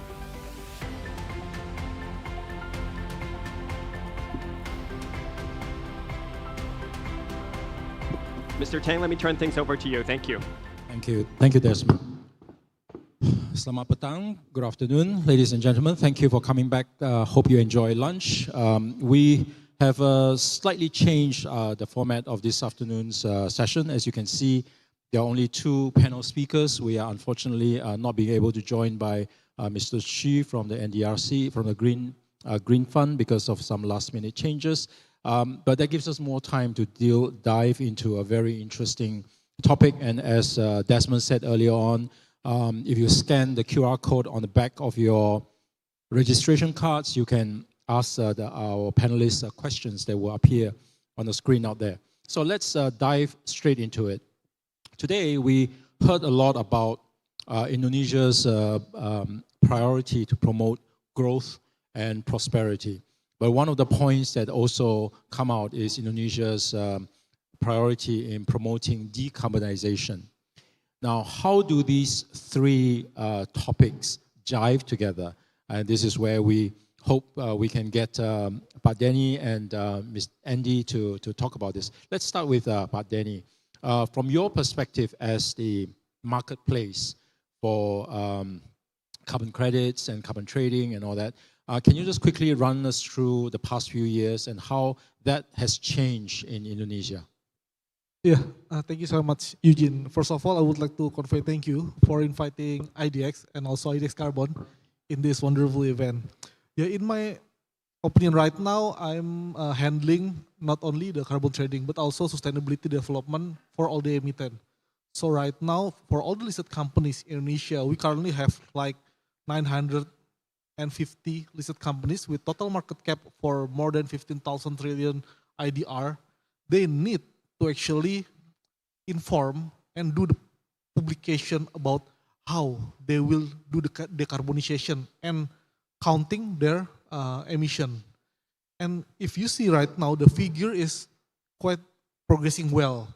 Now, around 30% of our listed companies has committed that they will do decarbonization or net zero. You see many of the listed companies starting to change their business model. For example, right now they're mining coal, and the future prospect, they're trying to doing the renewable energy. So that kind of stuff is changing and shaping Indonesia capital market. On top of that, as you know, the IDX, we have the equity and also bonds. The GSS bond, or we call it green, sustainable, and social bonds, also increased tremendously well. It's been like increased threefold in the last year. Previous year, we only have like 11 trillion in 2024. In 2025, we have around 35 trillion of issuance of green bonds. And on top of that, with the new market of the carbon trading well developed in Indonesia, we see that the carbon trading help actually the companies that would like to reduce their emission in part of their business strategy to get more funding.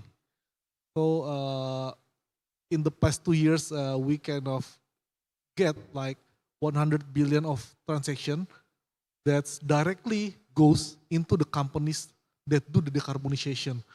So with this figure, we see that both prosperity and also decarbonization actually can be achieved. And if we see the EU, how they do it, how they decoupling their economic from the decarbonization and also growth, I think this also can be done in Indonesia. Thank you, Pak Denny. Andy, welcome. Now, there's a reason we invited you to speak on this panel. You are the head of Huawei's mining operations, right? So Indonesia, of course, has a lot of mines of different types. Can you just quickly run through for us what is the latest in mining technology and how that contributes to the effort for decarbonization? Yes, actually, from the discussion, we can see that Indonesia now is thinking how to reduce the reliance about the imported resource. But they would like to do the domestic infrastructure investment. Yeah, but I think this is true. They wanted to improve the competitive capability in the world. But from another way, we still can see the mine still the foundation about the country, the national, the economic. Yeah. So actually, I think now the challenge is that how to improve the production about the mine, the efficiency, and also how to extend this one to the efficiency about the downstream. For example, for the chemical industry, definitely. But actually for Huawei, you can see I'm the president about the mining bill. That means we are producing the mine. Actually, we would like to leverage the ICT and also the AI technology in the mining business. Thank you. Yeah. That's a we will try to improve the efficiency, and also we will try to make the work be safe, and also the humans are centric. Yeah, this is what we are doing. Thank you. That's a very important clarification. So you remain a technology company. You produce telecommunications, information technology. We are not actually in mining. Yes. But we do understand that there's actually a mine in Shanxi province in China, a coal mine, in fact, Yes. which is completely fully automated, operated by long distance, by remote control. Yeah, autonomous. Yeah. By autonomous, by some controllers sitting in a room, as well as machines that work autonomously. Can you just briefly explain how that works? Yeah, actually, the autonomous, for the mine, we have the two styles. One style is the underground. Another one is that, so it is the open pit, the mine.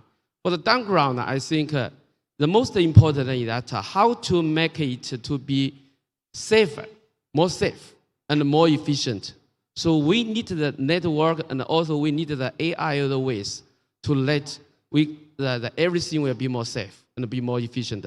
But for the open pit of the mine, actually, the Huawei, we are the supplier for the ICT. We are very strong on this one. But we need a good network, and also we need a good the system. Yeah. Now we also have the business. We enable the car, the autonomous car. So I think we integrated this everything together. The network, and also the driver, and also we need the energy. That we link everything together, then we can provide the end-to-end the solution to the mine company. Right. So by improving safety, by improving efficiency and productivity, you lead to decarbonization. Yes. Okay. Indonesia, of course, apart from mining, is also big in plantations, which is another area where decarbonization can actually take place. A lot of opportunities. In fact, there are companies. I think one of the world's largest carbon sequestration projects is in Indonesia. So just looking overall at the market for carbon trading, would you say you are satisfied with the current level of carbon trading in Indonesia? What else needs to be done, Pak Denny? Yeah, thank you. If you say we are satisfied or not, maybe there is two answers. First, if we see ASEAN level of carbon trading activities is still very low, I can say. In 2 years, we've been traded like almost 2 million tons of CO2 equivalent. And if we compare in another carbon exchange across the ASEAN, I think we are one of the highest. But Do we satisfy with that? Not really, actually. Why? Because I think the potential is still very high. I mean, Indonesia have a lot of potential that can be used to, quote unquote, to save the world, right? Because without carbon removal and carbon sink, how can we reduce the emission? But we believe that there's still something that needs to be done for this carbon market to be picking up not only higher, but also tremendously high. First, what lesson that I've learned now that carbon is mostly on the buyer perspective, particularly buyer perspective. So if we are talking about voluntary market, you need to know what the demand is necessarily needs. So we need to pursue that. For example, right now there are many increase on the needs of the carbon removal, ICVCM standard or CCP label, something like that. We need to pay attention and pay focus on that so that we can provide carbon credit that's answer the needs of the buyer. And second, I think we need to combine it also with the compliance carbon market. For example, we see the Singapore or other countries that actually can have carbon credit to offset their compliance. So this kind of thing, including the Corsia, it will become one of the things that will pick up the carbon trading in Indonesia. And last but not least, I think we must learn from the other countries and implement more incentive and disincentive regarding the carbon pricing in Indonesia. Right now, there is no carbon tax, there is no cap and trade, so we just push for the carbon credit, so we hope that everyone can buy, or everyone want to buy it. But without incentive and enough disincentive, the market will still struggling.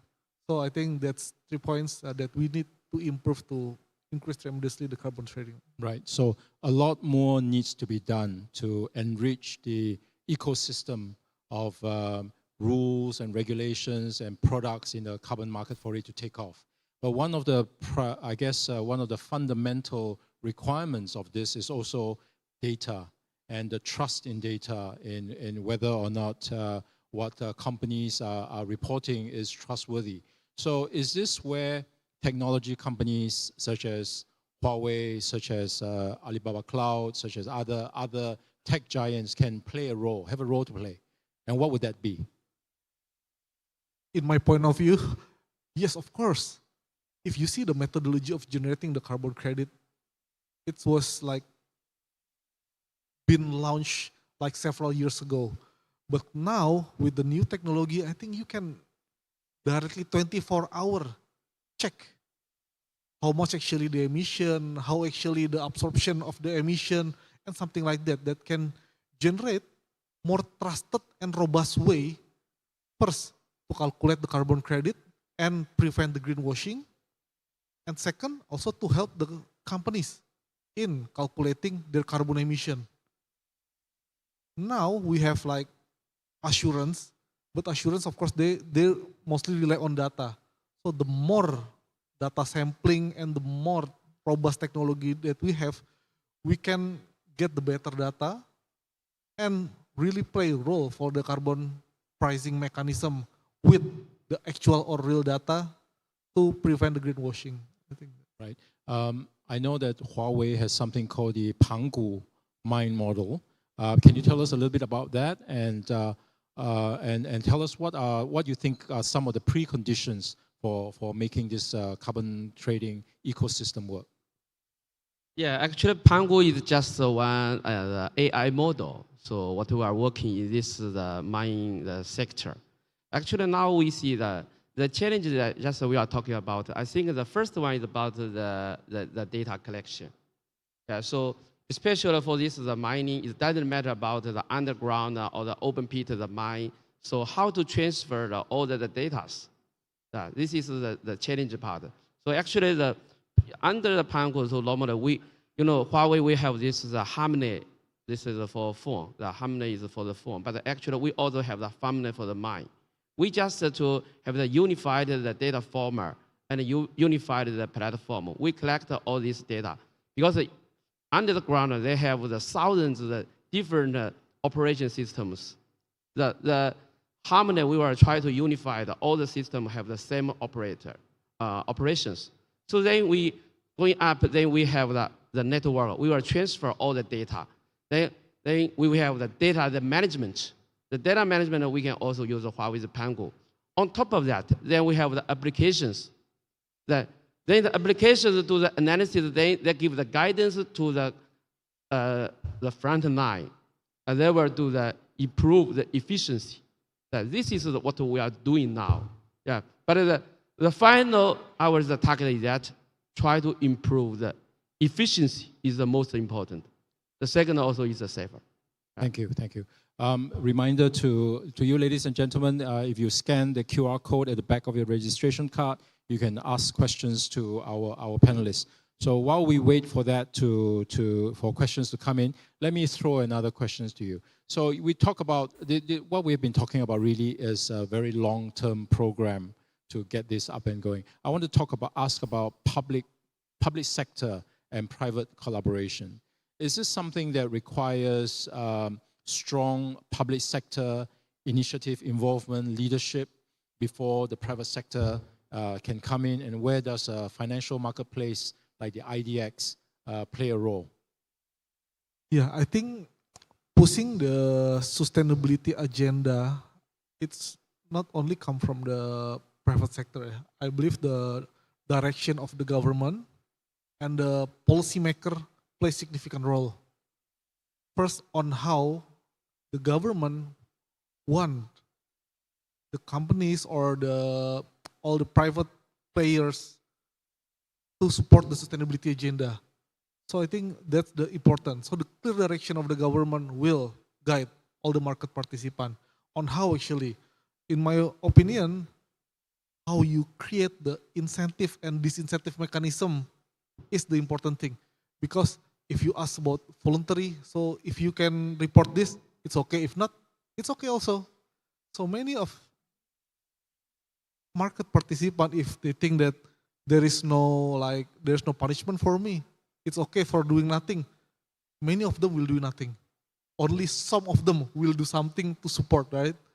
So that's why I believe the collaboration of both will play a big role in this. So the public sector, in other words, the government, should lay down the disincentives to be carbon heavy and provide the incentives for the private sector to move towards carbon friendly production and processes, etc.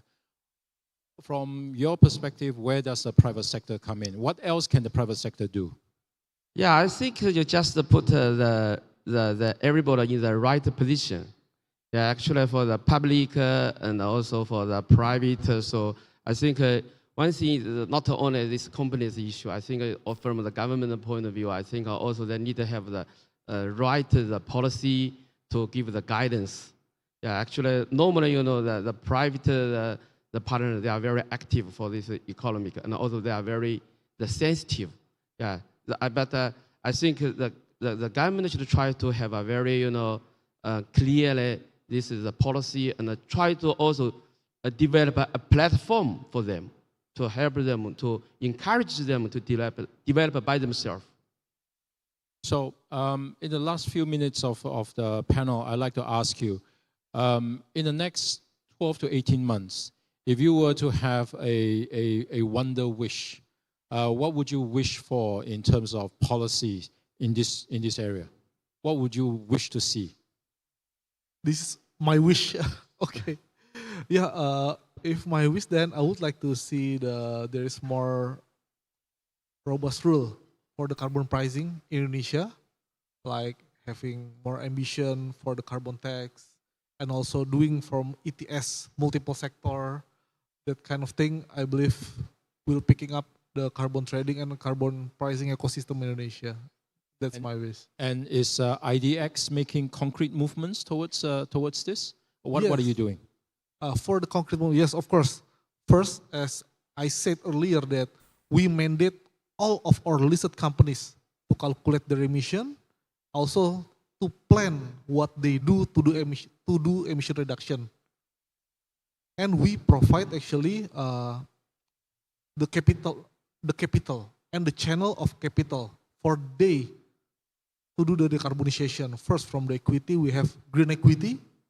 Second, for the bonds, we've got green sustainability bonds and also sustainability linked bond. And lastly, for the carbon, we have carbon offset. So I believe this kind of thing, we will push it in the next 12 months. So we will channel many capital for the green or sustainability related activities. That's what so this presumably will have to work in conjunction with the regulators and the banking sector to make the costs of sustainable financial instruments more attractive. Yeah, sure, of course. So what is the current level now? Do you have a data about the level of sustainable financing that is being produced? Yeah, right now, if you're talking about disclosure first, first disclosure. For disclosure, I think 90% of the company already disclosed, like what I mentioned, the carbon emission and the sustainability report, ESG part. But right now, only 30% has been committed to do the net zero. So this is the first data. And the second one, for the issuance of the green sustainability and also GSS bonds, the issuance is, last year is 35 trillion, and in the past 2 years, or 2024, is around 11 trillion. And we would like to have this continue.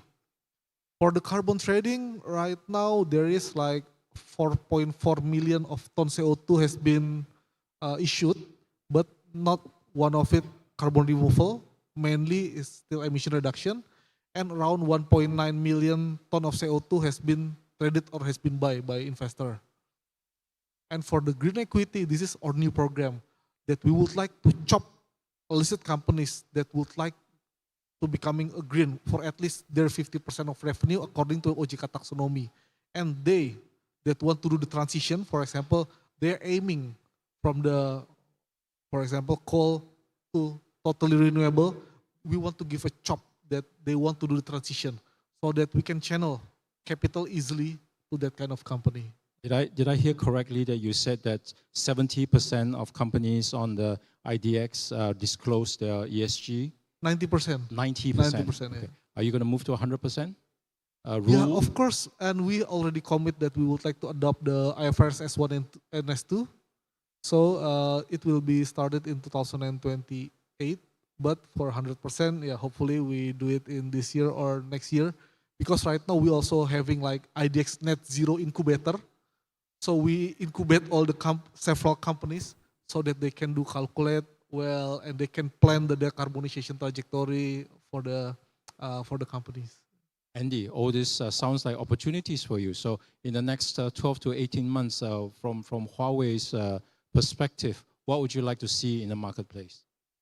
Yeah, actually, for the next step, I think the first thing that we already have so many successful case or experience in China or in some other countries. So I think this we can directly to import it to Indonesia. So we can have the faster win. And the second is that we should think because we are the foreign countries, so we would like to cooperate with the local partners. Yeah, we also try to transfer all the technologies, all the new solutions to discuss with them to let them to grow up. While we will support them, then we can have a win-win. But from another point of view, I think the talent is very important. Yeah, so we would like to cooperate together with the local universities and also some of the associations. To try to help this industry give the training about the talent. Even they can go back to China or in Huawei, we can try to help them to grow up. So this is just like we would like also help to build this ecosystem and also have the partnership with all the local companies. Thank you, thank you. And that's a great point to end the panel. So ladies and gentlemen, thank you very much for your attention. Please join me in thanking Mr. Andy Wu and Park Denny for this panel. Thank you very much, Mr. Wichaksano and Mr. Wu, as well as Mr. Tang for moderating for us. If I could invite you for a photo, gentlemen. Up here on these slides. All right, looking straight ahead for the photo, please.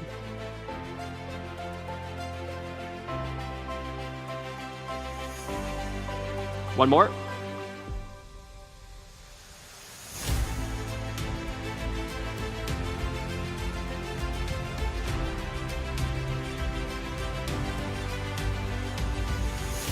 Thank you very much. Please be seated. Thank you.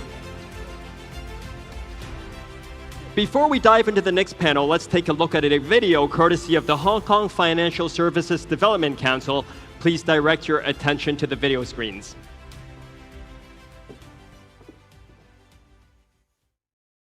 They say you can't put a face on money, yet here I am. Let's be clear, I'm complicated. I drive ambition, empower dreams, build legacies. Everywhere else tries to reshape me.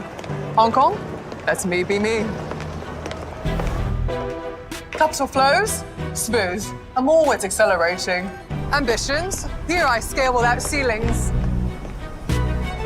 Markets, I'm seated at every table, regional, global.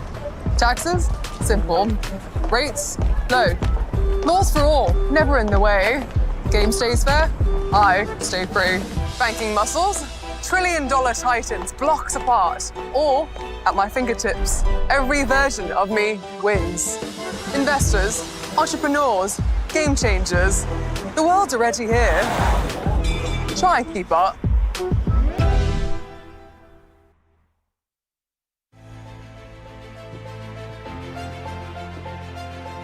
Okay, we'll now move on to our next session entitled Patient Capital for Shared Prosperity, How Sovereign Wealth Funds and Private Capital Are Shaping the Region's Future.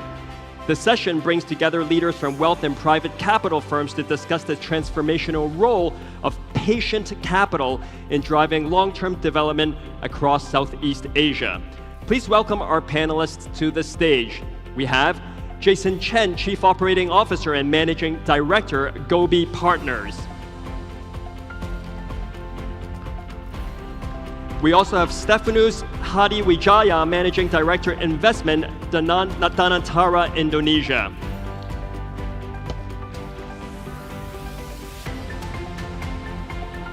Welcome, gentlemen. Moderating this session for us will be Daniel Fung, Vice Chairman of the Hong Kong Financial Services Development Council. Welcome, Mr. Fung. Let me turn the floor over to you. Thank you. Well, thank you so much for that, and I hope the video serves as a point of inspiration.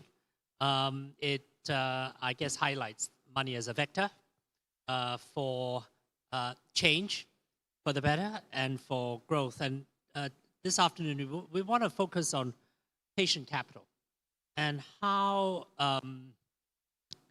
we bring about a collaborative partnership between sovereign wealth funds and venture capitalists to build for hopefully a more inclusive growth and hopefully to bridge what we see as a major gap in terms of funding for meeting global challenges. It's a $200 billion funding gap over the next few decades in Southeast Asia alone. And we hope Hong Kong, as the membrane between mainland China and the outside world, and as a bridge between mainland China and ASEAN, who are our most important regional partners, can address this gap and build for a much more inclusive future. So I'm gonna just kick off by putting a question to Park Steph first. We know Danantara, Indonesia, is uniquely positioned to drive national infrastructure and energy projects. So what are your priorities for deploying patient capital in these areas? And how do you balance financial returns with inclusive growth objectives? Park Steph. Thank you. First, I want to comment about, I really like the title of this session, which is Patient Capital, which is what we are here. We invest for the long term. We are really patient. We are different because we are the sovereign wealth fund of Indonesia. We invest in this country, but we can also invest outside Indonesia for a strategic reason for the country. And we invest in here really to not only to maximize the return, we have to be responsible to multiply our capital for the future generation, but equally for us to deliver the economic and social impact to the country. So that's why we're here. That's why we have a long-term capital. We are different than the typical, closed-end funds with a limited time. So that's why the title of the session is really fit with our mandate. So to your question, this infrastructure and energy are very important sectors for us. So far in the first few years, again, we are new.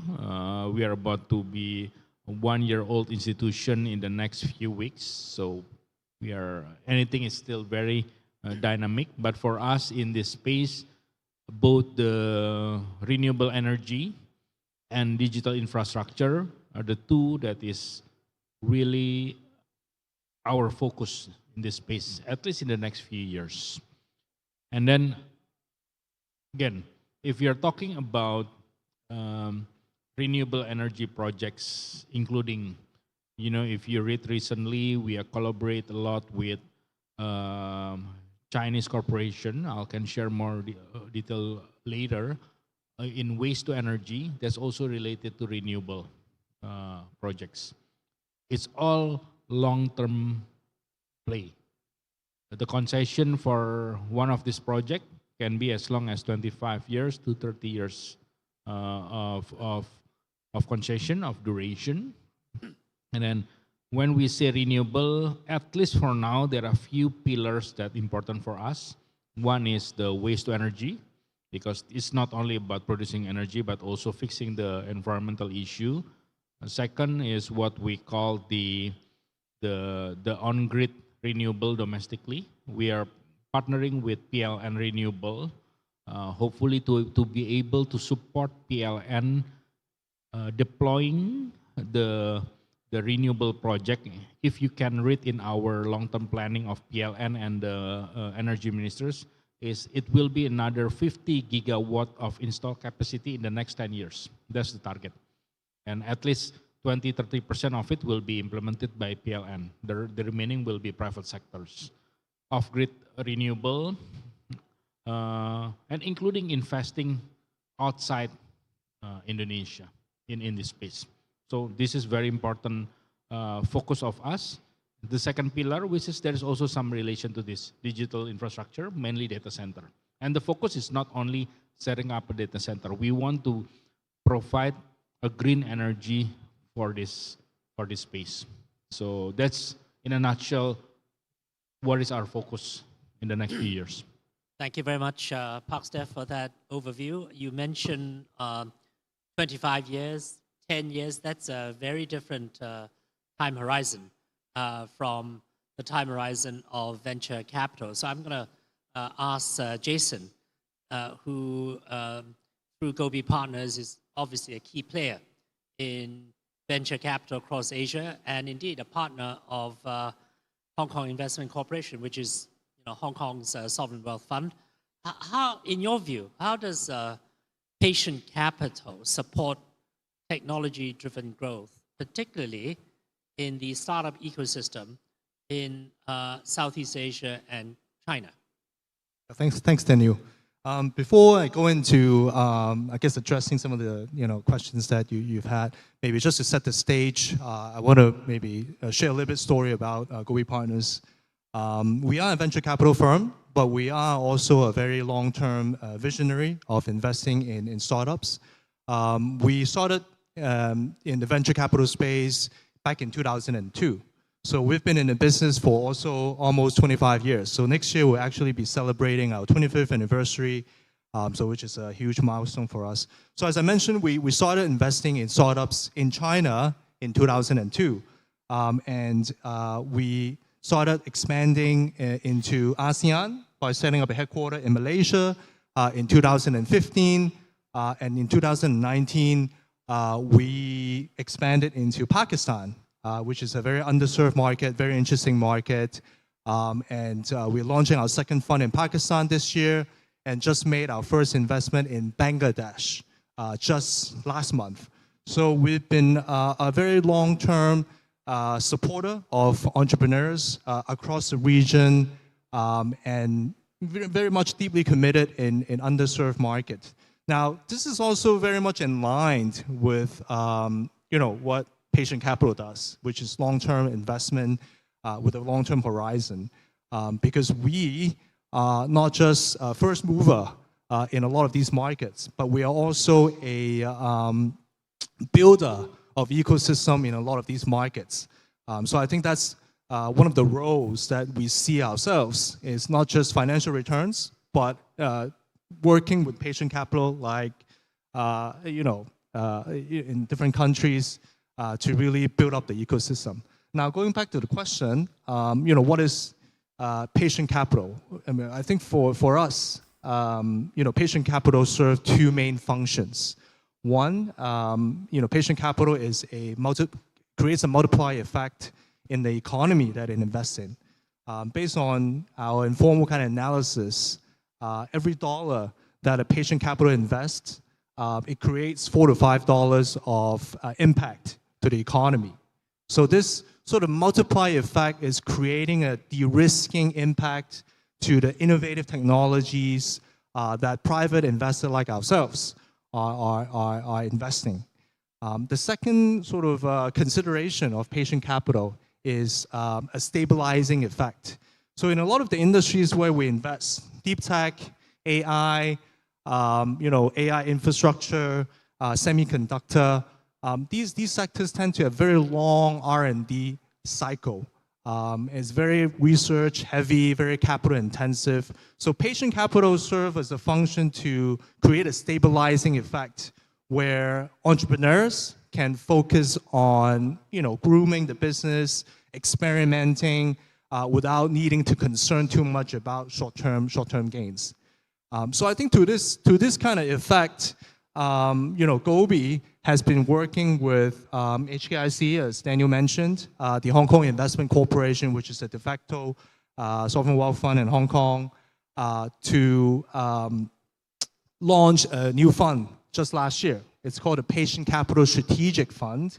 It's interesting in the sense that it's not just a collaboration between private capital like ourselves and also patient capital, but it also involves a collaboration with two local universities in Hong Kong. So it's a very unique in the sense that it's a tripartite collaboration. Universities, patient capital, and also private capital all rolled up into one fund where we are leveraging patient capital in order to support research that is coming out from universities.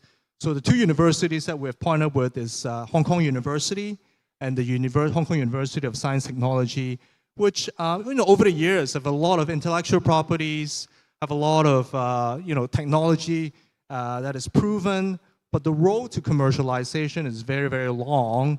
And this fund is essentially created in collaboration with patient capital to support the work being done in these universities and commercializing these technologies. Now, I just want to maybe take just 1 minute to maybe share an interesting case study that we've recently done. So it's a company called ImmunoCure. It's a Hong Kong company spin out from the Hong Kong University. It's backed by a number of scientists, professors who invented the HIV cocktail. So now they're on a new mission to create vaccines for terminal illness. So cancers, and of course HIV and other terminal disease. They're trying to create vaccination using innovative DNA technology. So this company has strong technical expertise, right? But as a private capital, working with patient capital, what we mentioned, the multiply effect doesn't happen overnight. So it relies on private capital to really facilitate that multiply effect to happen.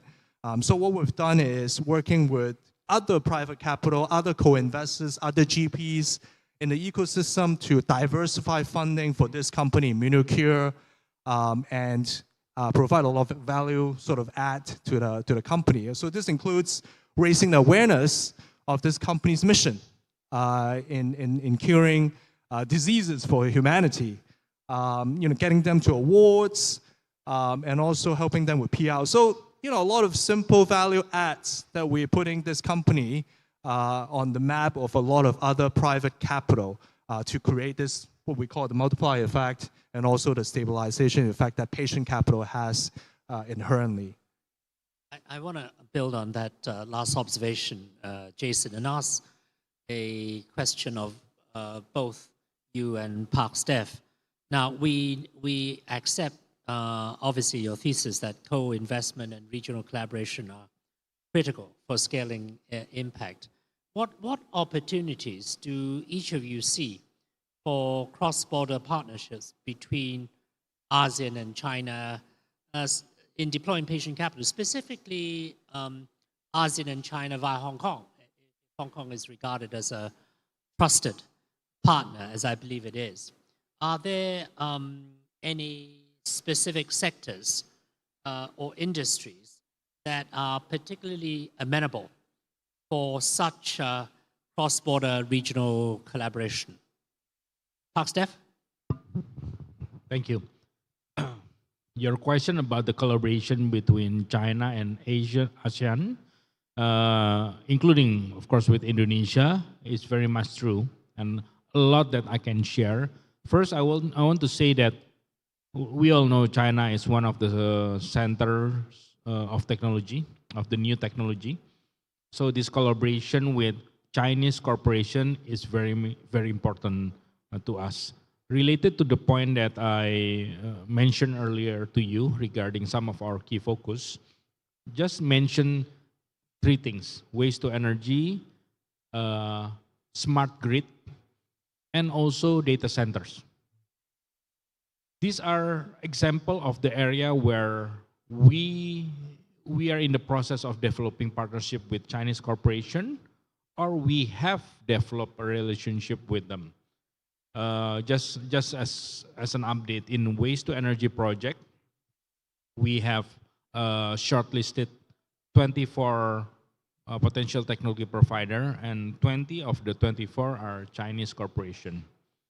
And then, in fact, I think we will announce the winner of the tenders in few of the cities that we have launched, 4 cities actually. And then there will be few Chinese corporation likely as our partner to build from scratch the new plan of that will convert waste into energy, and potentially is among the largest plan in this space in Indonesia. So what we want from this is 2 things. Obviously, we want to bring the right technology with the lowest emission, hopefully is even better than the EU standard, to fix the environmental problem, especially the waste issue in Indonesia. So this one example that our partnership with the Chinese corporation will help us in this space.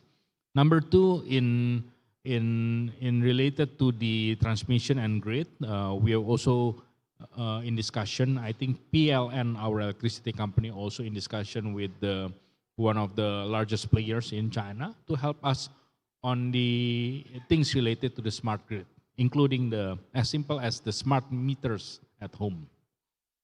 Number 3 in data center before I moved into Danantara. I was part of another sovereign wealth fund, Indonesia Investment Authority. We also partner with one of the largest data center operator in China to set up a complex in Batam. It's actually the first large-scale data center in Batam. So talking about patient capital, with the angle of partnering with the technology provider from China, we have implemented, and hopefully going forward, we will do more and more. Last week, I just had a very good discussion with the Chamber of Commerce in China that supervise all related to the energy, waste to energy, renewable, as well as the battery ecosystem. And we have shared a lot of potential projects, and they invited us to come to China, and they'll bring all the right technology provider in many different space. So a lot of collaboration that we have done so far. Hopefully we'll continue this with the goal to build really a strong partnership between these two countries to build the right approach for knowledge transfer and technology transfers. And hopefully by doing this, it's a win-win partnership between the Chinese corporation as well as the local Indonesian corporation. And Danantara will play a role in here to be the orchestrator of this, because eventually in many of these projects going forward, it will not only be the collaboration of Danantara and the Chinese corporation. It will be also, we will engage also the local corporation. We have talked a lot with Kadin and also Apindo to help bring all this local corporation to also be part of this partnership so that the knowledge transfer can happen. Thank you. No, thank you for that, Park Step. Now, Jason, what is your reaction to this? What opportunities do you see? Yeah, well, I think with the geopolitical tension and dynamics that we've been seeing in the past couple years, or in fact since the first Trump administration and now the second Trump administration, I think the biggest cross-border play that we are seeing now is what we call kind of regionalization. Okay, regionalization meaning Asian countries are now getting more interconnected. And Trump likes to say he's a big fan of MAGA. At Gobi, we are also a big fan of MAGA, except we call this making Asia great again. As a Pan-Asian venture capital fund, this is really our strategy, is to create a network of footprints across Asia where we can make Asia great again. And Hong Kong as a financial center sits right between ASEAN countries and China mainland.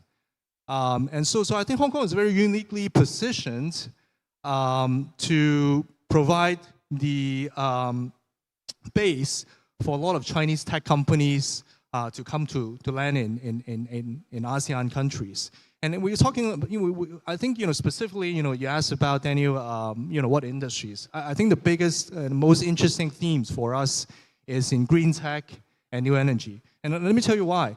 China has been, a leader in a lot of verticals. So these includes solar power, battery innovations, of course, the electric vehicles, and you also have companies that are now using AI to discover new materials. We just invested in a company that uses AI to somehow discover new materials that are licensed to other companies. You have companies that are using AI to discover new drugs as well. So all these feed into kind of the green tech themes, new energy themes, and Hong Kong is very well positioned to allow these technologies to be working with sovereign wealth funds, and also other countries in ASEAN countries to link up. So I think I guess the bottom line is for us, the strategy is really to create a, you're familiar with the terms Greater Bay Area, right? GBA. For us, it's not just GBA. It's a Greater Bay ASEAN. It's also GBA for us, but it's connecting Greater Bay Area and of course, by extension, other parts of China into ASEAN, and Hong Kong is exactly the nexus that is providing that. So I think that's our view and strategy. Thank you so much for that, Jason. Your vision of GBA via Hong Kong as membrane, connecting with ASEAN to render 1 + 1 = 5 is a vision that really resonates with me and others in Hong Kong, particularly FSDC.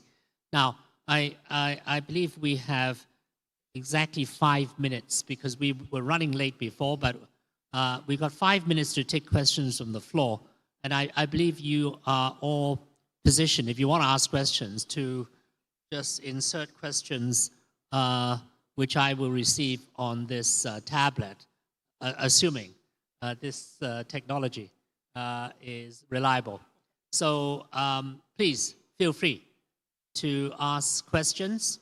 But whilst we wait for questions to emerge,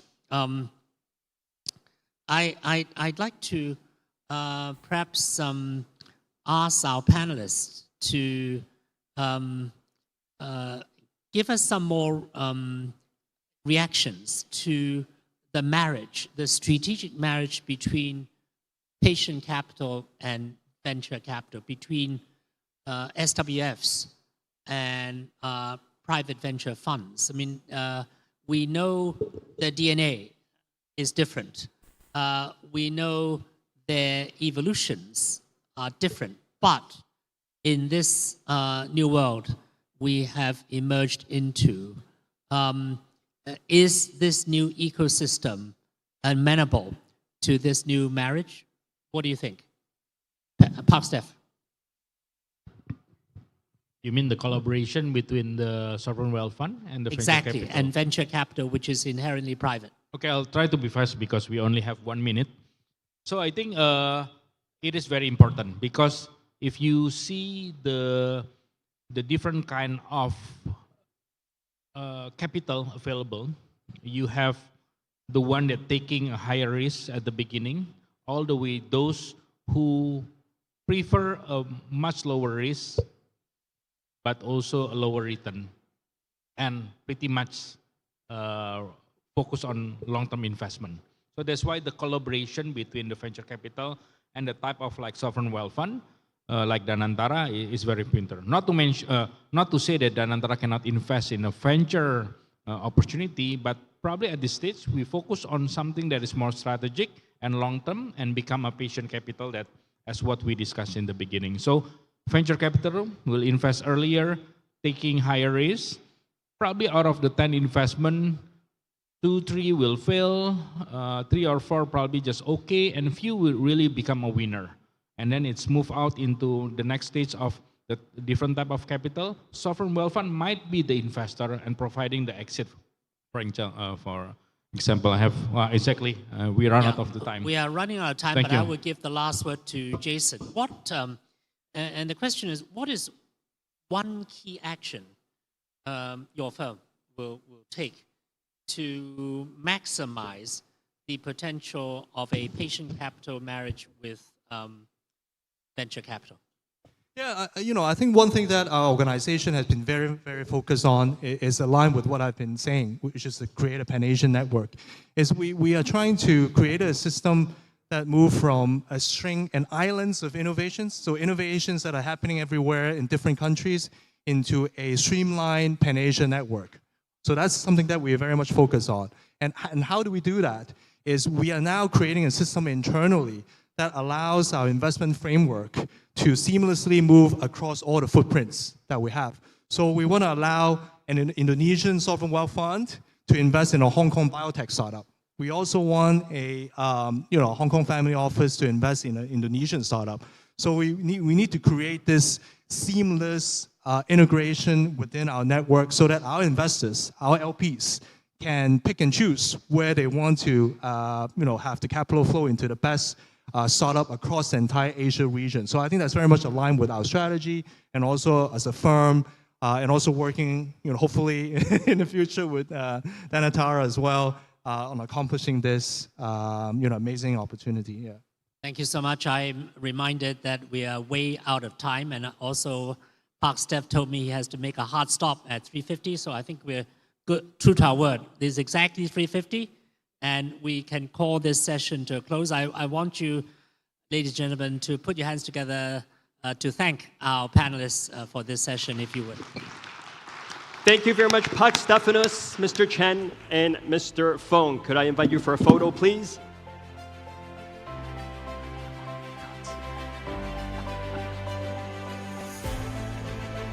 Or looking to the middle, please.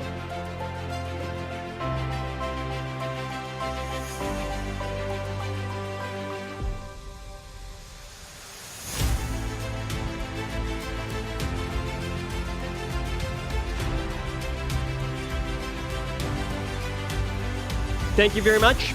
Thank you very much. Please be seated. Now, ladies and gentlemen, we were originally to have a break, but we all need you to remain in the room as we will commence our very exciting keynote session in just a few minutes. Our crew needs a few minutes right now to rearrange the stage, so please bear with us for just a moment. And once the stage is complete, we will begin our keynote session with His Excellency Hashim Joyo Hadi Kusama. So please be patient. We'll see you again in a few minutes. Please remain in the ballroom. Thank you very much.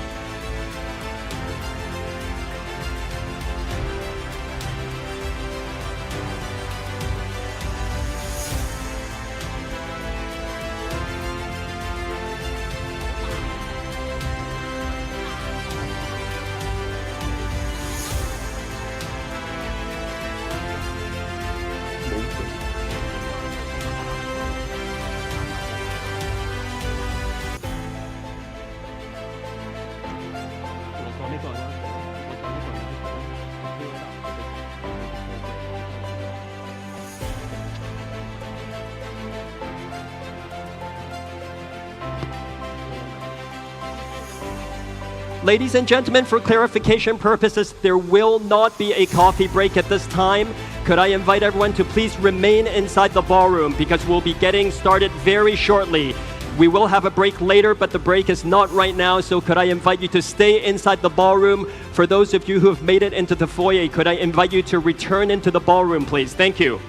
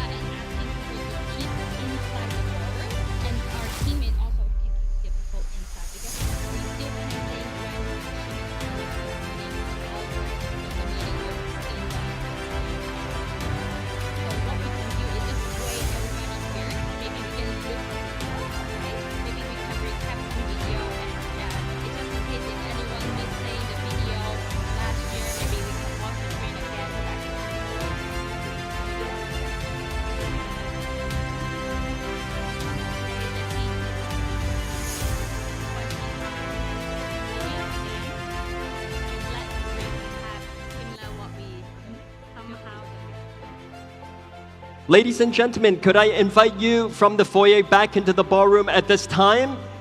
Please feel free to bring your coffee or tea into the ballroom, but we would like everyone back into the ballroom to get ready for our keynote session. We will also be playing the highlight video again of CCSEA, which is the China Conference Southeast Asia 2025. So if you did not see that video before, please come into the ballroom at this time and you can see the highlights from last year. Thank you.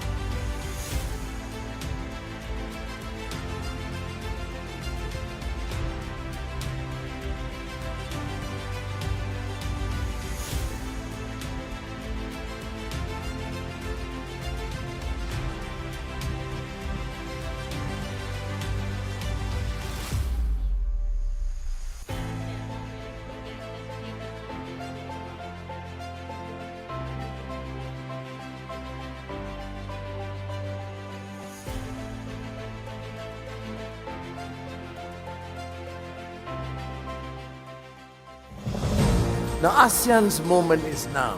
We must act with urgency, unity and ambition to secure prosperous future for all. Now as we deepen our role in ASEAN and strengthen collaboration with China, I urge all of you to be part of this vision. Let us build a future based on trust, innovation and shared aspirations.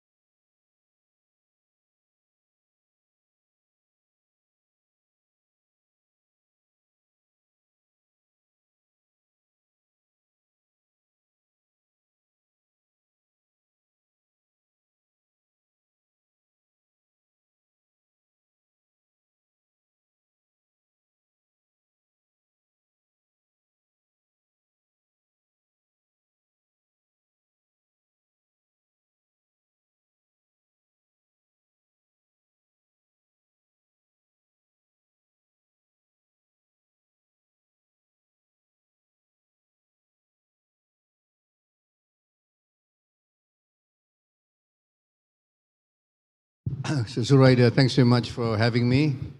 Ladies and gentlemen, thanks for your time. I think I'll go straight to the point. That I think all the fundamentals are very, very positive. In spite of, let's say, the turbulence, and even the turbulence, and I think you're alluding to the Morgan Stanley, let's say, a reminder to us.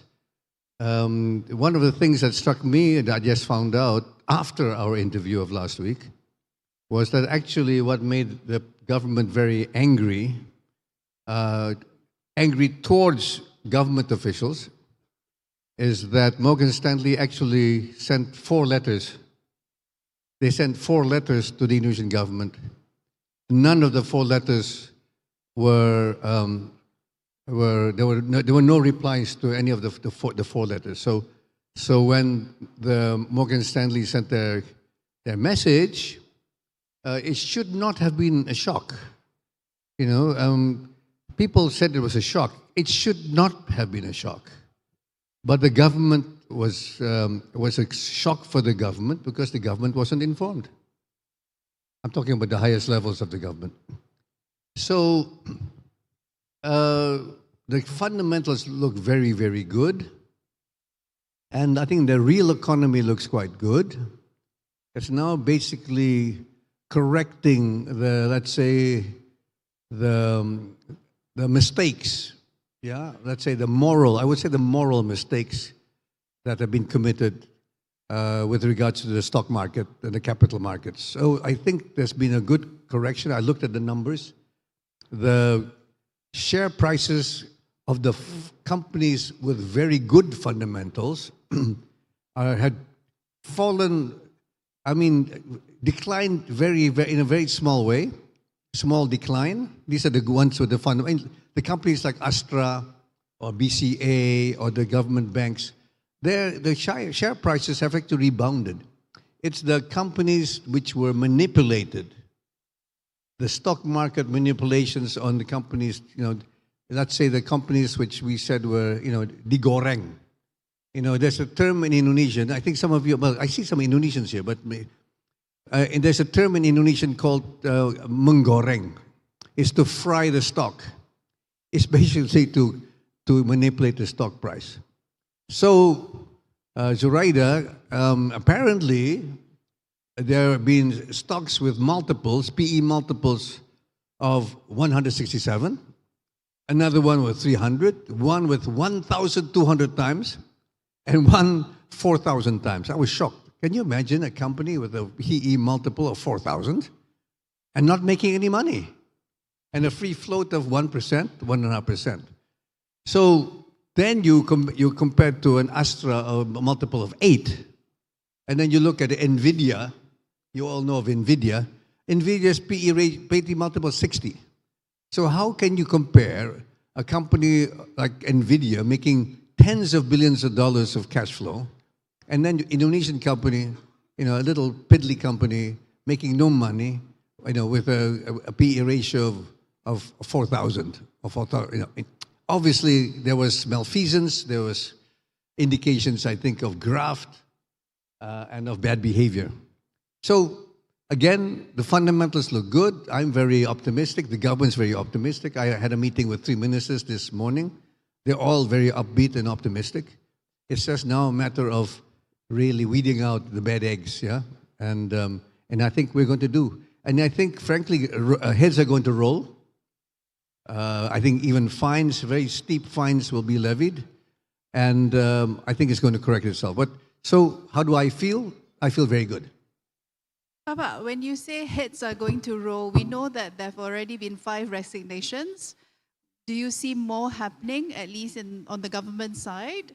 And when you talk about the bad eggs, some of these bad eggs are key members of the elite in Indonesia. So I guess the question is, how prepared is the Indonesian government to go after these elites? I'll give you an example.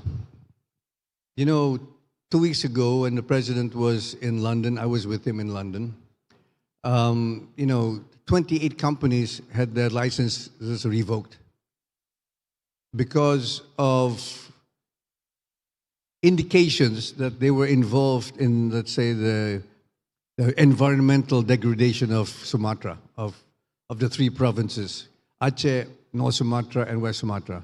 These 28 companies have been implicated. Data has been used, satellite photography, drone photography, anecdotal evidence. I mean, thousands of people lost their lives. But there was decisive action, and some of the elite was involved. Some of the elite was involved. Some of these companies are now asking for a review of the case because they feel that they were not involved. The president has said several times he does not want a miscarriage of justice.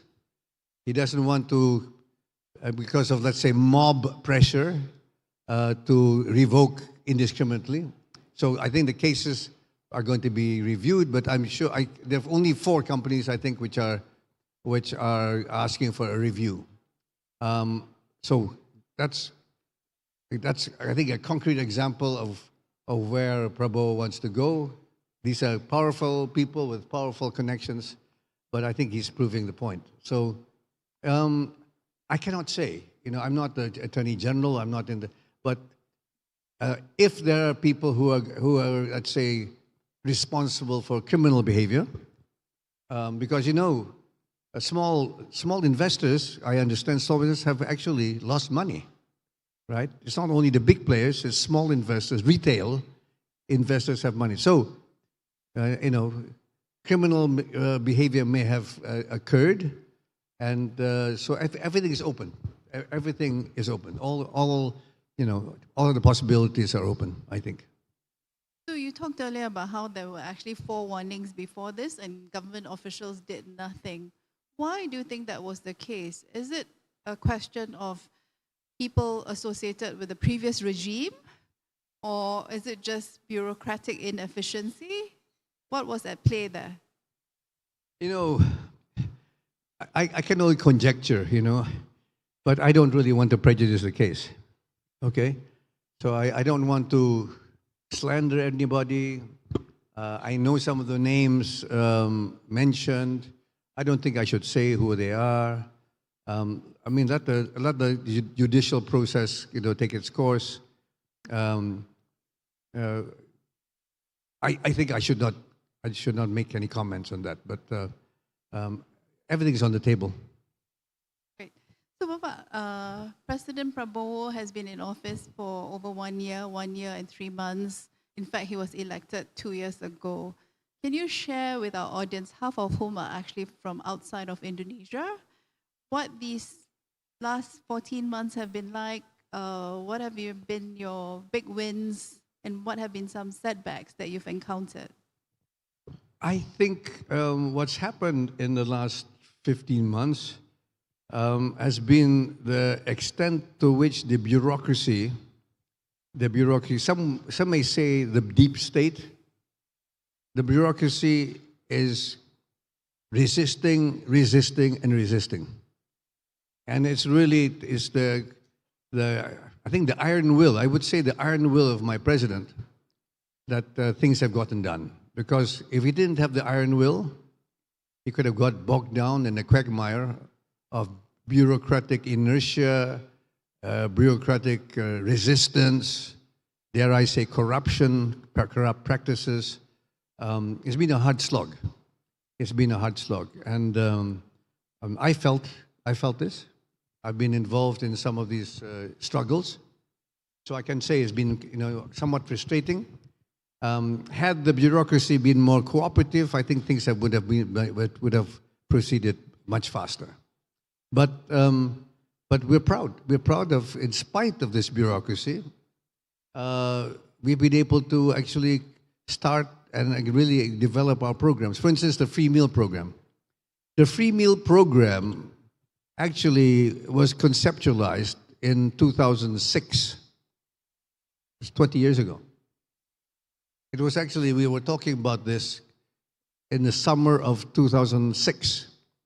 There was no Gerindra. I wasn't in politics at the time. We had not set up our party. Prabowo was a member of Golkar. and he was very concerned about the health of our population, especially kids. And we were talking about stunting. That was the first time I heard the term stunting was from my brother in 2006. So he's been developing this idea and how to promote this idea and then to execute this idea. And by the grace of God, he was given the mandate, he took power, and we will be able to plan and then now execute the free meal program. So we are very proud. I mean, the government is attacked every day on social media about food poisoning, about spoiled food and spoiled trays and this and that, and whilst every case of food poisoning is to be regretted, when you talk about the scheme of things, Zoraida, I saw the highest number of food poisonings was 10,000 kids suffered from food poisoning in the context of 62 million other kids who did not get food poisoning. Okay? So that's the context. But you see, Indonesia is a democracy, right? You can attack and you can say things, and people attack Prabowo because he's fat, and somebody he's thin, maybe too skinny, and this and that on a personal attacks, but it doesn't bother him. I mean, he's gone through this so many times. So the free meal program. The second, I think, notable achievement is the free checkup program. You know that more than 72 million Indonesians have had free checkups. These are medical checkups. And this is a major program, a new program, never been done in Indonesia before. And some tens of millions of poor people who have never had a checkup in their lives have now benefited from this program. And it's going to be a continuous program. In fact, Mas Anin, you and I are eligible for a free checkup, Actually, all Indonesian citizens, rich or poor or in between, you're all eligible for a free checkup, okay? So this has been another major achievement, amazing. It really is an amazing program, one of the few in the world. A free checkup. So a lot of people who've never been able to afford a checkup, they now know that they have high blood pressure or low blood pressure, they have kidney problems, they haven't. Some have found out they have cancer, unfortunately, but at least they know. Yeah. So this is a major. Now, and then we have other programs less well known. We have a program for underprivileged kids, the lowest decile. Kids who never went to school because their parents were making incomes of 600,000 rupees a month. I'm talking about a month. I'm talking about $35 a month. Can you imagine, surviving in Singapore or Malaysia or Hong Kong on $35 a month? People are in Indonesia are getting incomes and have to make do with $35 a month. And these are the kids. Prabowo started a program for these kids. These are dormitories, these are boarding schools. The Indonesian boarding schools were usually either for the rich or for Muslim santri, Muslim santri. This is now a boarding school for the poor, whatever their tribe or their creed or their religion. This is for everybody. But it's for the poor. So this is another, but it's not that well known because at the moment only 100,000 kids are being accommodated, in 166 schools. The target is to do 500 schools, maximum 500,000 kids who are from the poorest of the poor. These are children of pemulung, ya? Apa sih? No, the pemulung apa sih bahasa Inggris? Scavengers. The garbage who scavenge in garbage. These are the pemulung. These are the children of the pemulung. You may have seen a very sad case when you see, the father carrying this gerobak, apa sih? This cart with maybe the son or daughter inside. These are the kids who don't get an education. Prabowo is determined that all these kids get an education. So they break out of the the cycle of poverty, basically. So that's a less well-known program, but something that's been carried out. And then another program is to prepare and send students at government expense to get education, especially in what they call STEM: science, technology, engineering, mathematics, and medicine. STEM plus medicine. Prabowo is obsessed, I can say he's obsessed with Indonesia improving our, let's say, our performance, our students' performance in the STEM disciplines. And I think the list goes on. All these things that have, then you have the Sekolah Garuda. The Sekolah Garuda is for everybody. From, from Mas Anin's grandchildren, yeah, or my grandchildren are eligible. I'm sorry, I keep mentioning you, but because you're one of the rich people in this room, I don't see too many poor people in this room. So I pick on Mas Anin here, So I mean the rich, okay, I'm included, I suppose. So my grandchildren, Mas Anin's grandchildren, yeah, Bernardo Vega's grandkids. You have any grandkids? Yeah. Our grandkids are available. It's for the best and the brightest. For high IQ kids, it's to provide government support, government special schools for the gifted, especially for science, again, STEM oriented. So this is called what's called the Sekolah Garuda, the Garuda schools. Okay, it doesn't matter what your income bracket is. That's another program, less well known, but being carried out by Stella Christie, who is the Vice Minister of Higher Education. So we're very proud. We're really proud of what we've done, and we will continue. And at steady state, the target is 82 million free meals a day. 82 million free meals a day. So what? There are three basic, let's say, positive outcomes. First of course, is the health of the kids. That's number one. Number two is the educational performance of the kids. Yeah, and the third is the multiplier effect on the economy. So basically, there are three positive outcomes from one program, and we will continue. So 82 million, 78 million children, and I think unique in the world, 4 million expectant mothers. Expectant mothers who want to have free meals, because not every mother needs a free meal, right? Many mothers are well off, yeah, middle class and above. But for those who need and want a free meal to provide nutrition and sustenance to the baby in the womb, the government is going to provide free every day. So that's a very long and impressive list. I think those are all laudable programs. You've gotten a lot of positive press, but as you know, there are always critics out there. And one common criticism, which I'm sure you've heard, is the impact that all these programs will have on your budget, and that you're very close to breaching your budget deficit cap of 3%. No, I absolutely disagree. It's eminently affordable. Eminently affordable. And I give you some statistics to show you. One statistic that not too many people follow because it's all esoteric is the revenue ratio to GDP. I'm sure since most of you are businessmen, business people, or academics, there is a statistic called revenue ratio to GDP. Indonesia's revenue to GDP has been extremely low for a very long time.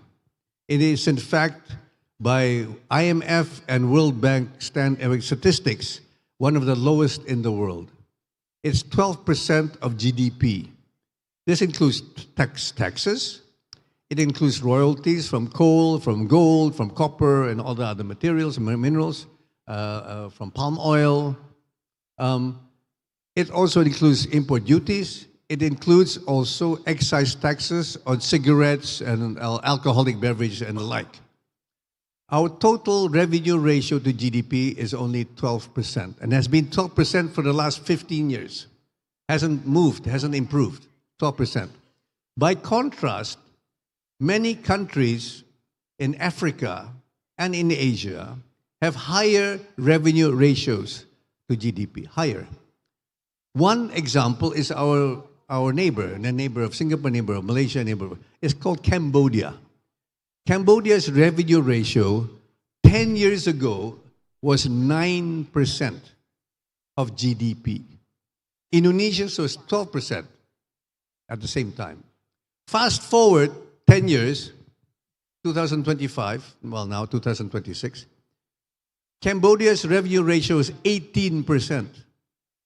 Vietnam's is 23%. Indonesia is still a lowly 12%. So we've been 12% and satisfied with 12% for years and years and years and years. What does 12% and 80% mean? The delta between 18 and 12, in Indonesia's case, is $90 billion a year. If we were to be like Cambodia, and by the way, Cambodia is still considered a country much poorer, much poorer than Indonesia. We are much higher in the standard of living. But their bureaucracy, their Ministry of Finance, has been able to increase their revenue ratio from 9 to 18%. The difference is our GDP last year was $1.5 trillion. $1.5 trillion. That's the notional GDP. So based on the notional GDP of $1.5 trillion, 6% is $90 billion. Okay? $90 billion every year. We should be getting $90 billion a year extra revenue every year. And we are not. Now the question is, right, I think you're going to say, why? Well, because of the bureaucracy. Because the tax department and the customs department are not efficient, perhaps less than honest, and a lot of other things. So I can tell you that the government is going to start very soon programs to increase the revenue. And the aim is over 3 or 4 years, we'll be able to reach Cambodia. And we should have a budget surplus. We have a budget deficit of, I think, $25 billion. We should have today, we should have a surplus of $60 billion a year. That's what we should have if our Minister of Finance was properly managed. And it is being properly. We have a new Minister of Finance, we have a new Minister of Director General of Tax, and we have a new Director General of Customs. They're new because of the problems that I alluded to earlier. So this free meal program at steady state is going to cost us $25 to $30 billion. We can cover that with an extra 2% revenue increase, by 2%. Now, another statistic. The World Bank told us that our GDP is not $1.5 trillion. It's actually over $2 trillion. It's actually $2.1 trillion. This balance of $500 to $600 billion is what used to be called the black market. Now, because we are now a bit woke, we're a bit woke now. We don't call it black market anymore. It's the silver market, the gray market, anything but black. For political reasons, right? So, what does it mean? It means our actual GDP today is $2.1 trillion. It's not being recorded. And one of the reasons is because people like me, when I have I employ a barber, he comes once a month, he comes to my house. And I pay him his barber fee. He doesn't levy 11% VAT on me, you know. I don't. In fact, he doesn't even give me an invoice. So I give him cash. He accepts it very gladly. He gives a big smile. I give him a big tip. He's happy. And I do this. I'm sure Mas Anin, you do that. Yes. And Bernard De Vega does this. And Alfredo, every Indonesian here who has bespoke barber services at home. We don't, right? 11% doesn't go. So we don't know. It's cash, but it's cash into the economy. These people are actually benefiting. So, okay. But Indonesia, ladies and gentlemen, we're not a G16 country, you know. We're actually G11. Indonesia is G11, right? And when you take into purchasing power parity, PPP, we're actually number 5. It's all IMF, World Bank statistics. We're actually number 5, number 6. We're not a frontier market, ladies and gentlemen. We are not a frontier market, whatever these rating agencies tell you. Right. The reference to frontier market came from MSCI, but that's going to be happening in May, if it happens at all. But, so the tax department might be calling you about your haircuts, but in the meantime, tied to this idea that we have enough money, we have revenue streams that are still untapped, what about President Prabowo's promise of reaching GDP of 8%? Is that eminently doable? Are there challenges? Eminently doable. I mean, look, Vietnam, I checked the numbers, it's 8.1%. Vietnam has achieved 8.1% last year. Indonesia is 5.3%. But we haven't experienced the full effects of the housing program. The government is going to embark very soon. It's taken a bit of time because of the bureaucracy. It should have started 6 months ago, but because of the bureaucracy, it's always excuses. You can't do this because of this regulation. You can't do that because of this regulation. You can't do this, you can't do that, you cannot do this, you can't do that. That's what the bureaucrats tell us. Instead of finding solutions, right? If you do this part, you can do this. I mean, but anyway.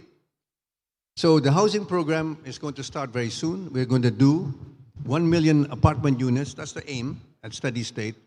1 million apartment units a year. And then we want to do 2 million homes or houses in the rural areas. Most of this will be renovations. They will be renovating existing homes. So instead of a hut, what we call in Indonesia gubuk or gedek, instead of these huts, we want to provide brick homes with running water, with electricity, perhaps with internet, low-cost internet, and then with, instead of earthen floors from tanah,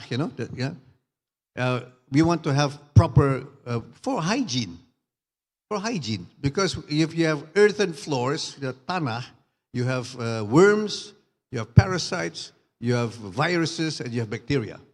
So that's a major contributor to stunting, by the way. It's not only malnutrition, it's actually the environment. That's what I've learned in the last 15 years. It's also the environment. You have to provide kids with a sanitary environment. Yeah? Clean water, clean air, a clean environment, electricity, all the basic needs that a civilized society takes for granted, right? So 8%, yes. So housing, if you look at China, the People's Republic of China, and I'm a student of economic history. If you look at China and their housing program was 25% of their GDP for 35 years. Between the early 80s when Deng Xiaoping started his program in 81, 80, 82, until 2017, China, you can look at the statistics. It's all in the statistics. Double-digit, actually 10% plus growth for 35 years. And then the developers got greedy, and I think they bribed the bankers in China. And these are the Chinese telling me this, by the way, yeah? Nothing new. So they've overbuilt. And now they're having problems Their property market, the housing market is saturated. They're having major problems restructuring their property companies. But so what we want to do is basically follow China, follow Singapore, the HDB we want to provide. And this is going to be a major boost to our economy. Why? Because I've been told that the housing industry, the housing sector, has 185 linkages to the rest of the economy. Why? Because when you build 1 million apartments, you need maybe 5 million beds. And you need at least 1 million or 2 million tables. And then you have maybe 1 million television sets, and 1 million washing machines, and 1 million refrigerators. And you get the point, right? 185 linkages will be positive. So there'll be money into and jump-starting into all these linkages. So very, very, very promising. It's going to start very soon. And that's just one example. And then we have what is called hilirisasi, downstreaming. It's basically adding value to the downstream sectors of the economy. We want to downstream or add value to many of the commodities, mineral as well as agricultural commodities, which we believe will also add to growth. So we think housing will be 1.5%, maybe 2% to GDP. That was the Chinese experience. Yeah. There's downstreaming, we believe 0.5% to 1%. Yeah. And then we are going to be embarking on a massive, this is mostly a private sector, but basically encouraged by the government, is low-cost internet connectivity. Because according to McKinsey and the World Bank, every 10% of the population, of the demographics, which is connected to the internet and low-cost internet, that adds 0.7% to 1.3% to economic growth every year. So that's another, a stimulus to the economy. So with all these, and then I haven't even mentioned free meals. 82 million meals a day, and can you imagine if 82 million eggs are required every day, and then 82 million pieces of chicken, whether it's wings, chicken wings, or chicken, the drumsticks, whatever it is, you need 82 million chickens to be chop every day. That's a lot of chickens. That's a lot of vegetables. That's a lot of eggs. That's a lot of every foodstuff, which again is a stimulus to the economy. So it is a stimulus to the rural economy, and the money will be staying in that sphere.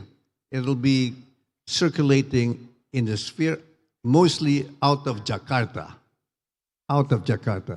Because, there's a statistic which worries me, has bothered me. 60% to 70% of the Indonesian money supply is in the city of Jakarta. Did you know that? I don't think so, right? We need to have it outside Jakarta, so it can circulate outside Jakarta, so not only people like me and Mas Anin and Bernard, that we benefit, is people, sorry, Mas Anin, yeah? I like you, actually. So, I think you get my point, right? Okay, so 8% is doable, and frankly, I think we're going to reach 10%, I think we're really going to, we haven't even started most of our programs. We really haven't. And then, energy, power projects. I think I've mentioned several times, I think you were there, Zuraida, when I mentioned the Indonesian government is going to embark on a very ambitious power generation program, electricity. We're talking about 70 gigawatts, 69.5 gigawatts. 76% of that is going to be from renewable energy. These are infrastructure projects will also have an impact on economic growth. So when you have all this mix of projects taken as one whole together, 8%, 9%, and I think even 10% a year. And not for 1 or 2 years, I think for the next 8 to 10 years. I'm convinced. So, ladies and gentlemen, you heard it here first. 10% GDP growth from Indonesia by 2028. 28, 29. Yeah, it'll take 2 years to get, look, the housing project, which can you imagine, I was chairman of the housing task force. It took us 1 year to get all the institutional, let's say restructuring and reforms. 1 year, get this, and that and this and all the rules, and then revenue enhancement. Revenue enhancements taken again because there was resistance in the bureaucracy. The one project which we did quite fast was the carbon markets. We've been able to reform the carbon markets. Carbon markets will bring, again, it's actually going to be a stimulus, billions of dollars, tens of billions of dollars are waiting to come in, especially to fund nature-based solutions, forests. That took a year. That actually took a year to get done, to actually get the proper regulations in place. So the President Prabowo signed the relevant regulations in November of last year. It took 1 year. But that's fast, That 1 year is fast for Indonesia, So I just want to share with the audience that when Bapak Hashim says something, you better listen, because in 2023, he attended our conference in Hong Kong, and he said, Inshallah, Prabowo will be president in March 2024.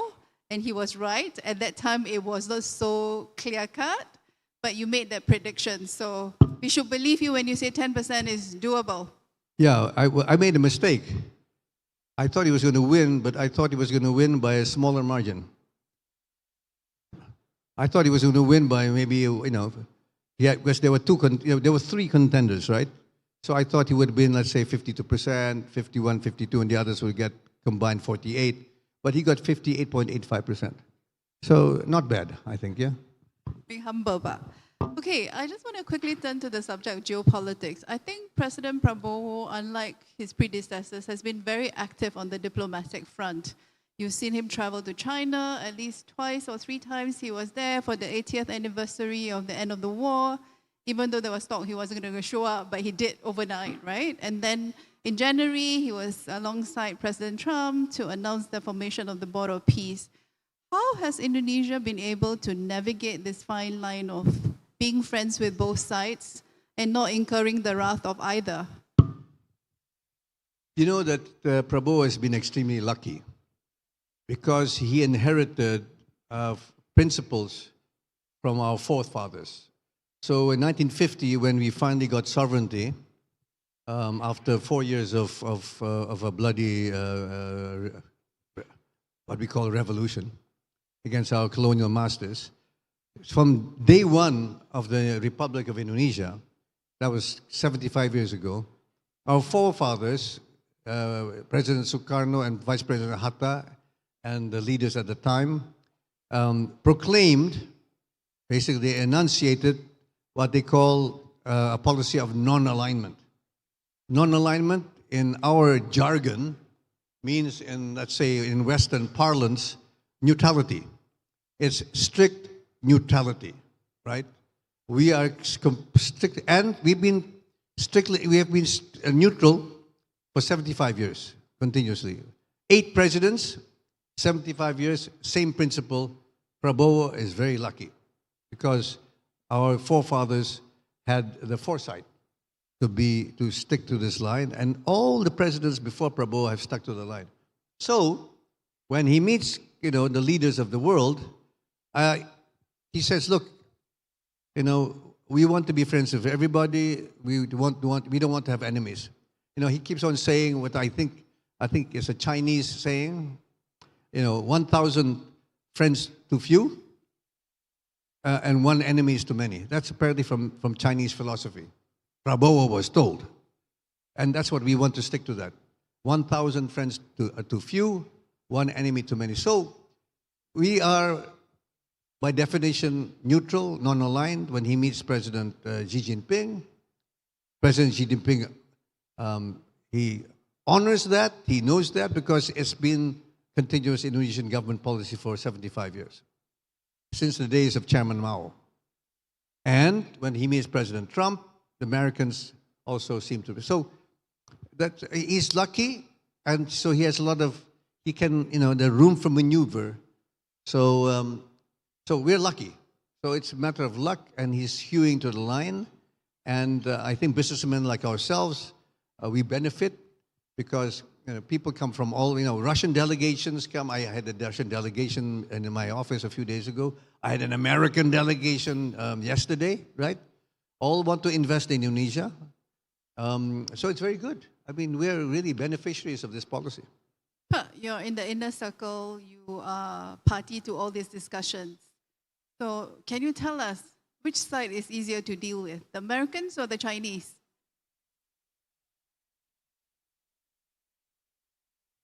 We are neutral and non-aligned. Okay. I've become a little diplomatic here.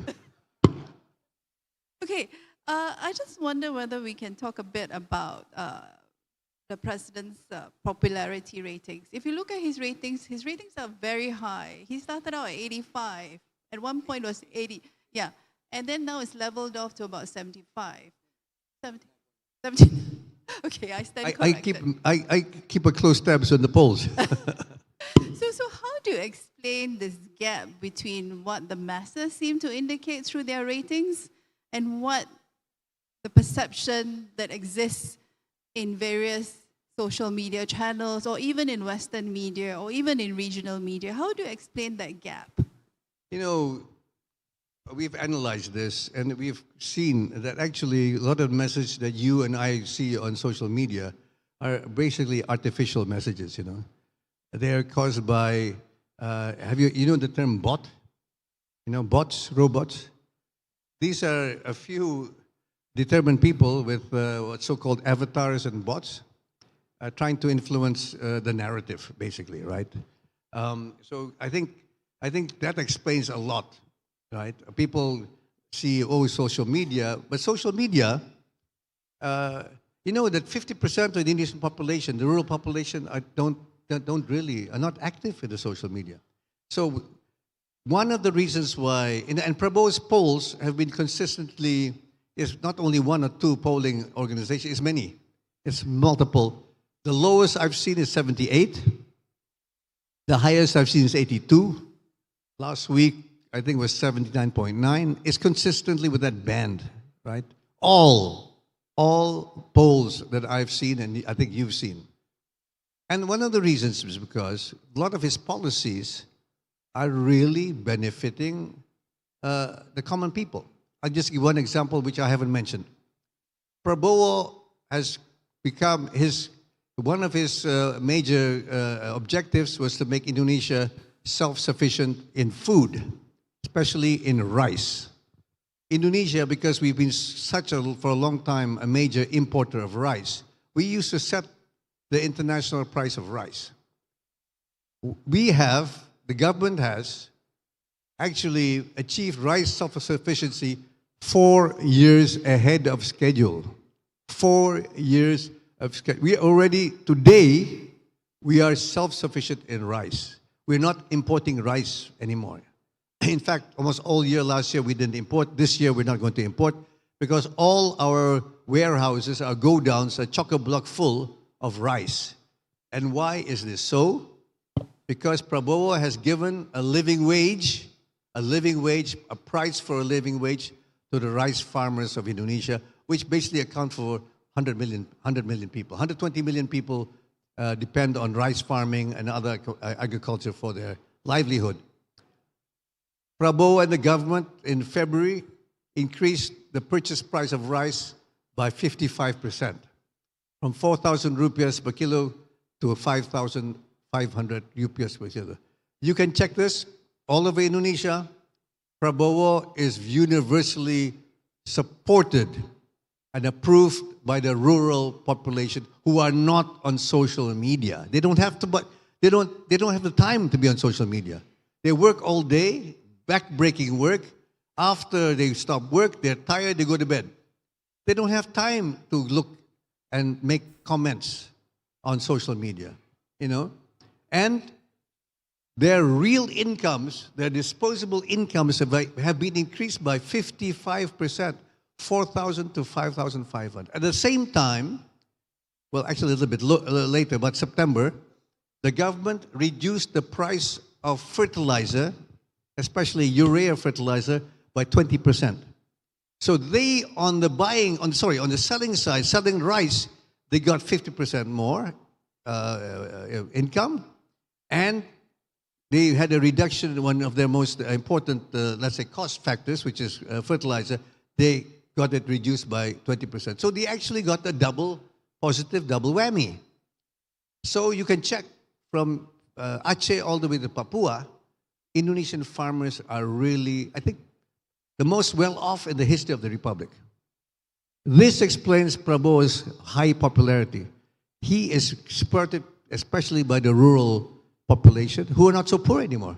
They're actually, and you have a lot of anecdotes. One anecdote I like and I like to mention to you. You know, online, what is it? E-commerce. Lazada, Shopee, Tokopedia, and the like, right? Amazon. Do we have Amazon in Indonesia? No, yeah. Yeah, but for imported goods, right? So, it used to be that city folk, urban folk, would be the subscribers, right? The users of online, of e-commerce. Now, it's the rural population, which is, people have told me that there's this phenomenon of people in the second and third tier towns, like Metro, which is in North Lampung, and small towns all over Indonesia, they are now ordering consumer goods from online e-commerce. They can now afford to buy electronic goods. They can afford to buy name shampoos, brands. They can buy shoes online. They have money. They have money, and that's I think the number one why he's so popular. This free check. I told you about free checkups, right? 72 million people have benefited from free checkups. That we notice 99% approval on the free checkups, and the poor people who've had their first checkup in their lives, they're saying, Pak Prabowo, please continue with this program because it's helping my wife, it's helping my kids. My kids are getting decent health care. My wife, so yes. So I'm not surprised. I'm not surprised. It's the 20% who don't like Prabowo who dominate social media and the airwaves, and I think that's the yeah. Great answer. Okay, Papa, you come from a political family. Your beloved father was an important minister in 2 cabinets, and now you have the president. And you also have the next generation involved in politics. And naturally, as part of that narrative, you hear, accusations of, is this the start of a nepotistic behavior? What do you say to such critics? I smile, but I look at other countries. I look at Singapore. I look at Malaysia. I look at Thailand. I look at Japan. I look at India. But then you go to Europe, and I look at Greece, and I look at the United States. So how do I react? I smile. What's new? My family's been in politics before I was born, right? My father, Prabowo's father, was Minister of Finance in 1953. He was Economics Minister in 1950. So he was minister twice before I was born, right? So we have the tradition, right? And my children and my nephews are following the tradition, very much like many other Asian countries. So we're not so far off from other Asian countries. I forgot to mention the Philippines. So I know. So, well, it's part of the culture, I would think. Hey, Bapak, one personal question. There's a 3-year age gap between you and Bapak President. Obviously, both of you are very close. So this is a question that was asked of me by an Indonesian to ask you. So I'm hiding behind an Indonesian. How close are you and how alike are you and how different are you from each other? And what happens when you disagree? Who gets the last word? And what's the most misunderstood thing about the president? So many questions. Because I've been, I'm 71 years old, going on 72, and as far as I know, he's scolded me, and we've had fights since I can remember. So we've had fights since I was 70. No, since I was 1 or 2 years old, right? So I have this advantage that when he gets angry, I'm used to it, right? So for me, it's like Teflon, right? He's been angry with me for 69 years of my life, right? So that's the advantage I have, right? He's misunderstood. People don't see the humor. I mean, my brother, he likes to crack jokes. He's a jokester. He likes to crack jokes all the time. You don't see that. Most people don't see that. Very few people see that. But he likes to crack jokes. He has a lot of humor. And, many people don't realize that when he gets angry, it lasts for 2 minutes. And then he invites you for a sumptuous dinner. And the person he gets angry with, okay, let's get together, let's have some dinner. So he's very, very generous. He's a very generous person. I mean, I think the misunderstanding that people think that he has this austere, apa sih bahasa Indonesia, serem ya? Apa ya, serem? Scary. Scary? Is it? Bahasa Indonesia is scary. Yeah, he's this persona, because he was a soldier, And people said, why do you have this persona? And he said, he's so used to, and when you're in the army and you're with the special forces, and he compares the special forces to wolves, serigala. So if you're the commander of the serigala, you're the head of the pack, you're head of the wolf pack, you have to be the toughest and the fiercest wolf in the wolf pack, because if you're not fierce and tough, you get eaten by the other wolves, right? So he regards himself, when he was in the army, as the head of the pack. He was the head of the wolf pack, and all his soldiers were wolves. In order to control all these wolves, you've got to be the top wolf. And that's I think, that carried forward, and maybe. So he's very misunderstood. Wolves don't joke, Wolves they're not humorous. Most wolves that I've read about are not humorous. So that's the difference, I think, yeah? So, yeah. Did I answer your question? Perfectly. Okay, one last question. Second term, happening? Yeah, it all depends on his health. Because if he's healthy enough, I think he'll run again. It all depends on his health. But I think the expectation, subject to good health, the expectation that he will run again. Great. So we've kept you here for an hour. I am sure I speak on behalf of the audience when I say thank you very much for being candid, sharing your insights, sharing your wisdom. Any questions from the floor? Anybody wants to ask any questions? I've asked all the questions on your behalf.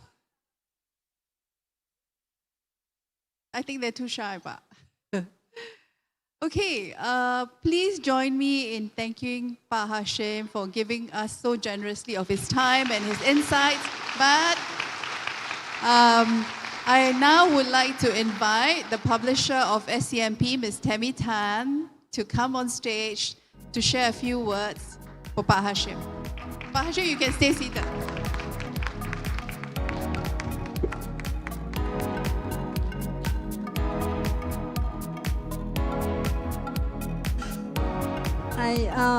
Yes, right. Actually, I wanted to raise my hand, but on second thought, I think I better come here and ask the questions.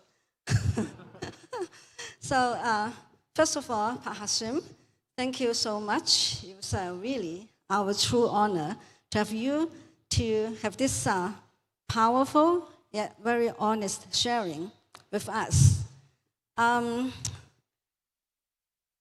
You talk about the free meal and the many policy initiatives by President Prabowo. I truly believe it is very, very important for nurturing our next generations in Indonesia. Indonesia is a very young country, but the next generation is also very important. So education is really important. That's also very true to Chinese as well. So we all have our childhood once upon a time. We do have some of the schools that we like and some schools that we don't like. So my question is actually there's a little secret and also a little bit of surprise for you, but I want to ask you first. What are some of your favorite primary schools in your life? And where they are? I think I know where you're going. I actually went to school in Hong Kong. Oh, And, you revealed the so secret did already. my brother. So my brother and I went to Glenealy Junior School in the mid-levels. Maybe some of you know. And my sister went to KG5, King George V School in Kowloon. So we have some, I remember the uniform was gray. It was a gray winter uniform, I remember, because it was the first time winter. So yeah, Glenealy Junior School, and I went to a kindergarten called Royden House. Does anybody remember Royden House? Yeah, you do? Yes, you do. You must be 70 years old. Really?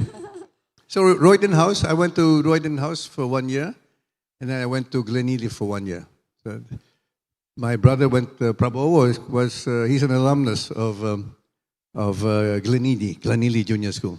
Yeah. Yeah. So I hope your brothers, big brothers, and And younger our brothers landlord was Stanley Ho. Ah. He had not. He wasn't. He hadn't started the casino business in Macau at the time.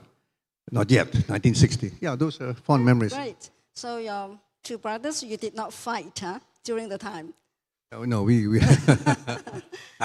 Okay. So actually, after learning that you were in Hong Kong, you went to a Hong Kong primary school, our team reached out to the school, and they presented us an image of the original mission book. In that book, there is the name of a boy at the time, aged 8. And the guardian of the boy was your beloved late father. And the school presented this image to us, and we are going to present this to you. And the boy's name is Prabowo. And as for you, we are waiting for you to go to Hong Kong and to collect that in person. We met Pak Hasim 2 years ago in Hong Kong, so I just mentioned. And you also met our chairman, Zhou Cai, who is also the co-founder and chairman of Alibaba. He knows that we are here, and he asked us to send you his warmest regards. Yeah, and on behalf of Zhou, we also want to present this invitation letter for you to come to Hong Kong later this year to be a speaker and to join our Family Business Summit. Okay, so thank you. With this special family connections between President and your family with Hong Kong, we do believe Hong Kong and Indonesia, we are going to have a more solid foundation to a more prosperous and more robust future of the two places.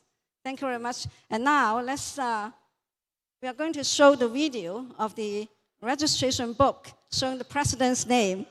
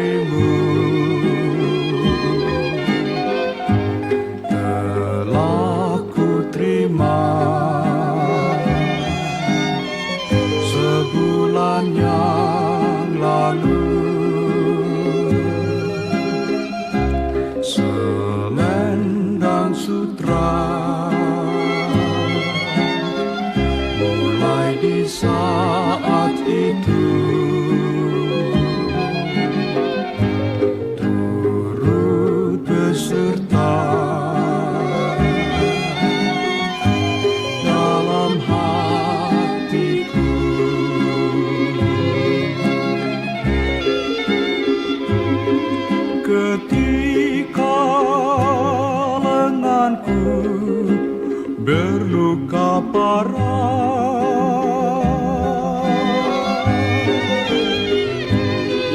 Selendang sutramu turut berjasa. Selendang sutra.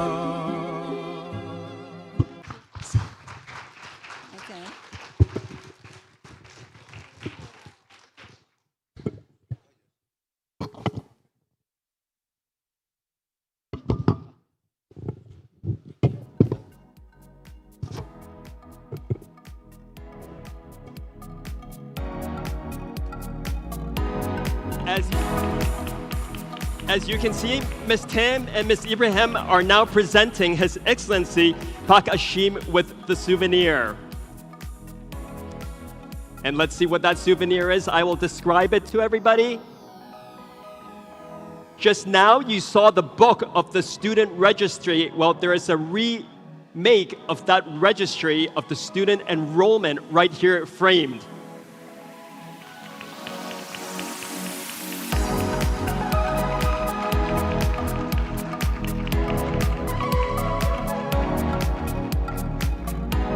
Could I invite our three esteemed guests for one more photo?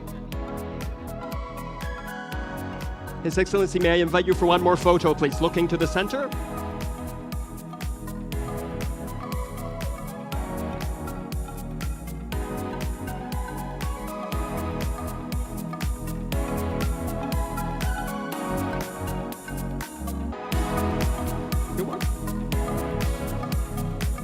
Thank you very much. Thank you. Thank you, Your Excellency, Pak Hashim, also Ms. Tam and Ms. Ibrahim. Thank you. Please be seated. Thank you very much.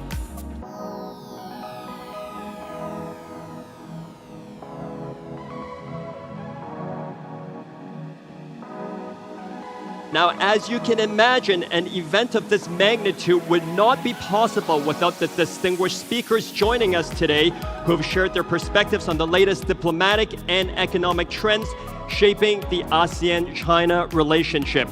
To help mark this very special occasion, I'd like to invite each of these speakers, along with other important stakeholders, to the stage for a group photo. When I announce your name, could I invite you to make your way to the stage, and our staff will guide you to where to stand exactly. Starting with James Heimowitz, Senior Advisor, South China Morning Post. Kevin Huang, Chief Operating Officer, South China Morning Post. Zuraida Ibrahim, Executive Managing Editor, South China Morning Post.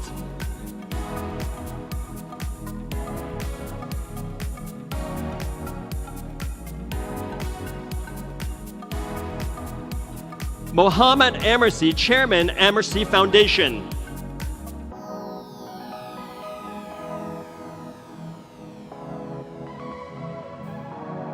Hu Hong, Global Partner, Fosun, and Chairman and CEO, Fosun Health Group.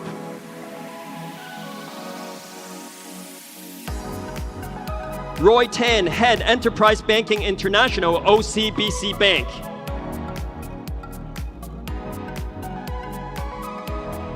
Gita Syariar, Managing Director, Investor Relations, TBS Energy.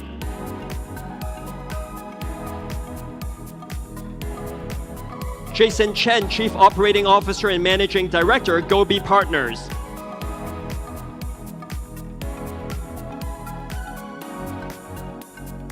Dino Vega, Vice Chairman of Foreign Affairs, Kadin, Indonesia.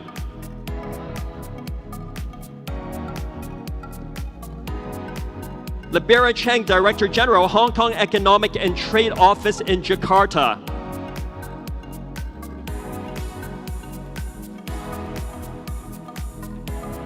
Eugene Tang, Chief Development Officer, South China Morning Post.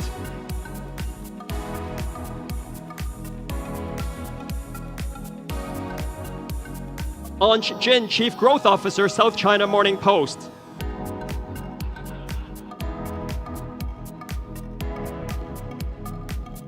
Han Hongyuan, Vice President of Alibaba Cloud Intelligence Group, GM of Solution Architects, Public Cloud Business Unit. Chao Chong-yan, Editor-in-Chief, South China Morning Post.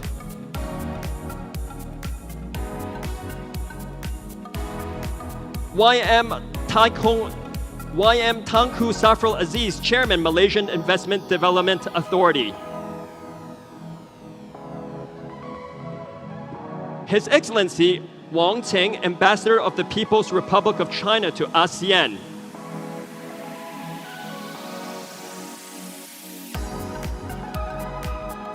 Dr. Rocky Tong, Executive Director, Hong Kong Financial Services Development Council. Daniel Fong, Vice Chairman of the Hong Kong Financial Services Development Council. The Honorable Dr. Horace Chung, Deputy Secretary for Justice, Government of the Hong Kong SAR.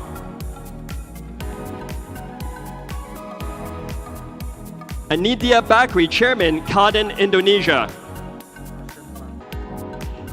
And finally, I would like to invite Tammy Tam, publisher of the South China Morning Post, who will escort to the stage the Honorable C.Y. Leung, Vice Chairman, National Committee of the Chinese People's Political Consultative Conference. Ladies and gentlemen, let's give a round of applause to all of our esteemed guests who have joined us today, some from near and some who have traveled from abroad. A very distinguished photo to commemorate this very first China Conference Southeast Asia here in Jakarta, Indonesia. Ladies and gentlemen, on the stage, please look to the center. Big smiles. Looking to the center for our group photo, please.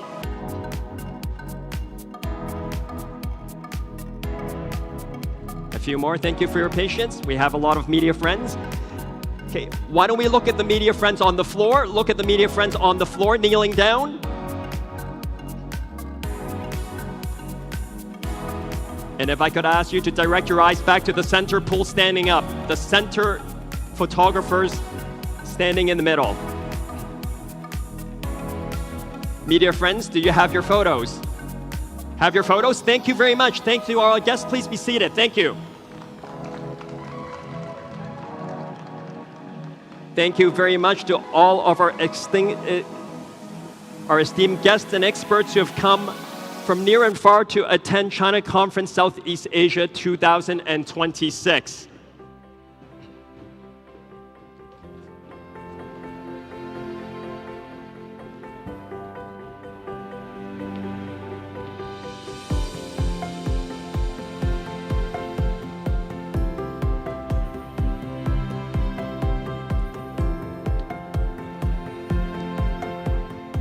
Please be seated. Thank you very much.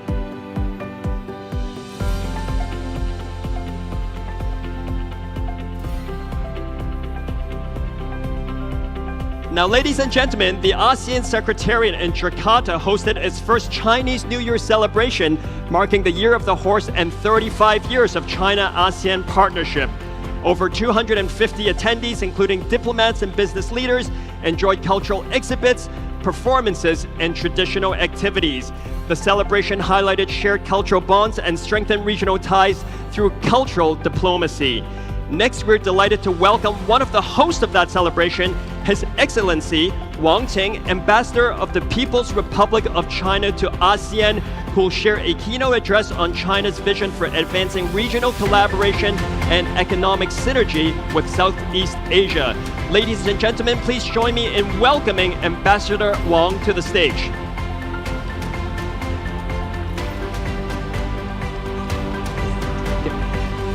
Ladies and gentlemen, could I ask you to be seated, please? Could I ask you to be seated before our final keynote? Please be seated. Thank you very much.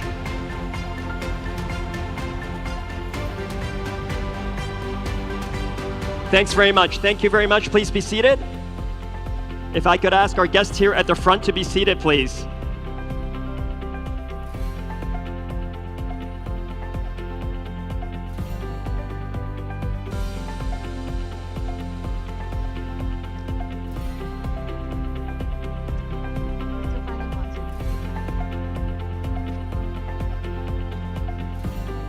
Thank you for your patience, ladies and gentlemen.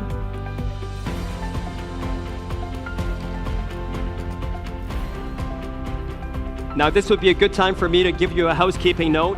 We would like to have your opinion of what you thought of the conference. Of course, this is very important to us. This is the first time we're running China Conference Southeast Asia here in Jakarta. At the end of today's session, you'll have a chance to give us your feedback, and you can scan your, once again, there's a feedback form on the back of your badge where the QR code was before. There's also a feedback form. If you could fill that out and drop it off at reception, that would be greatly appreciated. Next, we're delighted to welcome one of the hosts, as I mentioned, of the ASEAN Secretariat in Jakarta, His Excellency Wang Qing, Ambassador of the People's Republic of China to ASEAN. Ambassador.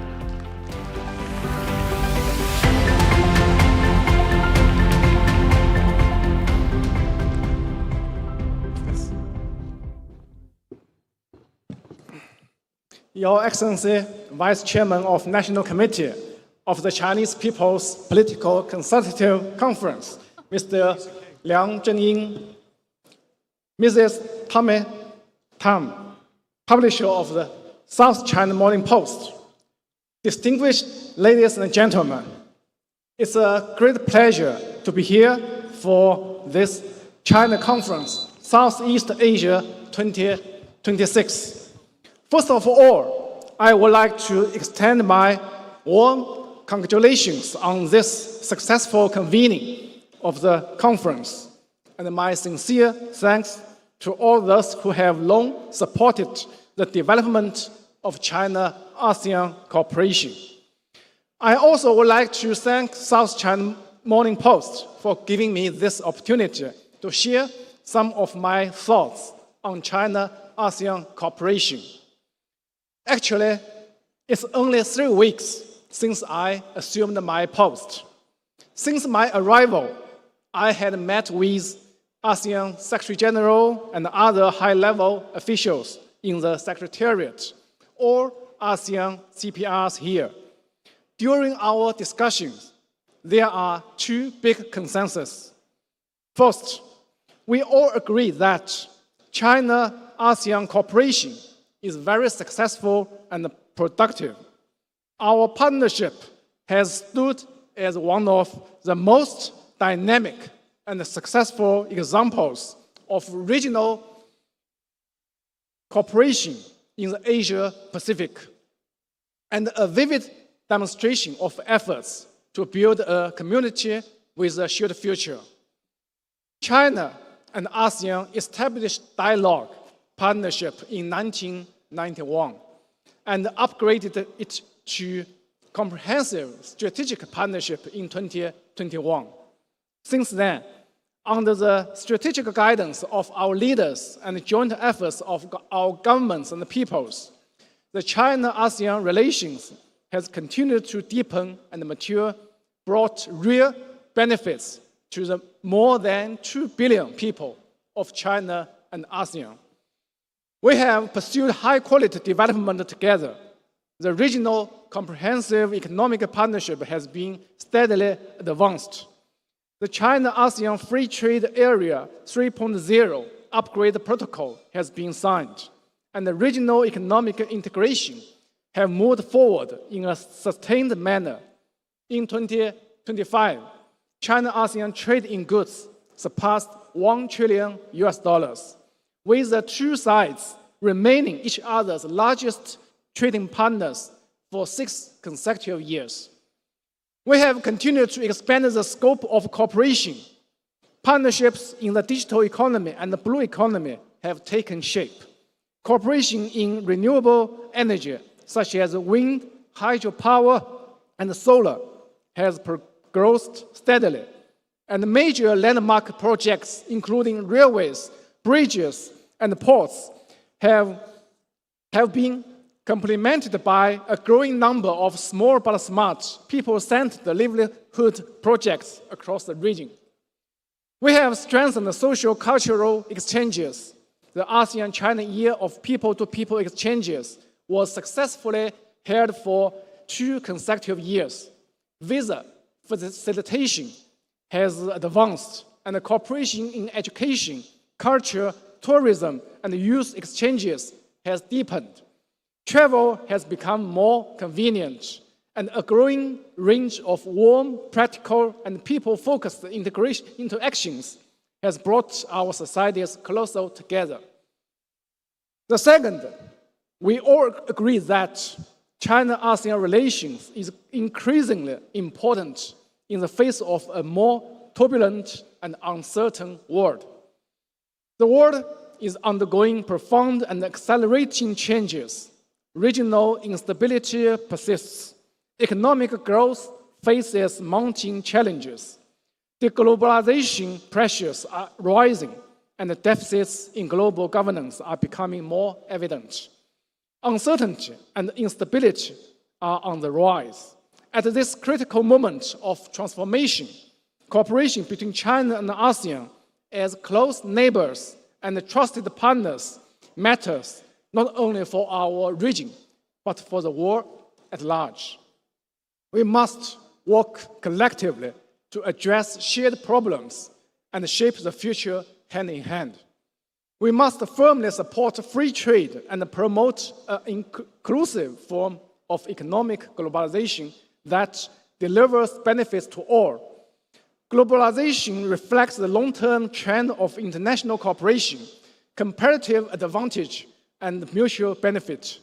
China and ASEAN have both gained significantly from it. We must resolutely oppose trade protectionism, decoupling, supply chain disruptions, and the erection of artificial barriers. We must uphold multilateralism and work to strengthen an international order grounded in international law. The challenges facing the world are complex and interconnected, and they cannot be solved through unilateral action.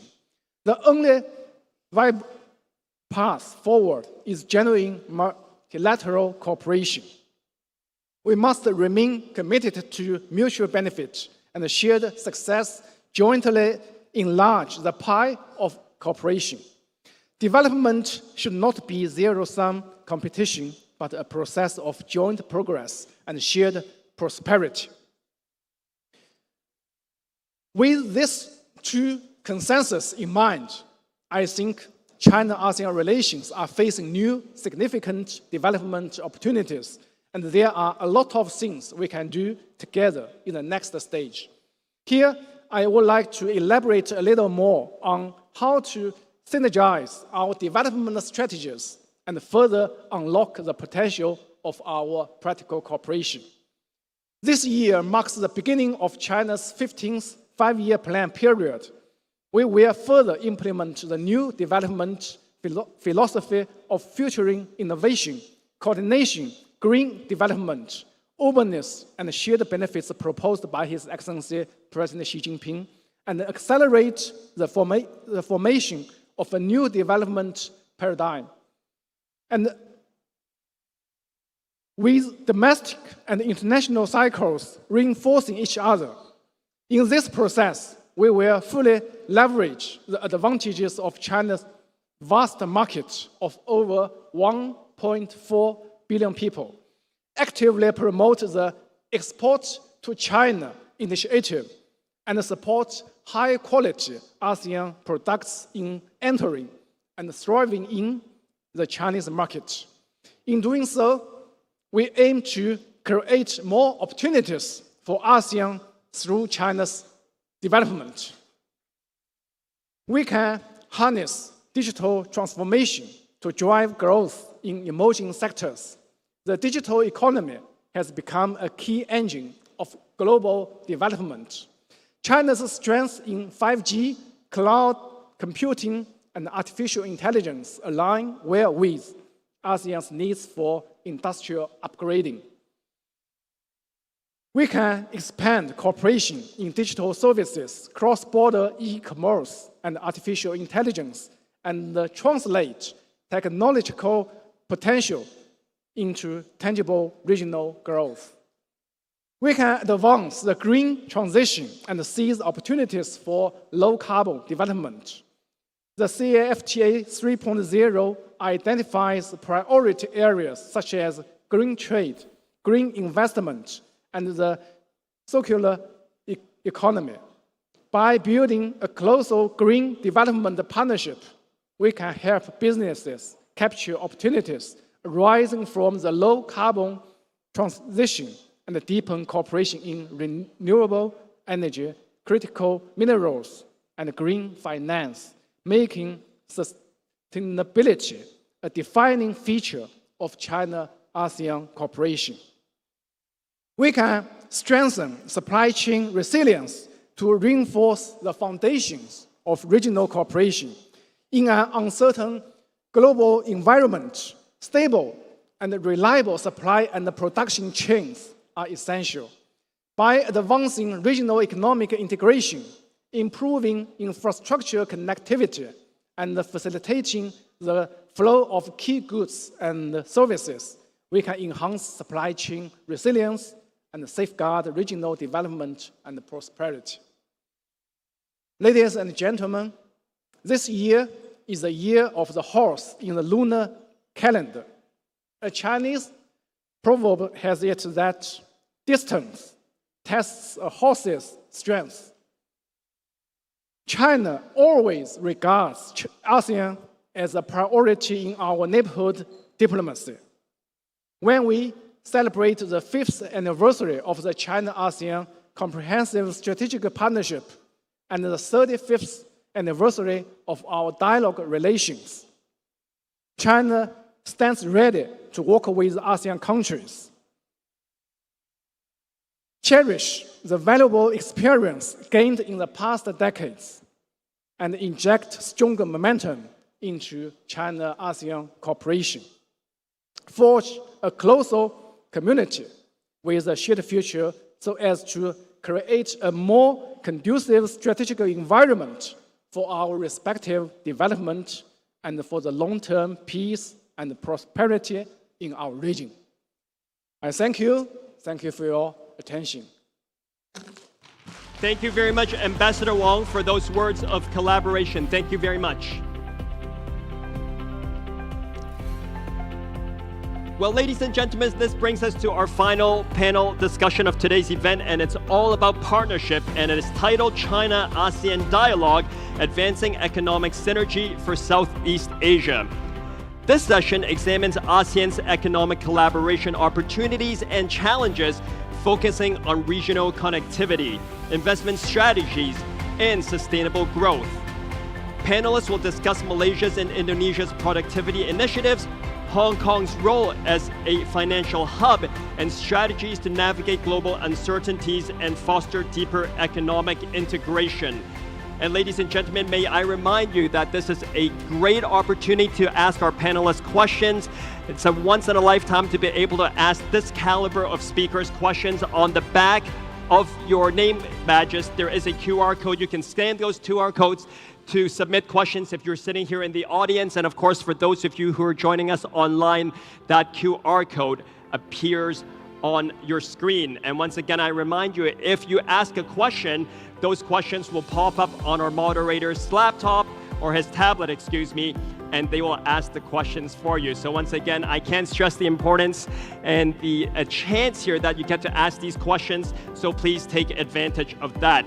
With that, let's introduce our esteemed panelists. They are Anindya Bakri, Chairman, Indonesia Chamber of Commerce and Industry, Kadin, Indonesia, and CEO, Bakri and Brothers.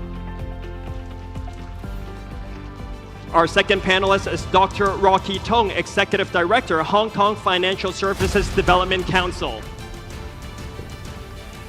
And our final panelist is YM Tangku Safrul Aziz, Chairman, Malaysian Investment Development Authority.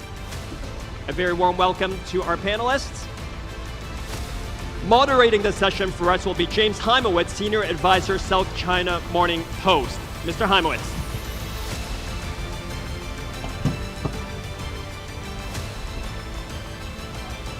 Mr. Heimowitz, let me turn things over to you. Thank you. Thank you so much.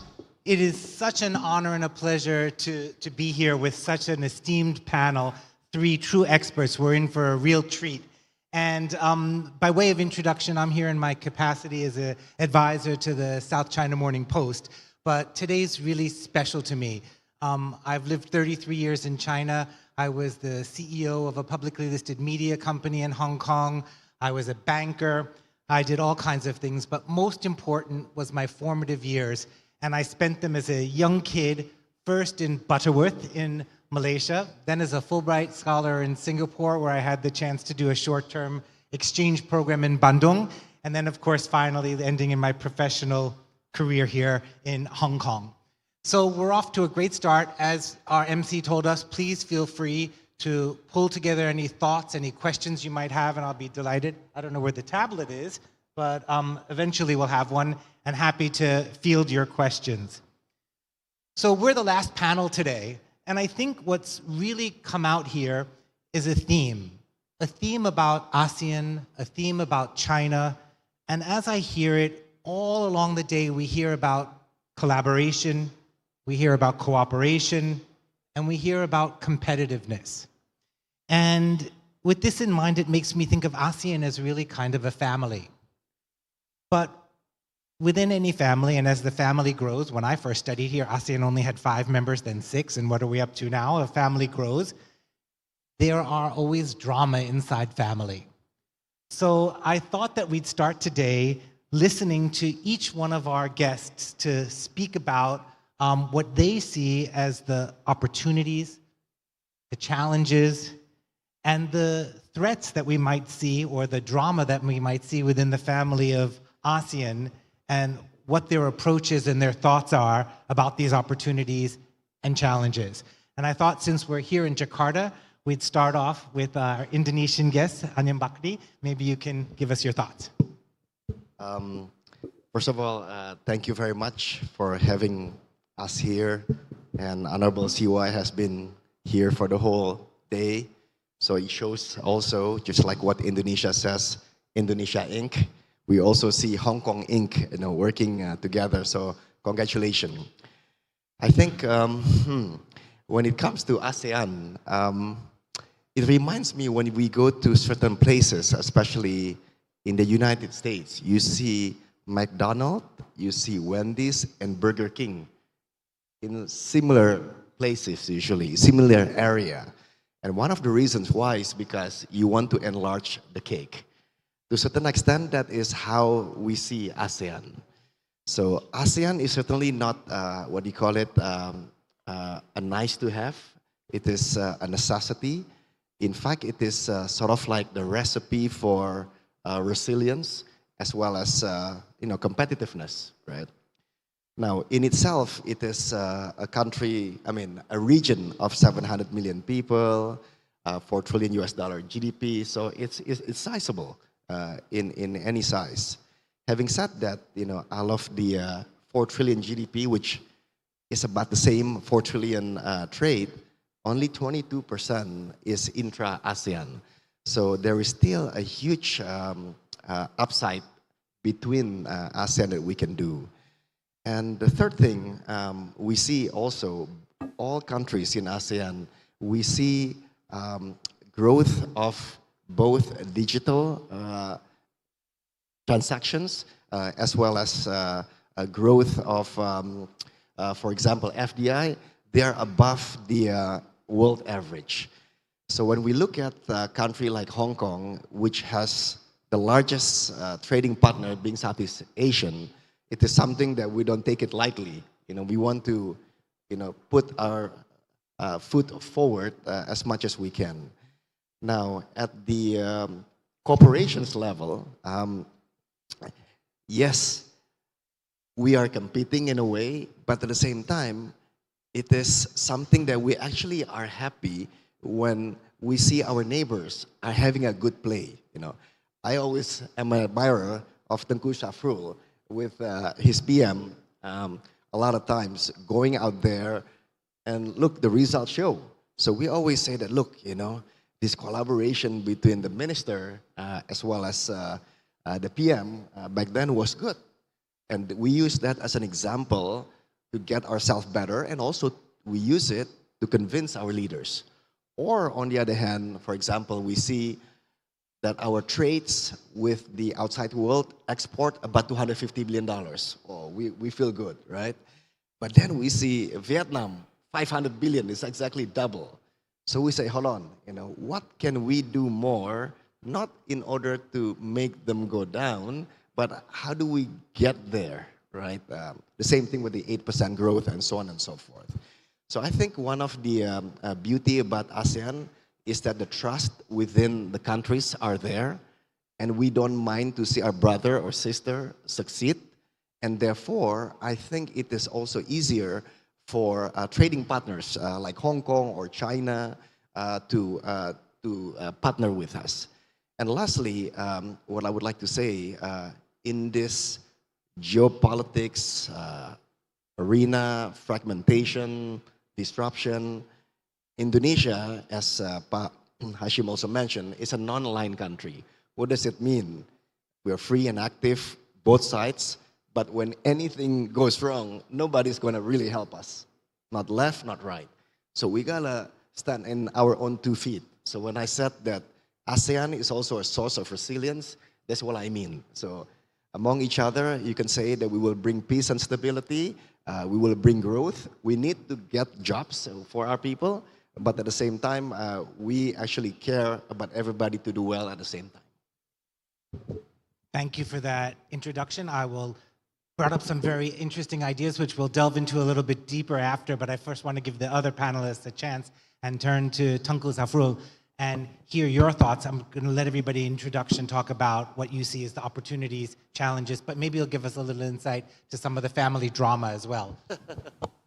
Okay, in fact, I agree with what Anin has said about ASEAN, the opportunities in ASEAN, especially when you look at the opportunities in trade and investment. Your question, Michael, is about drama, right? One drama that maybe I can share is, of course, Liberation Day, right? That was a test of ASEAN, ASEAN centrality, you know, when President Trump announced the tariff on all countries, of course, all countries in ASEAN as well, you know, how did ASEAN react, right? Because as what, you know, Anin also said, we are a very much integrated economies within ASEAN. Yes, our intra-trade is very low, below 25%. Yes, our intra-trade for intra-investment is also low. But this is a test on how we react when there is a decision where it's unilateral in nature, and how do we react to that. So just in 10 days, oh no, I think less than that, ASEAN economic ministers sat down and planned on a response. You know, some may argue that there was drama where the response was a bit muted, but to me, the response showed that ASEAN stood together, right? 3 things was mentioned clearly. One is we were not in support of this unilateral decision. That means tariff is not the right way, not the right way to move forward. We also agreed to publicly and jointly announce that we will, continue to support in a multilateral rule-based trading system with WTO at its core. Of course, WTO has its challenges. And finally, we also agreed that we engage. Yeah. So this is the drama where how do you engage, right? You have, you know, Trump had tariff at various rates. And the floor was 10%, and of course Singapore was that 10. And then Malaysia, Indonesia, we were all in the same range even today. So that, I think, shows that sometimes it is difficult when, like what Anil also said, we need to also protect the interests of each country. But to me, opportunities are there. You know, of course, there are drama on the geopolitics side as well with Cambodia and Thailand, etc. But at the end of the day, we resolve, or we resolve not amicably yet, but still, we address by engaging.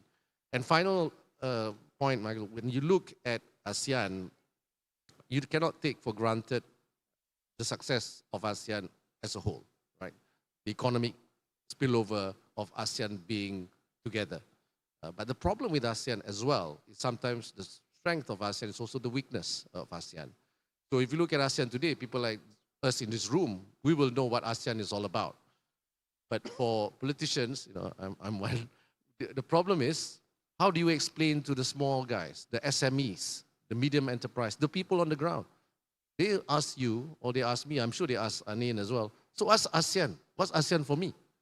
So we need to address this, or else, you know, ASEAN as a family, if people don't, because at the end of the day, they are 11 democracies here or 11 countries here, the people demand the policymakers, the leaders of those countries, to explain why ASEAN benefit us. So I think that's also important, and how ASEAN also engage other countries. China is our largest trading partner, one of our largest investments. So it's important as well that we stick together when we engage other countries, especially some broad parameters on engagement. And we've done that. RCEP is a big example, the Regional Comprehensive Economic Partnership, where ASEAN plus China, plus Korea, plus Japan, Australia, New Zealand are in that. And of course, recently, last year, we upgraded the ASEAN-China FTA as well, which shows the commitment of ASEAN countries, ASEAN member states, when it comes to engaging, especially when it comes to economic collaboration with China. Thank you. I'm just thinking now, we'll turn to Dr. Tong and say, how does China and Hong Kong fit in this whole mix? And where do you see yourself as part of this? And I'll just leave you with that open-ended. Thank you. It's a good question. And I love how our fellow panelists have already highlighted the dynamics both between ASEAN and the rest of the world and within ASEAN itself. Now, now that I'm here in Jakarta, let's focus on how I would see China versus or China with Indonesia. These two countries are the two of the four most populous countries in the world, and it combined for roughly 1/5, actually over 1/5 of the world's population. So by itself, it's already a big family. At the same time, while there are a lot of opportunities, a lot of potentials, the family members might not know each other very well. So, I think Hong Kong being the most open part of the country, it has a role to play in terms of brushing up the understanding of the cultures of both sides, and to facilitate the understanding and interactions of both sides. That's really just the scene setting. Now, we're representing the Financial Service Development Council, which is an advisory body set up by Mr. C.Y. Leung when he was Chief Executive of Hong Kong. I think we have a role to play in terms of facilitating financial capital flow between the regions. Hong Kong is one of the top financial centers around the world, and it is essentially, undebatably, the only international financial center in this time zone. So to me, I think what we should be doing is to focus on the opportunities and risk on like investing in and doing business with different countries in this region. The role of Hong Kong can play is first, in terms of our capital market, it is fantastic. We have a full-blown list of listed equities, from countries such as China, US, Europe, and many other regions. Obviously, many of those from Indonesia being listed there. Listing is only the start. What it means is that firms listed in Hong Kong can have access to the capital, but also the consumers present in China, for instance. I would encourage more firms from this part of the world to either consider secondary listing or dual primary listing in Hong Kong. For dual primary listing potential issuers, they are eligible for direct access from the Southbound Stock Connect scheme. And we are, at this juncture, talking to different stakeholders in Hong Kong to see whether or not the secondary listing can also be considered for the inclusion in Southbound Stock Connect scheme. I think this is very important because China is not only a mega market, it is also a mega investor.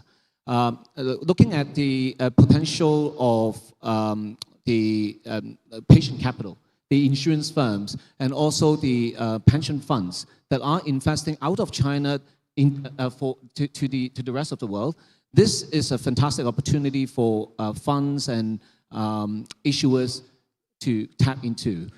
Now, in terms of risk, Hong Kong is also the risk management center, not only because we have the free flow of capital, but the financial instruments are also quite advanced. So if you want to use any sort of derivatives and options and such to hedge the risk, I don't think you can find a place that is more accessible than Hong Kong. So for a country like Indonesia with, close to 300 million people living here, there's a lot of potential risk. We are also facing the risk in association with climate. I think, Hong Kong can serve that purpose and help alleviate some of those risks. Thank you. So here's what I'm going to do. Thank you so much for that sort of broad, landscape overview. I'm going to ask a few questions, and then, of course, I'm going to open it up to the audience and see what they have. But I think one of the most important things that I want to first thank SCMP for convening this kind of a discussion is there's a lot of misinformation, there's a lot of disinformation, and it's so important for us to get fact-based news, that people can actually form an opinion based on the facts, not based on some of their own sort of social media ideas. And one of the things is there's a lot of misperceptions. I'd like to talk about the Belt and Road Initiative and how you perceive it, both from a Chinese perspective outward. What is Belt and Road Initiative? And to ask our other esteemed guests, how do they feel on the receiving end? Is this a gift? Is it an opportunity? Or is it a challenge and more of a threat? So maybe if I'll start with Dr. Tong and see how you think about what it means. Thank you. From our perspective, it's notably not a strategy for the nation itself, but actually for the world. It is about a collaboration. It is about connecting with different parties without, the borders, right? Without considering the borders. Now, that is really about the flow of capital, information, people, services, goods, and whatnot. I think to that end, in order to make an attempt to do all of that, infrastructure is something that is very important. You think about how high-speed train has developed and advanced the people's life, alleviating poverty, mitigating a lot of risk for people and businesses in the country alone. That is really an example of how improved infrastructure can bring to the table. Now, with that in mind, I think some media would not consider it that way, and it is I'm empathetic. But to me, I think this is what we have to tell. It is a real, true story of the Belt and Road, and therefore, in Hong Kong, we have the Belt and Road Commissioner who is very active, and he is going abroad not only to develop places or our Southeast Asian region, but also to places where there aren't direct flights. Why he is doing it? It is really to brush up the understanding, but also to bring businesses from one place to another. I think this is a start. We have a long road to go, but then I hope we can pave the way for a more prosperous future for everyone. Okay. I will look to Anyam Bakri. You're here. You see China growing its presence here. You see its impact. We talked about high-speed rail being the first. How do you feel representing on your behalf, how do people and enterprise in Indonesia accept this and feel it and take it in, and how do they feel about this kind of an initiative? I think it's much, much more positive than any neutral or negative comments with BRI. The joke will be, at least it's a better discussion than tariff negotiation, right, with BRI. Now, past weekend, we just finished supporting APEC China because APEC chairmanship this year is in China, in Shenzhen in November. So they go by these taglines, open, connectivity, and synergy, right? So I find, as you asked the question about BRI, I think it has something to do with it, right? Now, this Belt and Road Initiative, yes, the hard infrastructure is needed. You mentioned about the high-speed train, right? But also, I think the software infrastructure, or the soft infrastructure, is also as important. The digital innovation. We talked a little bit about how ASEAN level, about $250 billion GMV, growing 15% and all that. That's big, especially in the era of AI, right? And then also the intellectual infrastructure. We need our human capital to quickly go up the value chain if we were, to do this industrialization of anything, from critical minerals, agriculture, and so on. And I think the event like this is very important to have somewhat like a good narrative to the world, also to the West, to make sure that they know, we are not only together, but we benefit from each other, and we come up stronger. So let me just give you one or two quick examples, right? Just like in the last 2 weeks, the comment from MSCI came to the capital market, Moody's. I agree, a lot of things have to be done, especially in a country of 1.4 trillion US dollars trying to grow 5, 6, 7%. But I think we need at least, in the words of power generation, a base load. We need a base load of investors. And I think what you're saying, about the amount of investors in Hong Kong and China, it's good to have resilience for a country like Indonesia, which is trading about 1 billion. I believe Hong Kong about 30 billion, and then China 300 billion. That's a good base that probably will look at narrative that's longer term than shorter term. So I think that's how we see it from this end. Okay, maybe I can turn to Malaysia. So, Tengku, you have a new role leading MIDA, right? And I'm curious how you see BRI intertwining with MIDA's own objectives and goals. Has there been an impact? Do you see it? What are your priorities for MIDA, and do you see a role for BRI in that? Well, I think BRI is not something new, right? We have talked about this for a while now. I think to measure the success of BRI is to measure the outcome of the BRI. And we've seen, for example, trade. China has always been ASEAN's largest trading partner, but now ASEAN is also the largest trading partner for China. And what Anin also said, you also said about trade, that's important. But I think for BRI to continue to be successful, it has to be win-win, right? Today, the debate, if I can be very honest, is who gets, in a way, better access to markets. We need to look and be honest about whether ASEAN itself is strong enough to compete on certain industries. We talked about energy, for example. Some people talked about, other sectors as well, semiconductor, but even simple sectors, low-value goods sectors. These are issues which we need to address. ASEAN has a large trade deficit with China. So how does BRI help reduce that trade deficit? How? So that's one, right? Secondly, I think people-to-people are also important. I'm one product because I think a few of my Indonesian friends and Singapore friends as well, Thai friends, all participated in this BRI course in Tsinghua University, right? So I think Anin, you're part of it as well. Right? Yeah, so but people-to-people, it helps, right? So to sustain this, the trust has to be there.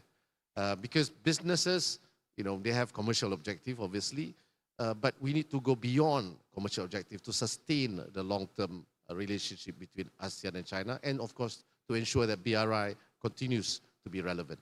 So for Malaysia, for my role in MIDA, we look at investments coming into the country and supporting Malaysian companies going abroad as well.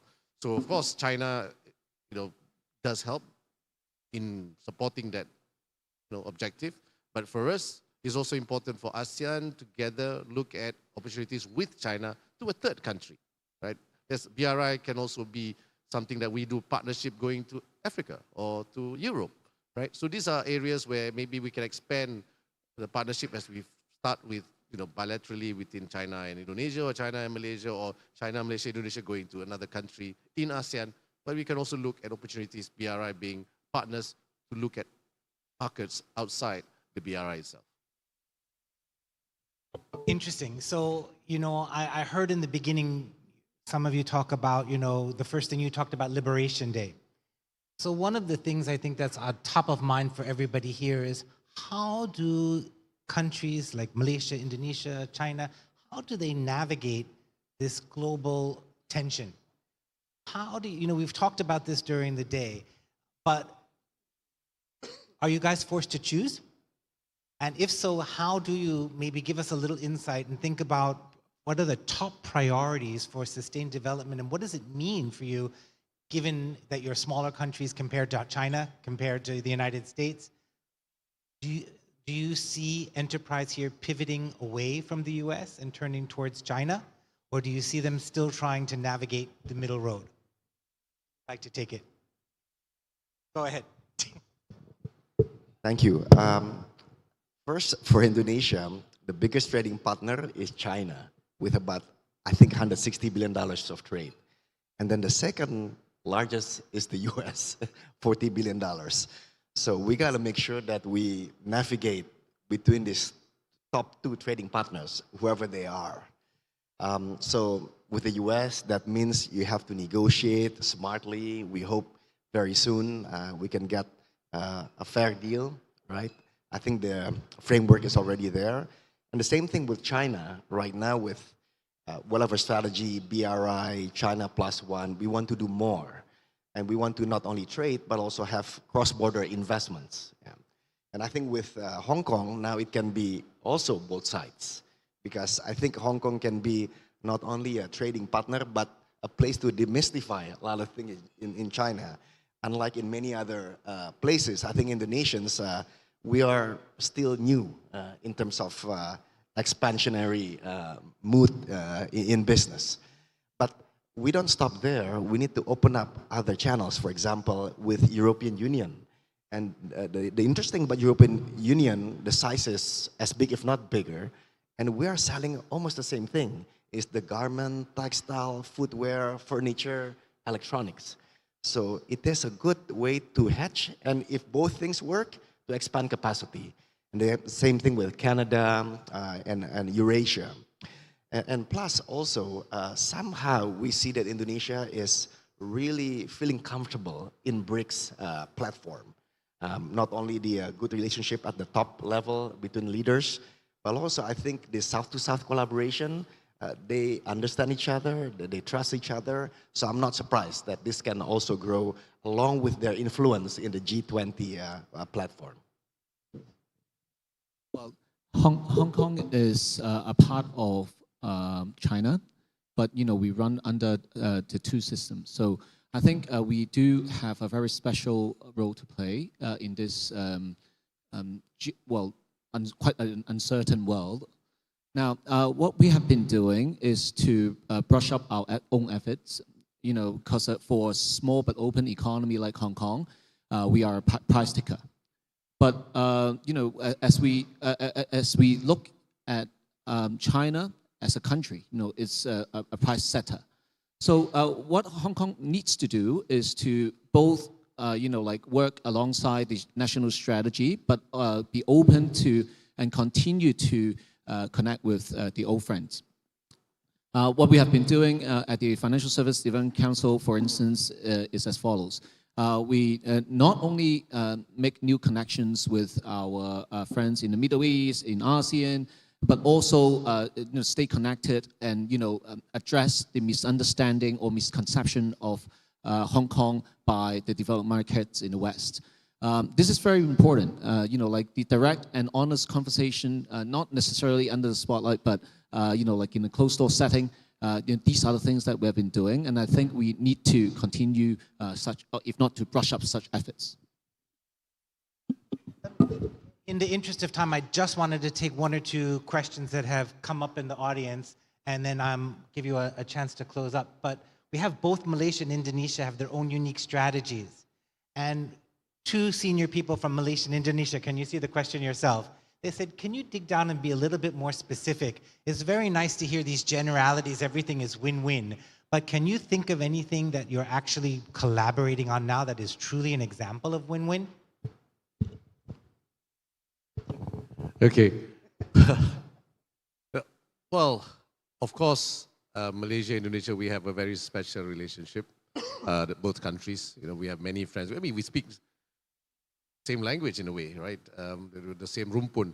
So there is chemistry. That one we can't deny. But also, there's also means that we have opportunities to work closer together. If you look at Indonesia and Malaysia, from the perspective of Malaysia, I hope Anin will agree with me, that let's look at government first. I think G2G, we are, if you look at the two leaders, they're very close, and we have seen how both have also the right chemistry to make sure that ASEAN and Malaysia and Indonesia relationship at the highest level gets stronger, becomes stronger. And business to business, Malaysian companies have been heavily invested in Indonesia for a while now. Let it be banking or telecommunication, etc. There have been many, even plantation. There are many Malaysian companies who are heavily invested in Indonesia. And why? The reason because they trust that this is a long-term play when it comes to economic benefit. There, with Indonesia's projected economic growth, with Indonesia's demographic, Indonesia is a place for Malaysian companies to invest, right? And recently there was even an announcement for the first time in the telecommunication industry. Two big telco companies merged, Malaysia and Indonesia. I think all of you know which ones. And it shows that, for Malaysia, Indonesia, now we can move to the next level where no longer just Malaysia taking over or investing alone, but we can work together and with other markets. So for me, business definitely there. And finally, people to people again. I like to talk about people to people because, this is so important for us to sustain what we have already built over decades. So Malaysia, Indonesia, they have their own unique strength, no doubt, right? We complement each other in many ways. But at the same time, Malaysia really needs a strong Indonesia because Indonesia, with its populations, with its GDP size, this is also a market for ASEAN and a market for Malaysia to continue to improve on our economic growth as well.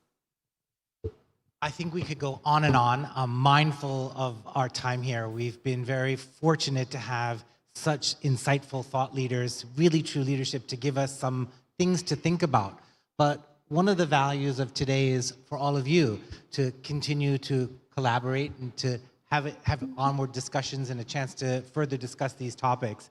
So I'm afraid we have to end it here, but I hope that the dialogue and discussion continues. And a big thank you to my panelists here. It's been an honor and a privilege. Thank you very much, gentlemen. Thank you to our panelists. Thank you for moderating for us.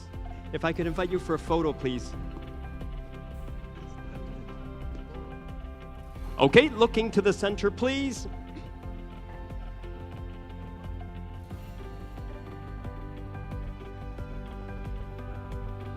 A few more.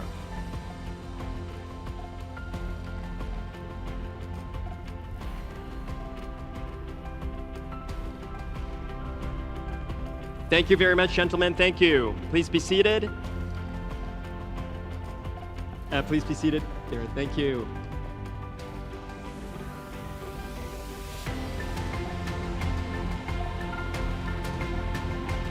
All right, our crew's just going to clear the furniture, and that will bring us to the very last quote-unquote event of this afternoon.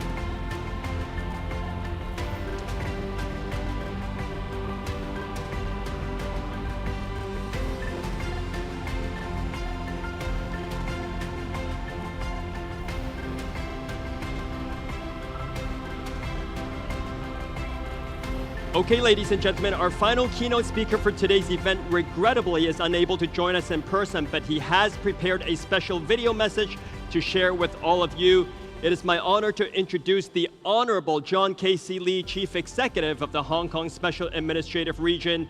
We will now play the Chief Executive's video. Please turn your attention to the video screens.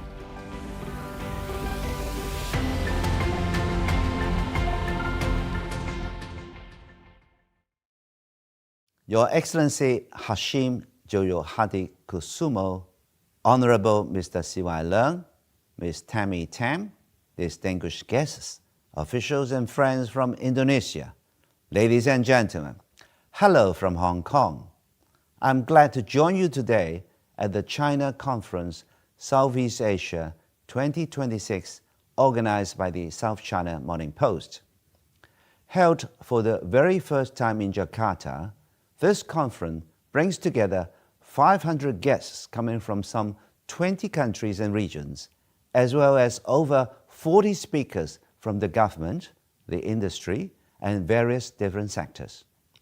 As you will agree with me, this year's conference has addressed some of the most pressing issues shaping Asia's future, like global supply chains, digital innovation, and wealth management. I congratulate the South China Morning Post for bringing this meaningful conference to Indonesia, which is home to the Association of Southeast Asian Nations Secretariat and a key power in the vibrant ASEAN community, which now counts 11 member states. ASEAN has long been a close friend of Hong Kong. Since 2010, ASEAN has been our second largest merchandise trade partner.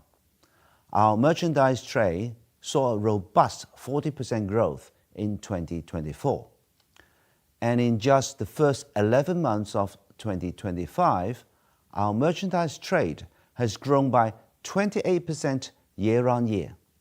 At last count, in 2023, our bilateral services trade with ASEAN hit a record high, amounting to $18.4 billion. That makes ASEAN our third largest trading partner in services. That's certainly helped by the free trade agreement and investment agreement between Hong Kong and ASEAN. Since entering into force in 2021, the agreements have provided the certainty and protection that businesses look for. Indeed, since the signing of the agreements, Hong Kong's outward investment into ASEAN has recorded a 54% growth. Meanwhile, the number of offices in Hong Kong with parent companies located in ASEAN has risen by 42%. All these healthy figures demonstrate the success of our shared commitment to deepening regional cooperation. I'm pleased to add that we will increase our annual contribution to the Economic and Technical Cooperation Work Program under the FTA by 20% to better support our small and medium-sized enterprises. We are also looking into how Hong Kong and ASEAN will connect our trade single windows to facilitate electronic exchange of trade documents. The resounding success of our FTA with the ASEAN is testament to our shared commitment to free trade. Ladies and gentlemen, Hong Kong is both committed and most ready to bring our relationship with ASEAN to the next level. We look forward to Hong Kong's early accession to Regional Comprehensive Economic Partnership, the largest free trade agreement in the world. Last year, member economies have adopted the terms of reference of the Accession Working Group. At the 5th RCEP Summit held last October, RCEP leaders, including ASEAN's, unanimously pledged to advance the RCEP accession process. Hong Kong warmly welcomes the progress. As the world's freest economy, Hong Kong has plenty to contribute to the partnership. Under the one country, two systems principle, Hong Kong is the only world city that maintains unparalleled connectivity with both the Chinese mainland and the world.